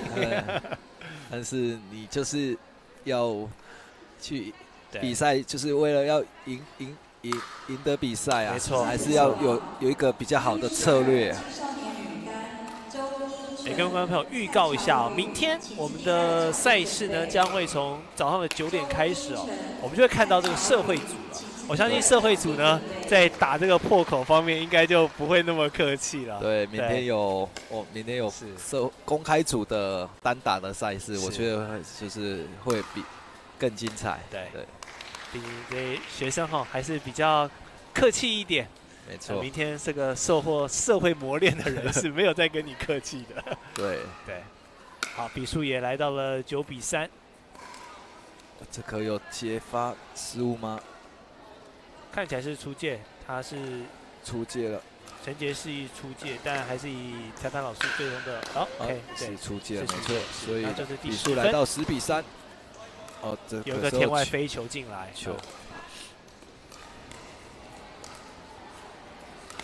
所以这场比赛还是陈杰跟景轩2个人整体实力更平均一点了，所以拿下胜利是一点不侥幸。双打就是一强一弱，你反而也是不好打。2个实力比较平均，会比较容易去发挥。好，这场对第11分出现哦，没有意外是由陈杰跟景轩拿下了胜利。但俊伟也是有几个不错的 nice play 啊，包含跟这个李承杰的快速拼拍啊。对，这几往前的速度其实不输李承杰，俊伟往前的速度不输。对，只是说这场比赛他要 carry 宇杰，因为宇杰的实力是稍微有点落差了，但他今天也是。女单跟混双都报名，我们也乐见了，就是透过大量的报名赛事来增进自己皮克球的这个经验，是蛮好的。好，观众朋友，那待会我们的场地进行整理，回来持续是公开混双的更多赛事。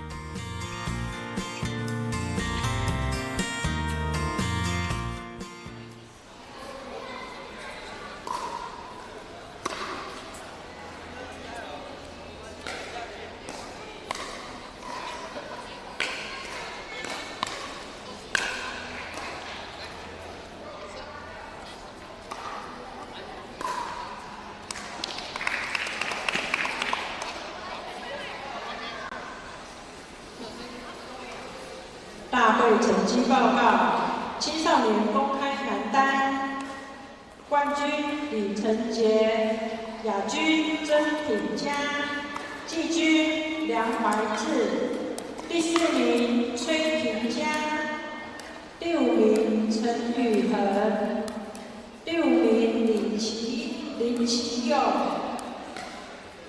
第5名李家俊，第5名陈俊维。请以上获奖选手至台上准备授奖。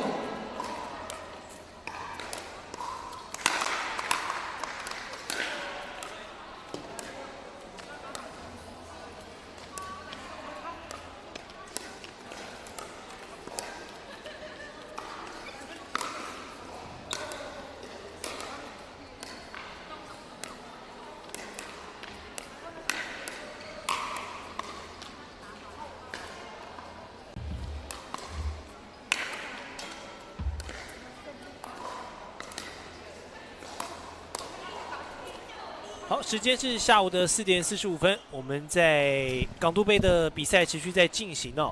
青少年公开混双，陈一杰搭档黄树芳，还有李家俊跟叶雨桐。那这组的对战，黄树芳、李家俊他们以前是国中是立德国中的，那也是从国中就开始。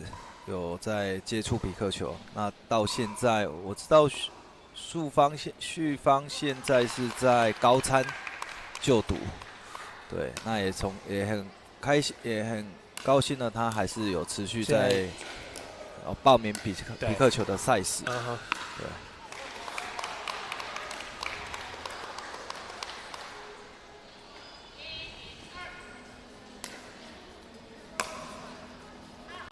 哇，这一球怡杰打得太远了。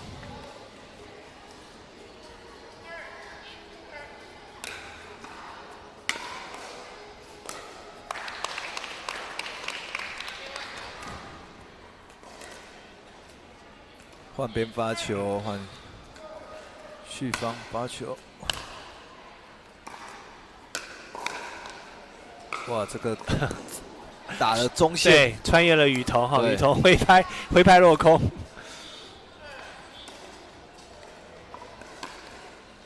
哎，这是发生什么情况了？竞赛组报告都有一些小出彩哈。那球是可能打到框，对，发球打到框了。田景轩，请至第3个场地准备。吕子祥。哦，这个哈。旭芳连续2颗都是打在中线的位置，造成他们接球的失误。其实就是要往弱的去打了。对。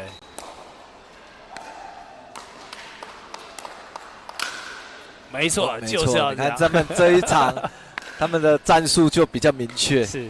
对，直接往女生的方向去打。考验雨桐哈。因为雨桐也是在场上比较静态，他的站位啊各方面哈都是通常是看到球落地之后他才会做启动，所以其实往他的方向去做进攻，得手率会蛮高的。一下子来到4比2了。对。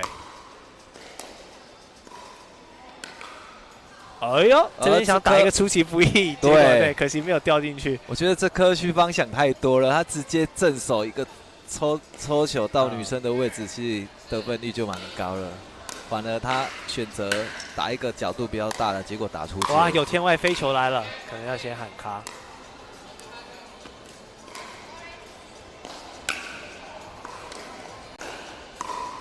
所以像这种哈，裁判要先及时停止比赛，对，要很明确的赶快停止比赛，不然选手踩到是还蛮危险的。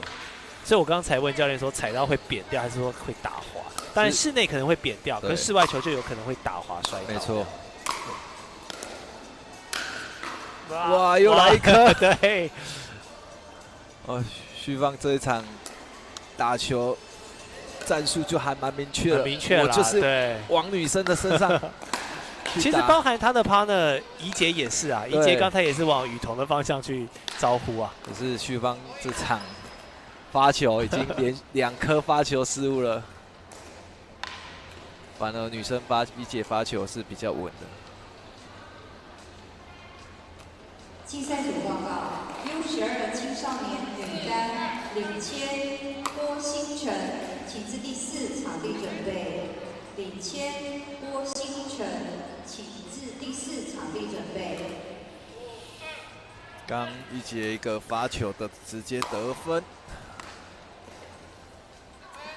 又来一颗，哇！这样子6比2。对，黄晨组合先拿下6分哦。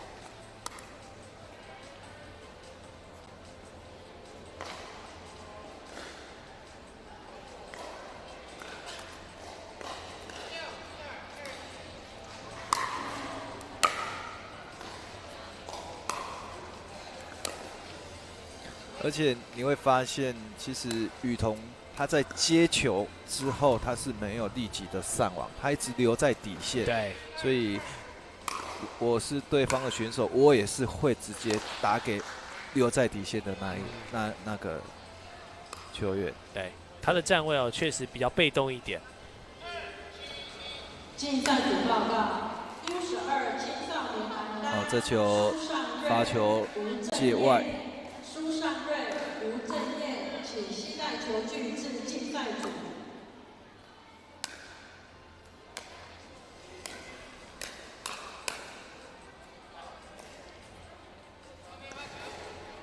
在前场的截击，出界吗？啊，造成家俊的击球出界了。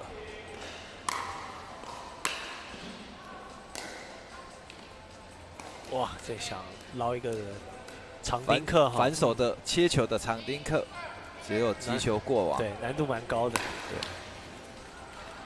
对，哇，旭芳这场不应该啊，已经发生了3次的发球失误了，不理想。对。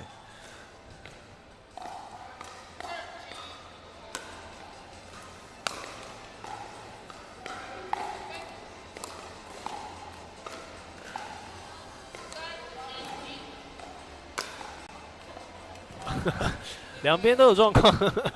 对啊，李家俊也回进了一颗发球失误。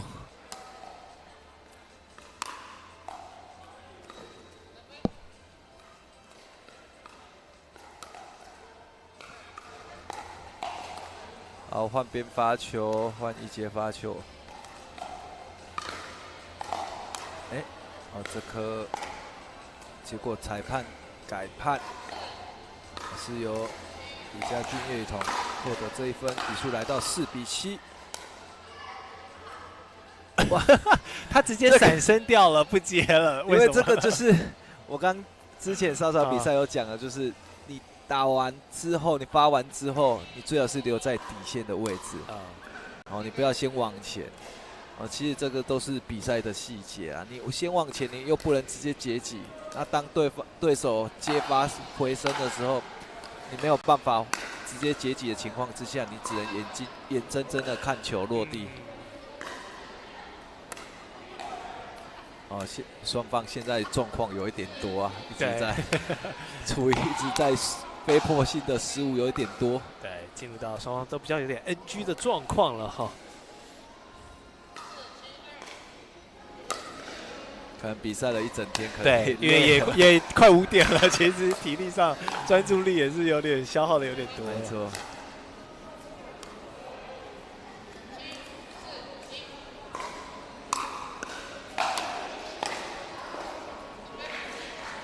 好，把握一下发球的机会。这个橙黄组合再添分数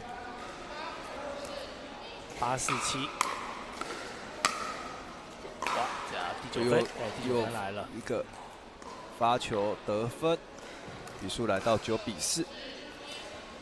反观怡姐今天的发球比较稳，对，她是这个组合里面发球比较稳的。好，第10分出现了 match point。就让怡杰持续用他的这个发球进攻，应该这场比赛就会顺顺的走完了。来杀一波吗？哎，哇，好，比赛结束了，李家俊最后的阶级出界，11-4，确实还是有实力上的落差啦，没错，特别是叶雨桐这个点。对，不过没有关系，回去好好再练习。对。出来比赛哈，就是要比你更厉害的人交手，这样才会有成长的空间。好，我们也恭喜怡姐跟旭芳获得这场比赛的胜利。是，好，看了这么多双打赛事，待会回来我们为您带来 U12青少年男单苏尚瑞对上吴正彦2位小选手，看看小选手待会在场上有什么表现。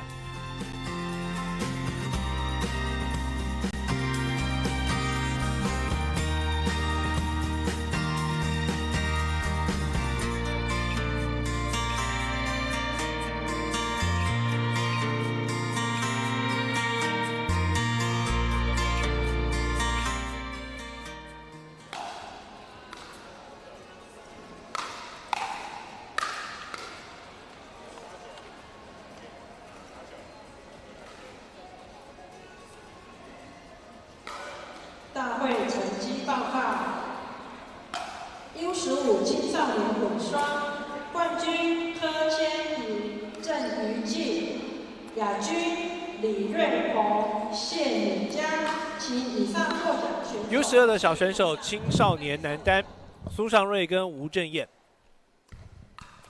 两人体型上有点差距哈。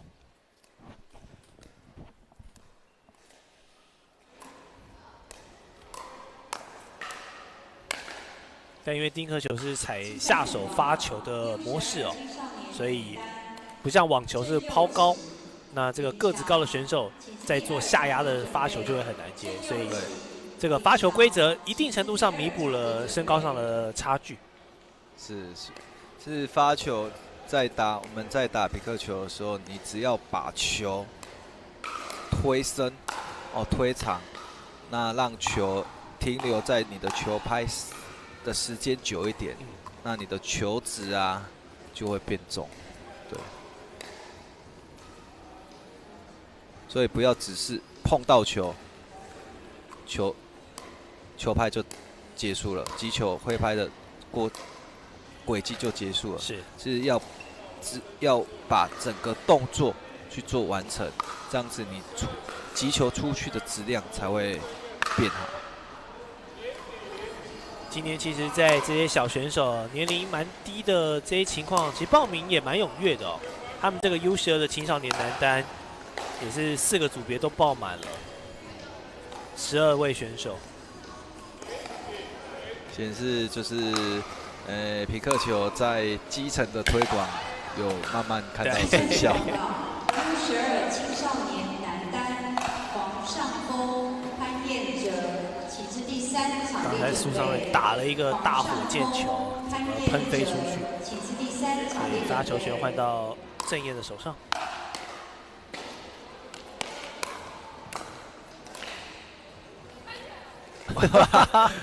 可惜尚瑞这个击球动作过大，对，造成自己的击球失误，太急了，他想用力扣杀一下，结果自己的这个姿态调整没有调整好。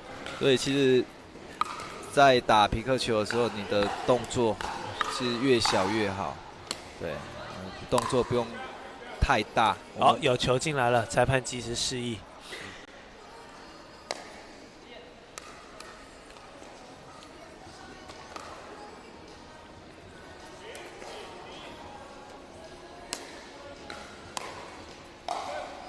尚瑞这颗球发球还有带一点旋转，对，造成郑燕的接发失误。他发球动作其实还蛮有戏的，他会有一点，他会有一个手腕的一个转的，对，没错，好像在太极拳的这个出招的动作感觉一样，所以也增加郑燕接球的难度啊。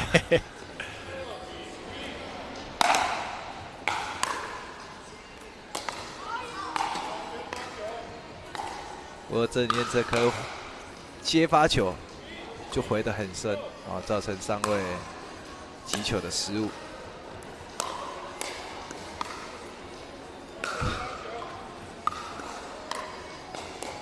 不错，这球策略打得很好，打对方的身后，打一个吊高球。对。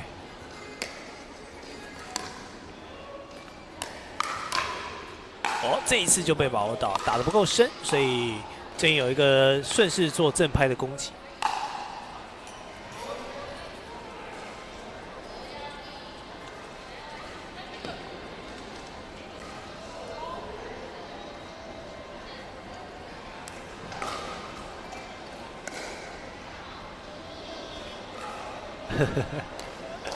现场对，他在等球，他想说是他的发球权，怎么球这么久没有来？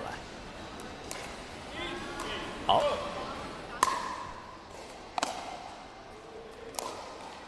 哇，可惜了，对，可惜哈，意识都到位了，策略也到位了。其实他的身体离球太近，我们一般击球就是距离，我们要保有你的击球空间。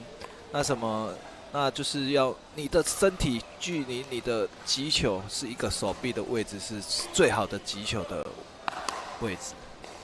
所以他刚才那一颗球太靠近球，是变成他没有很好的击球空间。对，不过看得出他的意图哈，他想直接打一个变线。没错，对，这个概念是有的。对，啊，这颗发球失误。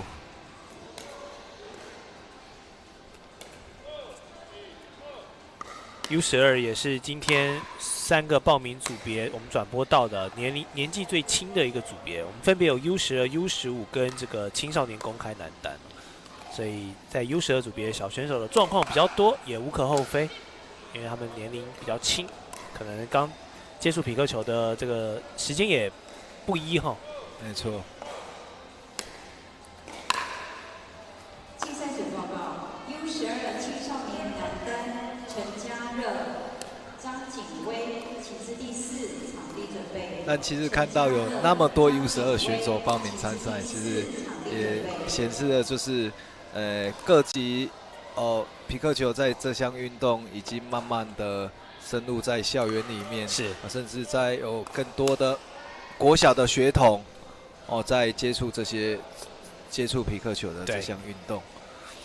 其实我们说很多时候了解一下运动除了自己亲自体验之外，很多时候我们都是透过一些影视作品啊，是这种日本的动漫啊了解，像当年可能这种灌篮高手啊，影响了无数这个打篮球的小朋友，然后还有什么钻石大联盟等等的，影响了棒球。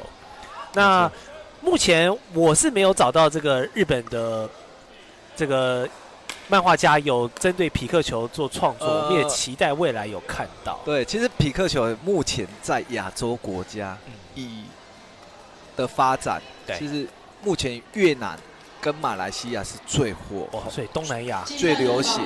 那其实就是台湾也越来越多人在从事匹克球的运动项目。可是，在日本，其实它目前推广的成效，我觉得还是跟台湾有点差距。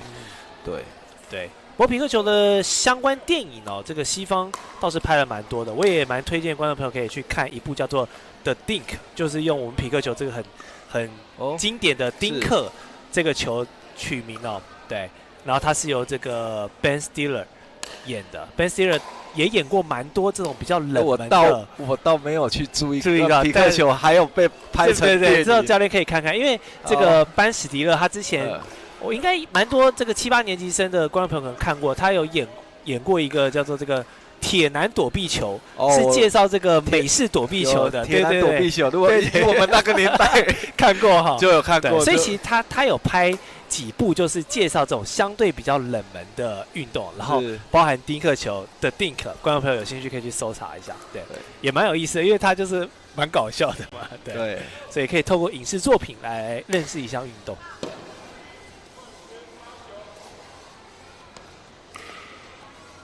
好，回到比赛的现场，那尚瑞，比数来到7比2，暂时领先了郑彦。哇，这个是一个，这个是，哇，这是有点像那个网球王子里面那个落地之后，它一个不规则的弹跳哈。其实这个，你看，这颗削球削得其实弧度蛮高的。是。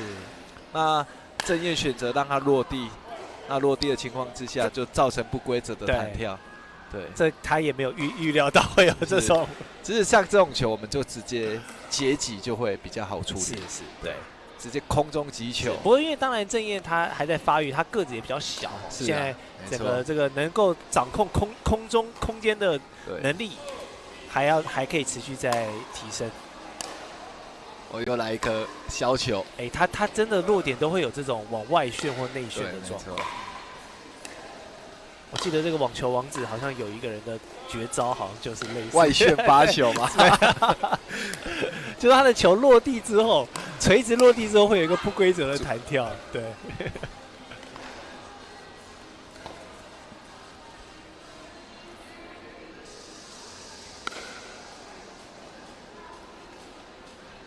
郑彦把比数给追近哦，现在比数4比7，落后3分而已。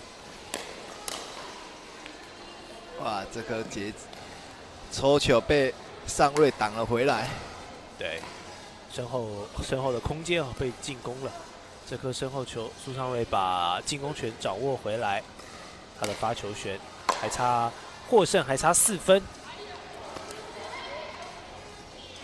但因为这场比赛双方这个发球权一直在互换，所以整个节奏是比较长一点的不像我们前面看到比他们年龄大一点的哥哥姐姐打得比较快一些，选手的状况是会比较多。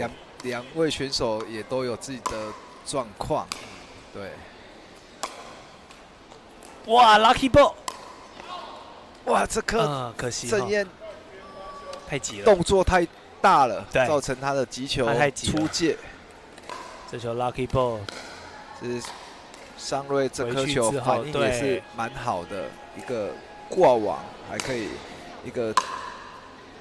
挂网还可以把它打进来。对他处理的也蛮沉着的。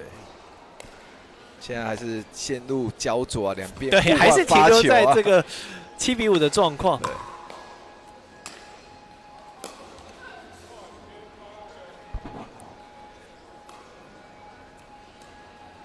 哇，不过这样子也考验体力哦。哇，又发球，他们一直对发球失误，尚瑞发球失误，各有状况。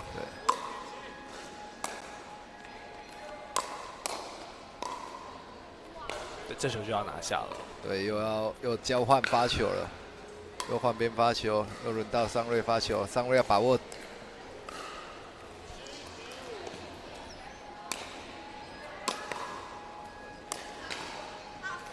哇，这颗高吊球，这在吃人家身材啊！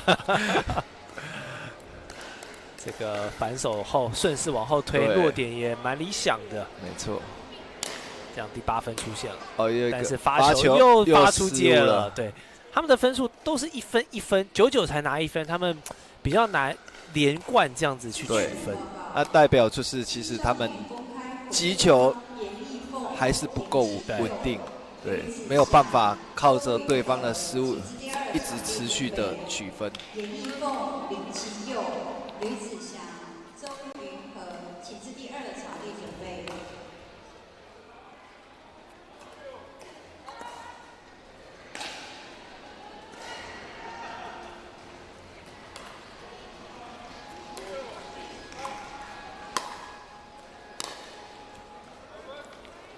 哇，郑燕慢慢追上来咯，连得2分。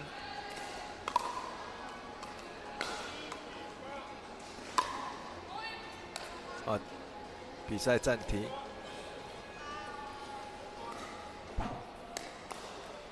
隔壁的球一直打过来啊。我们今天比较，我不知道是这个转播的关系还是怎么样，发现我们的转播场地啊，大部分都是球入侵到这边，然后比较少我们这个场地去入侵到其他场地的状况，可能也是位置的关系啦。对，因为我们后面就是司令台嘛，所以也没有其他场次。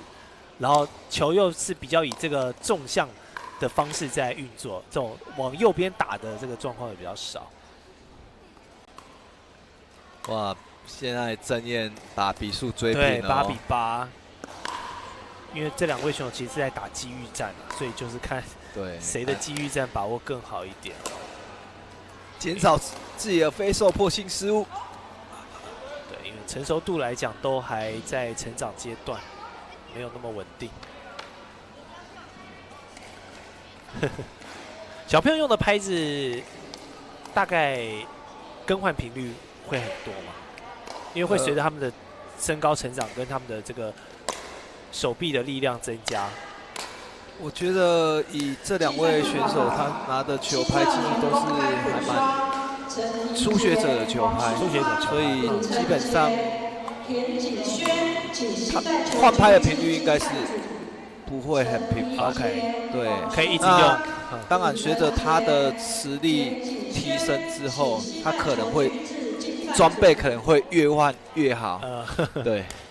那目前以他们刚接触匹克球，其实拿初学者的球拍就够用。是，所以其实匹克球打起来还蛮经济的，因为其实你会有耗损的地方，也就只有球拍跟你的鞋子而已。你只要这2个，就其他没有什么装备。就球可能会破掉。对，是就是球拍跟鞋而已。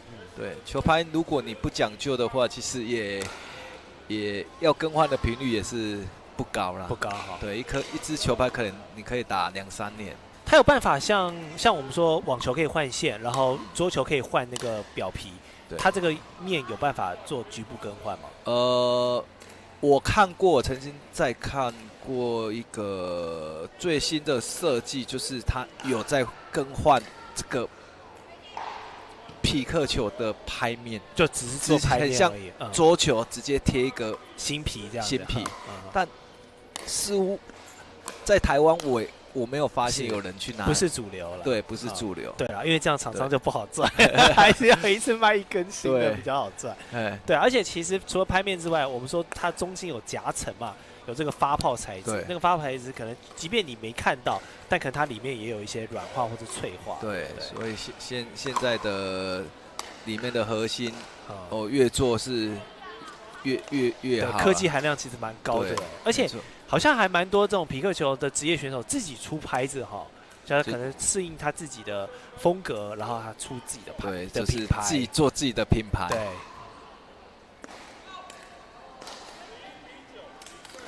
好，这场漫长的比赛，终于苏尚瑞拿下了关键的第11分哈。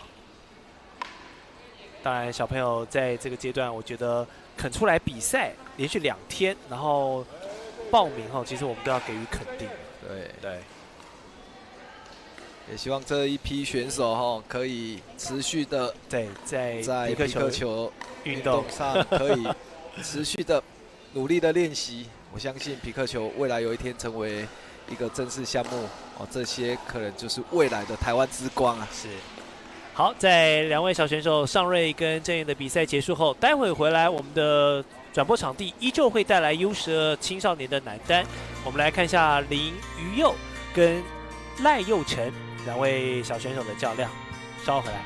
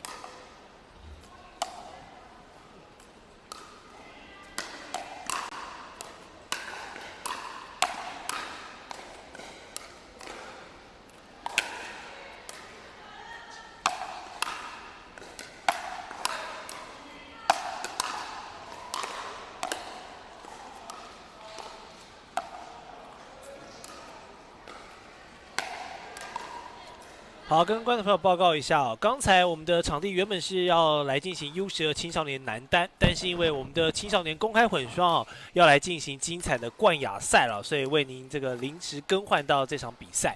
看到是陈怡杰搭配黄树芳，对上李承杰还有田景轩，这两组有得打哦。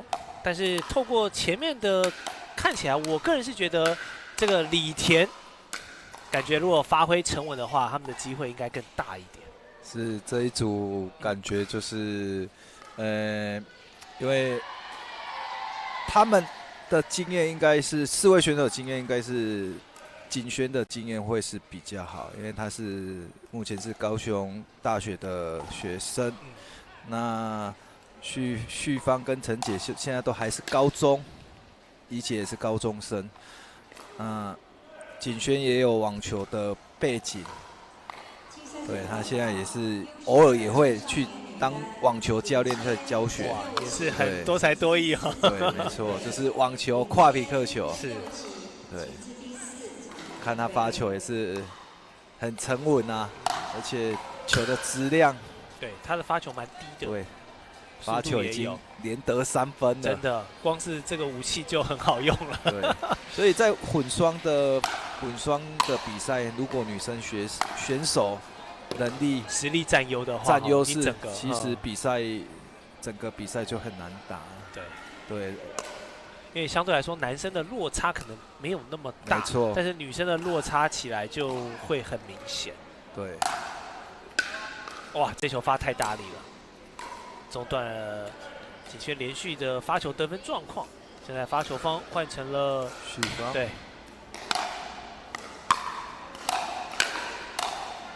哦哟，这颗景轩急了，接一个截击的出界。但确实哦，他也是我们今天转播到少数哈，可以跟男子选手在这个 kitchen 外面哈做这种快速的。截击对拍的女子选手，甚至实力可能在这些男子选手之上。是。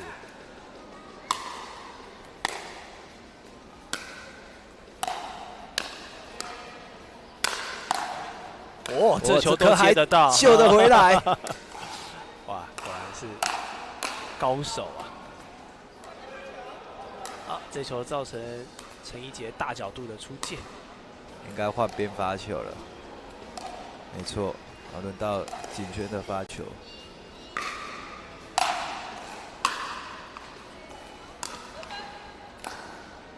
怡杰接发出界，比数来到5比1。李谦、郑佑琪，请稍后。哇，你看，6比1，你看呢？景轩的发球是不是？目前这个李田组合哈，大部分都是靠景轩的发球在得分。李承杰感觉两次的发球得分呢，是感觉这场哈他有被 carry 哦，换他 carry 陈姐。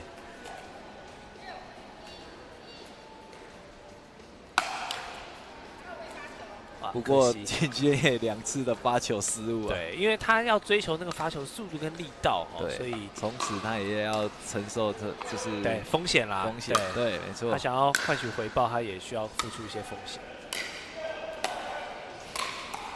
哇，可惜了，这球怡姐击球时间过早，对，没有等到那个球落在最好的角度再做出动。哦，又是一个击球的怡姐击球的失误。反而这场的比赛，怡姐发生了蛮多的，对比起前面那一场哈，因为前面一场我们看到是这个旭芳她比较多发球的状况，反而是怡姐比较是沉稳的那一方。但怡杰在这场比赛的接发球确实是形成比较大的破口，压力啊，对，可能看到一开始就看到对方的实力可能明显高过于他，所以就有压力。那在有压力的情况之下，那身体也开始打起来，绑手绑脚。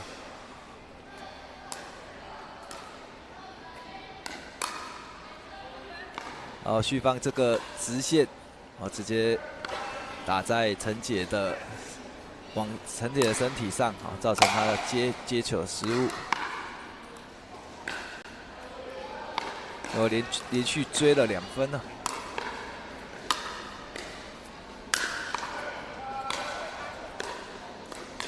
挂网，换2号选手发球。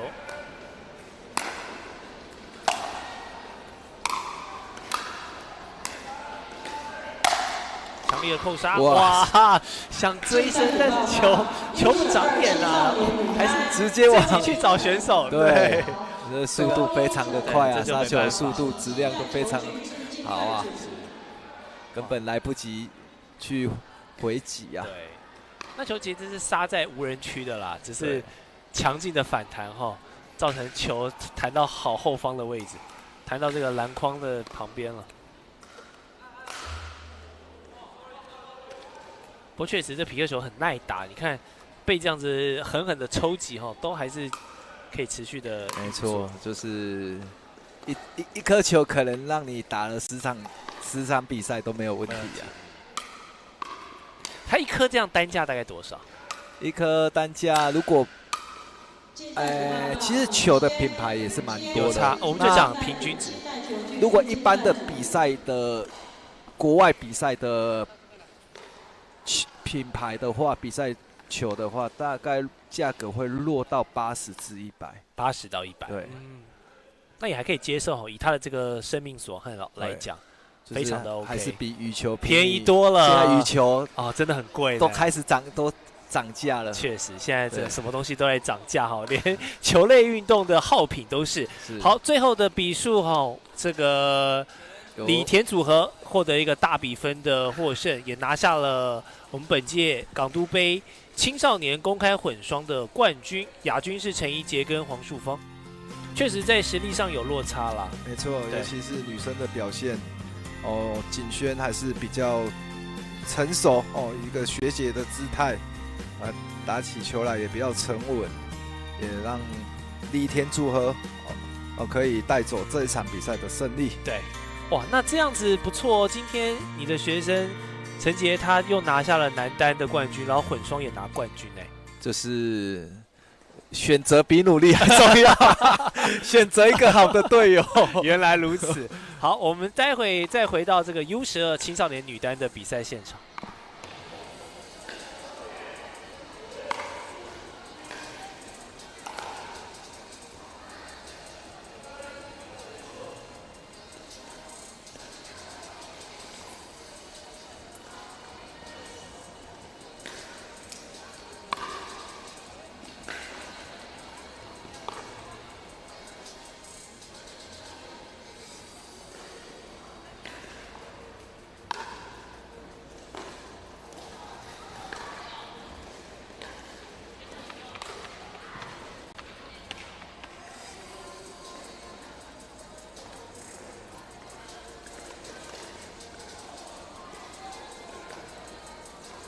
热身。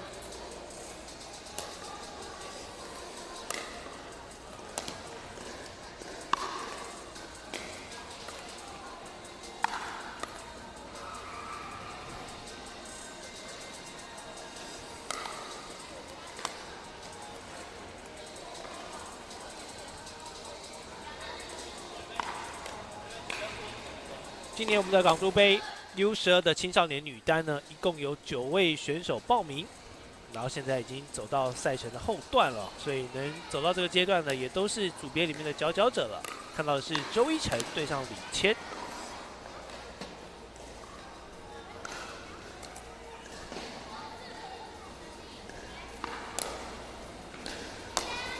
赛会间有非常多的工作人员哈，还有我们辛苦的裁判，在帮大家做计分跟这个裁决的服务。率先发球的是李谦。哇，他的这个拍很亮眼，今天所有选手都是以黑色系为主，他这是一个绿色的拍幕。李谦选择是落地的，对，但是太用力了，第一球就发到月球去了。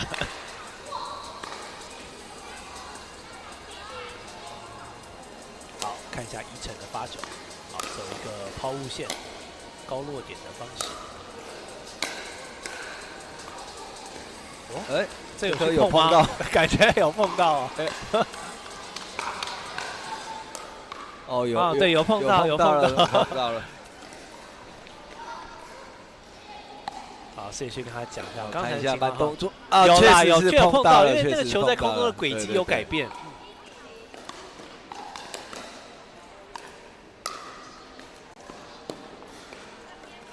主播，你看李谦他的打法，有没有跟上一场洪玉兴很像，在打桌球？对对对，你看他发球这次啊，对，你看他捧球的那个姿态就是桌球选手的那个姿态啊，把球放在手心上，然后这样抛捧哦，所以毫无疑问他是桌球底的。对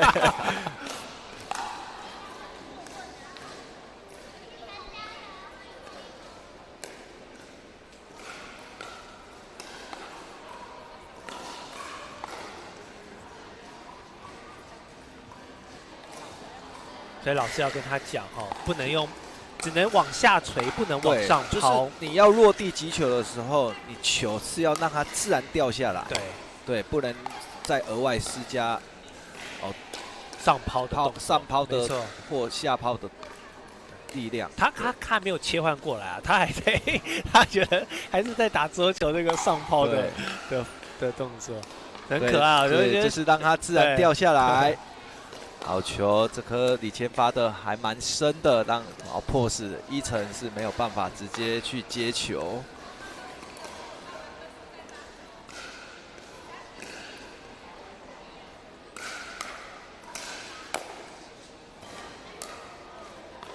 哇，这球不错，机会来了。哇，打的角度还蛮大的。对，而且弹的方向也很外，所以一晨去接那球很勉强。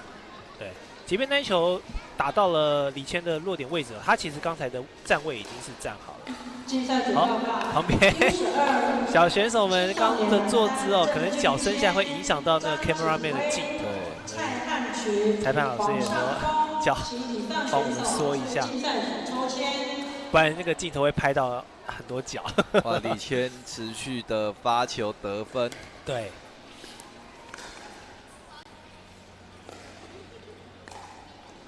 他打球那个律动感哦，确实是桌球的出身的感觉，而且是脚步也还蛮灵活的，不像其他桌球选手，对，其实是有在移动脚步的。对，好，率先拿到6-1的是李谦，现在进行换场。一晨目前这场比赛还没有太多发挥的机会哈。可能在李谦一直有发球，要小心哦，这个发球姿势不行哦。对，好，要换一下。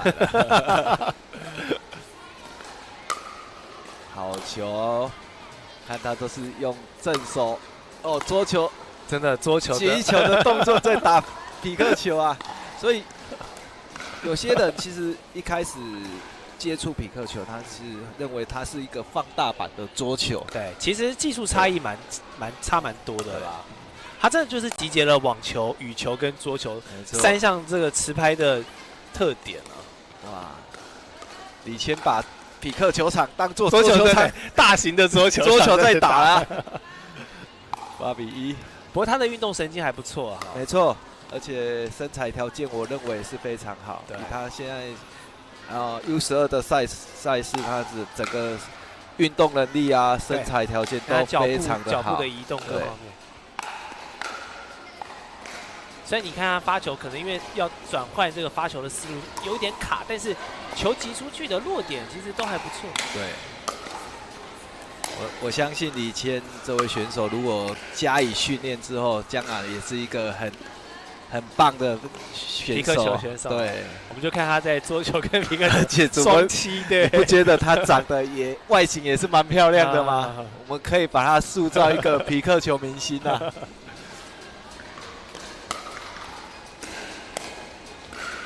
好，一场也是在接发球上面都没有办法把握住李谦的接球，这样比数就是11-1。看到这个有桌球底的李谦选手获得这场比赛的胜利，恭喜李谦。其实底分赛打蛮快的哈，因为这一场他的发球就是一直不断的得分，对，一直加压的。对，也在 U12也考验小选手的接发球能力啦。因为如果你接发球能力，还不够炉火纯青的话，很容易就被带走。对，所以还是一样，在刚初学的时候，把发球跟接发球学好。那有一些基本的击球动作，我认为，以初学的角度这样子就算不错了，算是很不错了。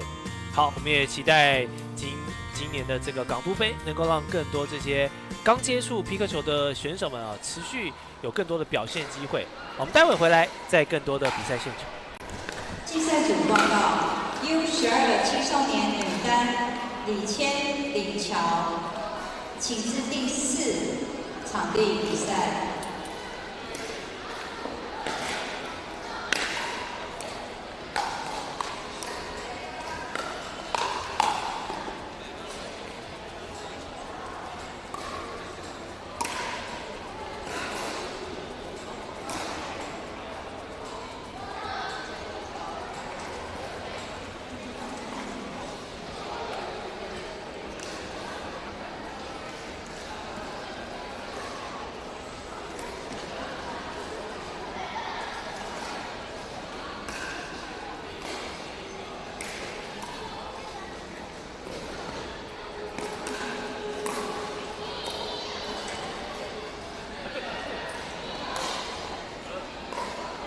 竞赛组报告 ：U12青少年男单蔡汉群、张景威、蔡汉群、张景威，请携带球具至竞赛组。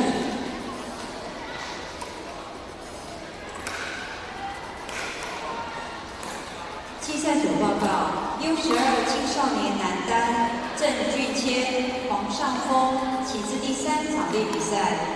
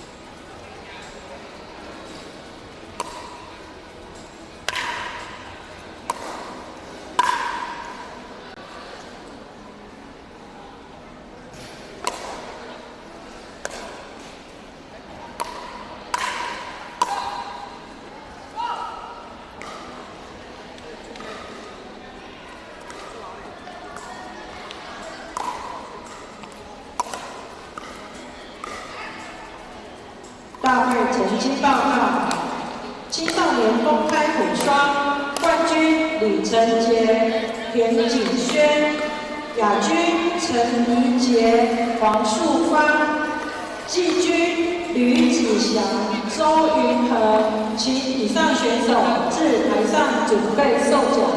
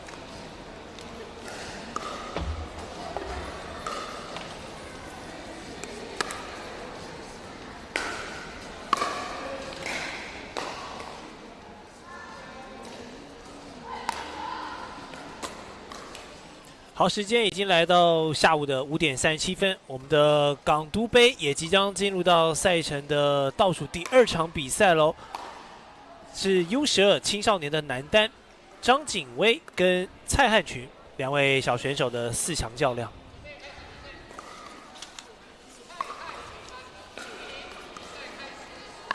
好，看一下比赛开始的发球，差点打到陈曼老师。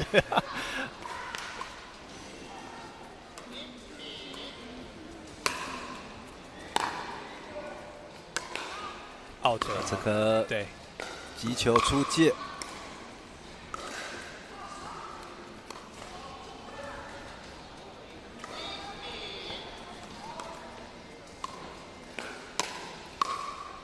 哇，挂网，可惜哈，比较可惜。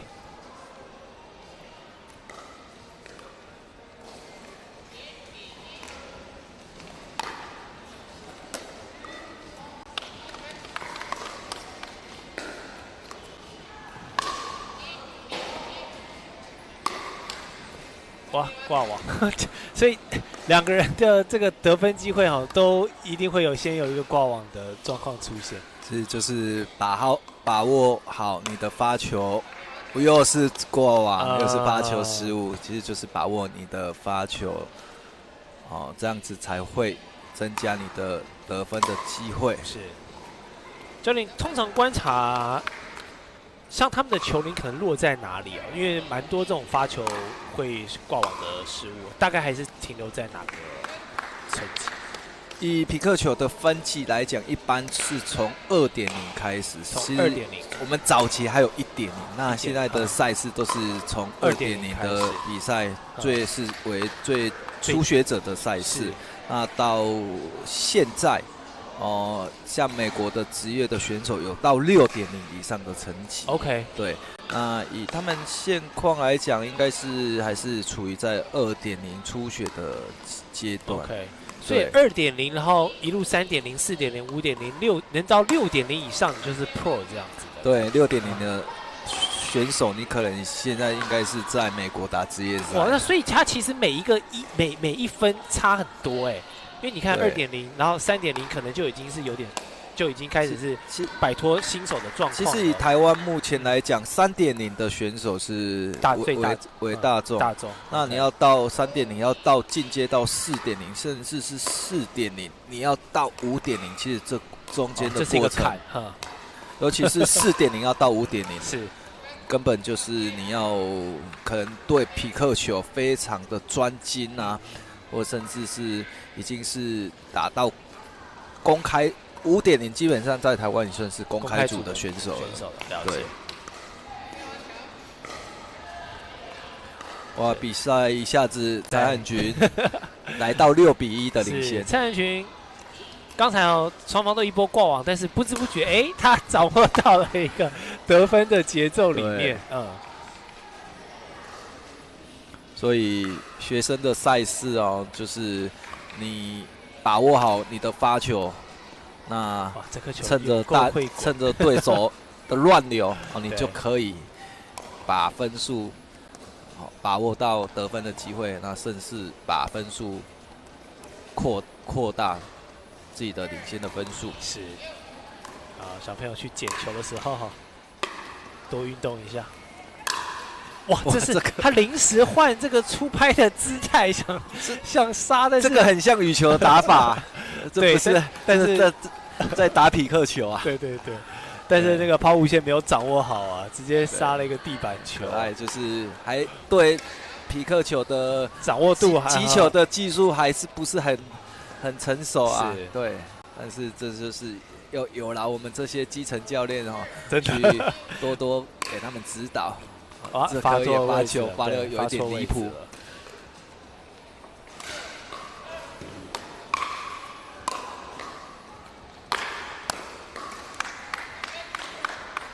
相较蔡汉群他的发球啊、击球是比较稳健的也比较沉稳。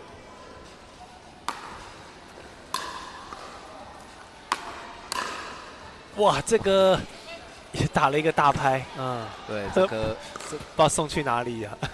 击球拍面他突然朝上，对，导致他击球的时候打出界，还一个 break， 喝点水。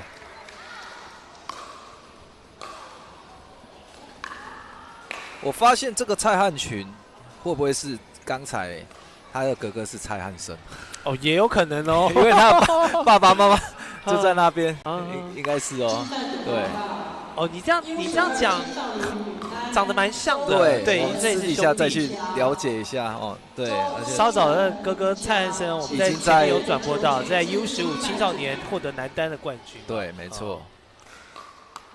所以两兄弟的运动神经跟整个打球的条件都蛮好的。一个叫做蔡汉生，一个叫蔡汉群啊，对，只是一个汉有3点水，一个汉又没有3点水，所以爸爸妈妈取名的时候还是有蛮多考量的吼。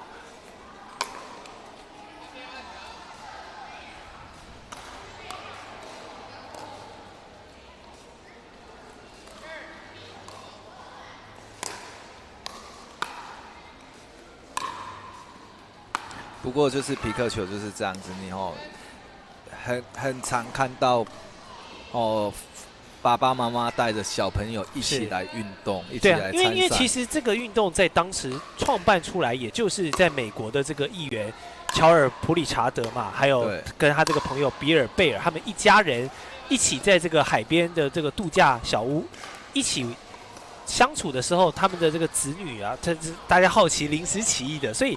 这个运动本来就是非常象征美国家庭文化的一种象征，所以我觉得兄弟姐妹，然后爸爸妈妈这样带出来一起打球，就很符合美国这种中产阶级的这种感觉，对，所以是就是可以，人家说皮克球除了可以社交之外，那其实培养亲子关系也是一个非常好的一个运动，是。确实是一个很好的社交运动，尤其是我们在度过这个 COVID-19 新冠疫情之后，其实有蛮多新兴的运动都获得了一波报复性的关注，因为大家被疫情困在1-2年，大家都闷得太闷了，然后寻求更多的运动。据我所知，包含不管是飞盘也好啦，像我们现在转播的匹克球，好几种球类运动，其实都在很多这种华人世界哇，这是非常的盛行。当然也跟现在这种流行拍抖音啦，然后很多这种运动型的网红会带这种小众运动的这种推波助澜，我觉得也有蛮大的关系。对，最近之前曾经在蔡依林的 IG 也看到他在打皮克球，是有体验这样。那我们101的董事长贾董，他也有在打皮克球，对，所以其实越来越多的明星在从事皮克球这项运动。我觉得真的观众朋友如果有兴趣也可以透过我们转播港都杯这2天然后就像我们 Danny 教练说的，其实现在全省都有蛮多接触皮克球的管道，大家都可以去做一些搜寻，然后来报名这样子。好，这场比赛最后是由汉群技高一筹击败了张景威。那我们待会回来就会是港都杯我们今天的压轴赛事，休息一下，待会再回到比赛现场。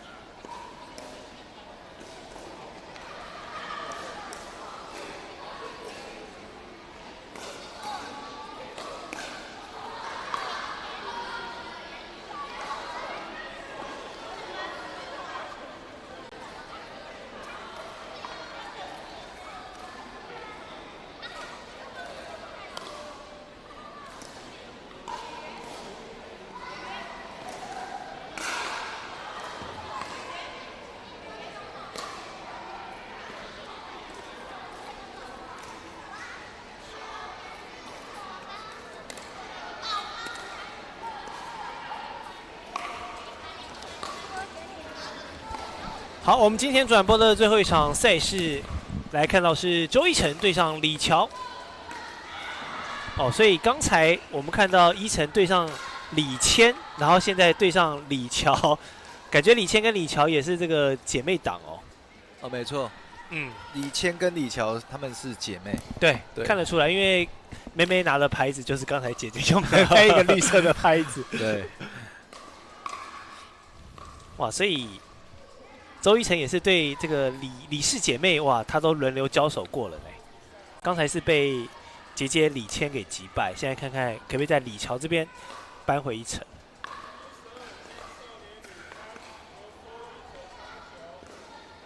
那你主播，你看我们今天的转播的赛事，有发现蛮多是兄弟档，对，兄弟姐妹档，或是姐妹档，真的蛮多的，就是皮克球很适合哦全家大小的一项运动，对，他们可以报名这个单打哦，然后甚至双打可以来这个联袂出战。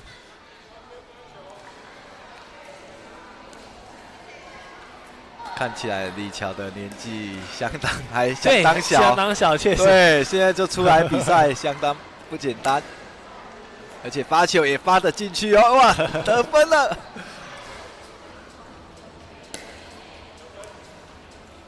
那裁判老师可能等下跟他讲一下哦，不能发球的姿势还是他也跟姐姐一样习惯上抛，对，老师跟他讲要下抛，对，不能做这个桌球的上抛。其实他要落地的时候，他只能就类似这样子，让他自然掉下去。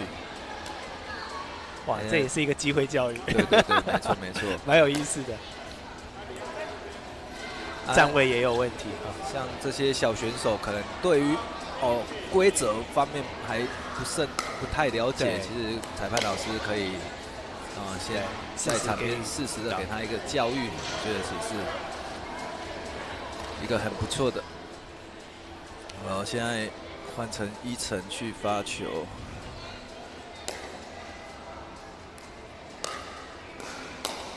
哇，这边直接volley去接。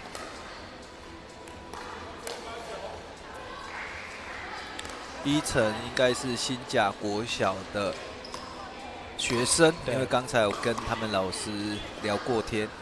新甲国小目前在学校也是有将匹克球纳入他们的社团里面。对，先从社团的性质慢慢去做推广。对，而且他说他们这次很踊跃的报名港都杯的赛事。是，对。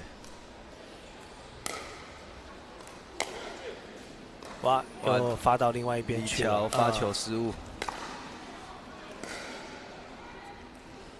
所以李乔年龄还小，不像姐姐刚才，你去改变她的姿态呢，她对球的把控度还比较好。对，你要她做这个往下放的时候，她会觉得有点不太顺哈。对，没错。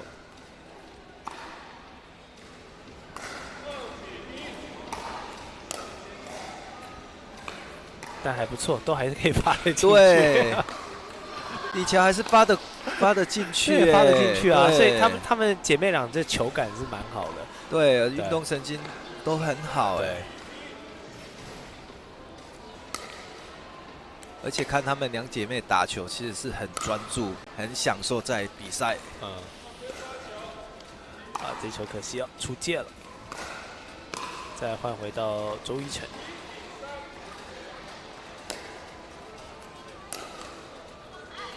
好，这球可惜了，机会来了，机会来了，接发，出界。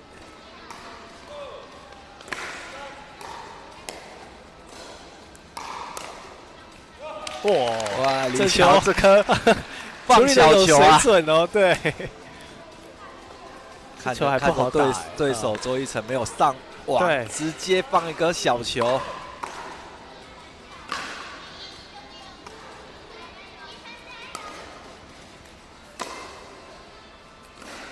出界，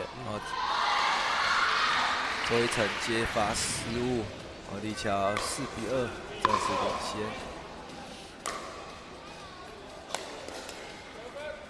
又是接发失误，是，所以你看学生选手，其实只要好好的把握他的发球的得分机会，发球把球发过，那得分机会就自然就会提升。又是接发失误，那回去周一成可能要好好的再练习一下接球。对，我觉得基本功啦，基本功还有很大的提升空间。我相信学校这么支持，然后随着这个社团加入的同学多了哈，他们的训练量如果能够慢慢起来的话，如果明年的港都杯可以再看到他，我相信应该会有一些提升。是。哇，这球打得很高，结果最后有落点进去。哇，这个不错，其实不错，他的跑动各方面哈。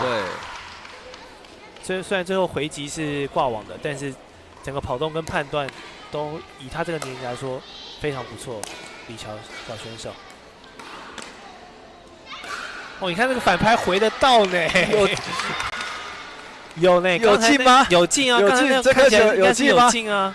我们再透过回看再看一次，他刚这样随手一这个反拍，哎，真的有进，是有进的。这是一个超级高难度的长钉扣，又是周一成的接发失误，比数来到7-2。哇塞！今天周一成对这被家姐妹修理得很惨啊。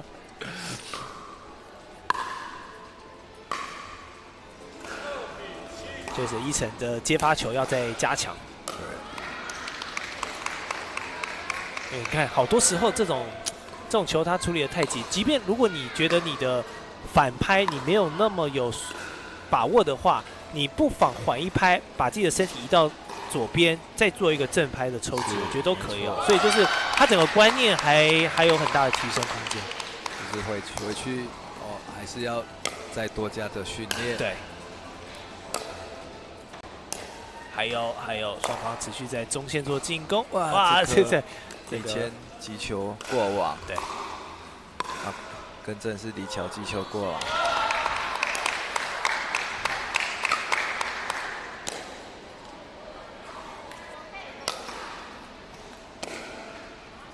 你看他球其实落点都还蛮精妙的，哇！所以我觉得有时候这种球感就是天生的。你看他们。李谦、李乔两姐妹，李乔我觉得应该比她姐姐年龄低蛮多的，因为看身材各方面。但是她的落点也是蛮精妙的，那手感挺好的，运动能力也是很好。重点我发现李乔今天发球好像还没有 miss 掉，相较其他那些。有啦，他会发到对象，但是他不会挂网或者什么。对，他大不了就是发到对象而已。对，像今天我们转播了有蛮多，对啊，国中组的选手都可能发出界或是干嘛。结果李乔今天发球命中率还蛮高的，是来到 match point 了，10-2。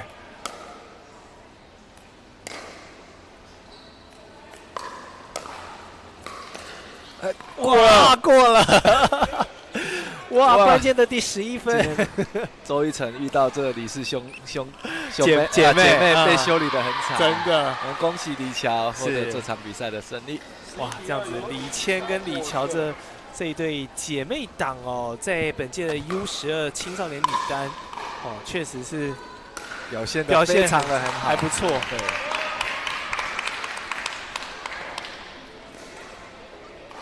好，那么今天从中午的12点半哦，一直到现在已经将近6点的时间了。我们看了非常多这些小选手精彩的表现。那想请Danny教练帮我们总评一下我们今天港都杯第一天的赛程，有符合你的预期吗？是很高兴看到很多的小选手报名这次的参赛，不管是第一次参赛也好，或者是他在国小、国中都有去参加皮克球的赛事。是，那整体我发现是有越来越多的小学生。去报名皮克球的赛事，我对于皮克球在台湾的发展有很大的信心。是，对。那明天呢，其实我们就会带来风格比较不一样，因为今天大部分是这个 U15到 U12，还有这一些这个青少年层级都。明天有社会人士，社会人士的看点在哪里？可不可以请教练跟我们讲一下？社会组他的球龄可能会比较长，成熟一些。也许他以前是有网球、是桌球、羽球经验，那打起来可能球速会比较快，那经验也会比今天的选手还要好。我相信明天会是一个很精彩的赛事。了解，好，也提醒观众朋友，明天呢我们会比较早，在上午的9点钟为您带来114年度港都杯全国皮克球锦标赛我们第2天的赛程。那今天再次感谢杨敬宏教练精彩的讲评，还有我董静巧以及整个台亚团队为大家带来的转播服务。那我们明天再会，也祝你有一个美好的周六夜晚，拜拜，谢谢。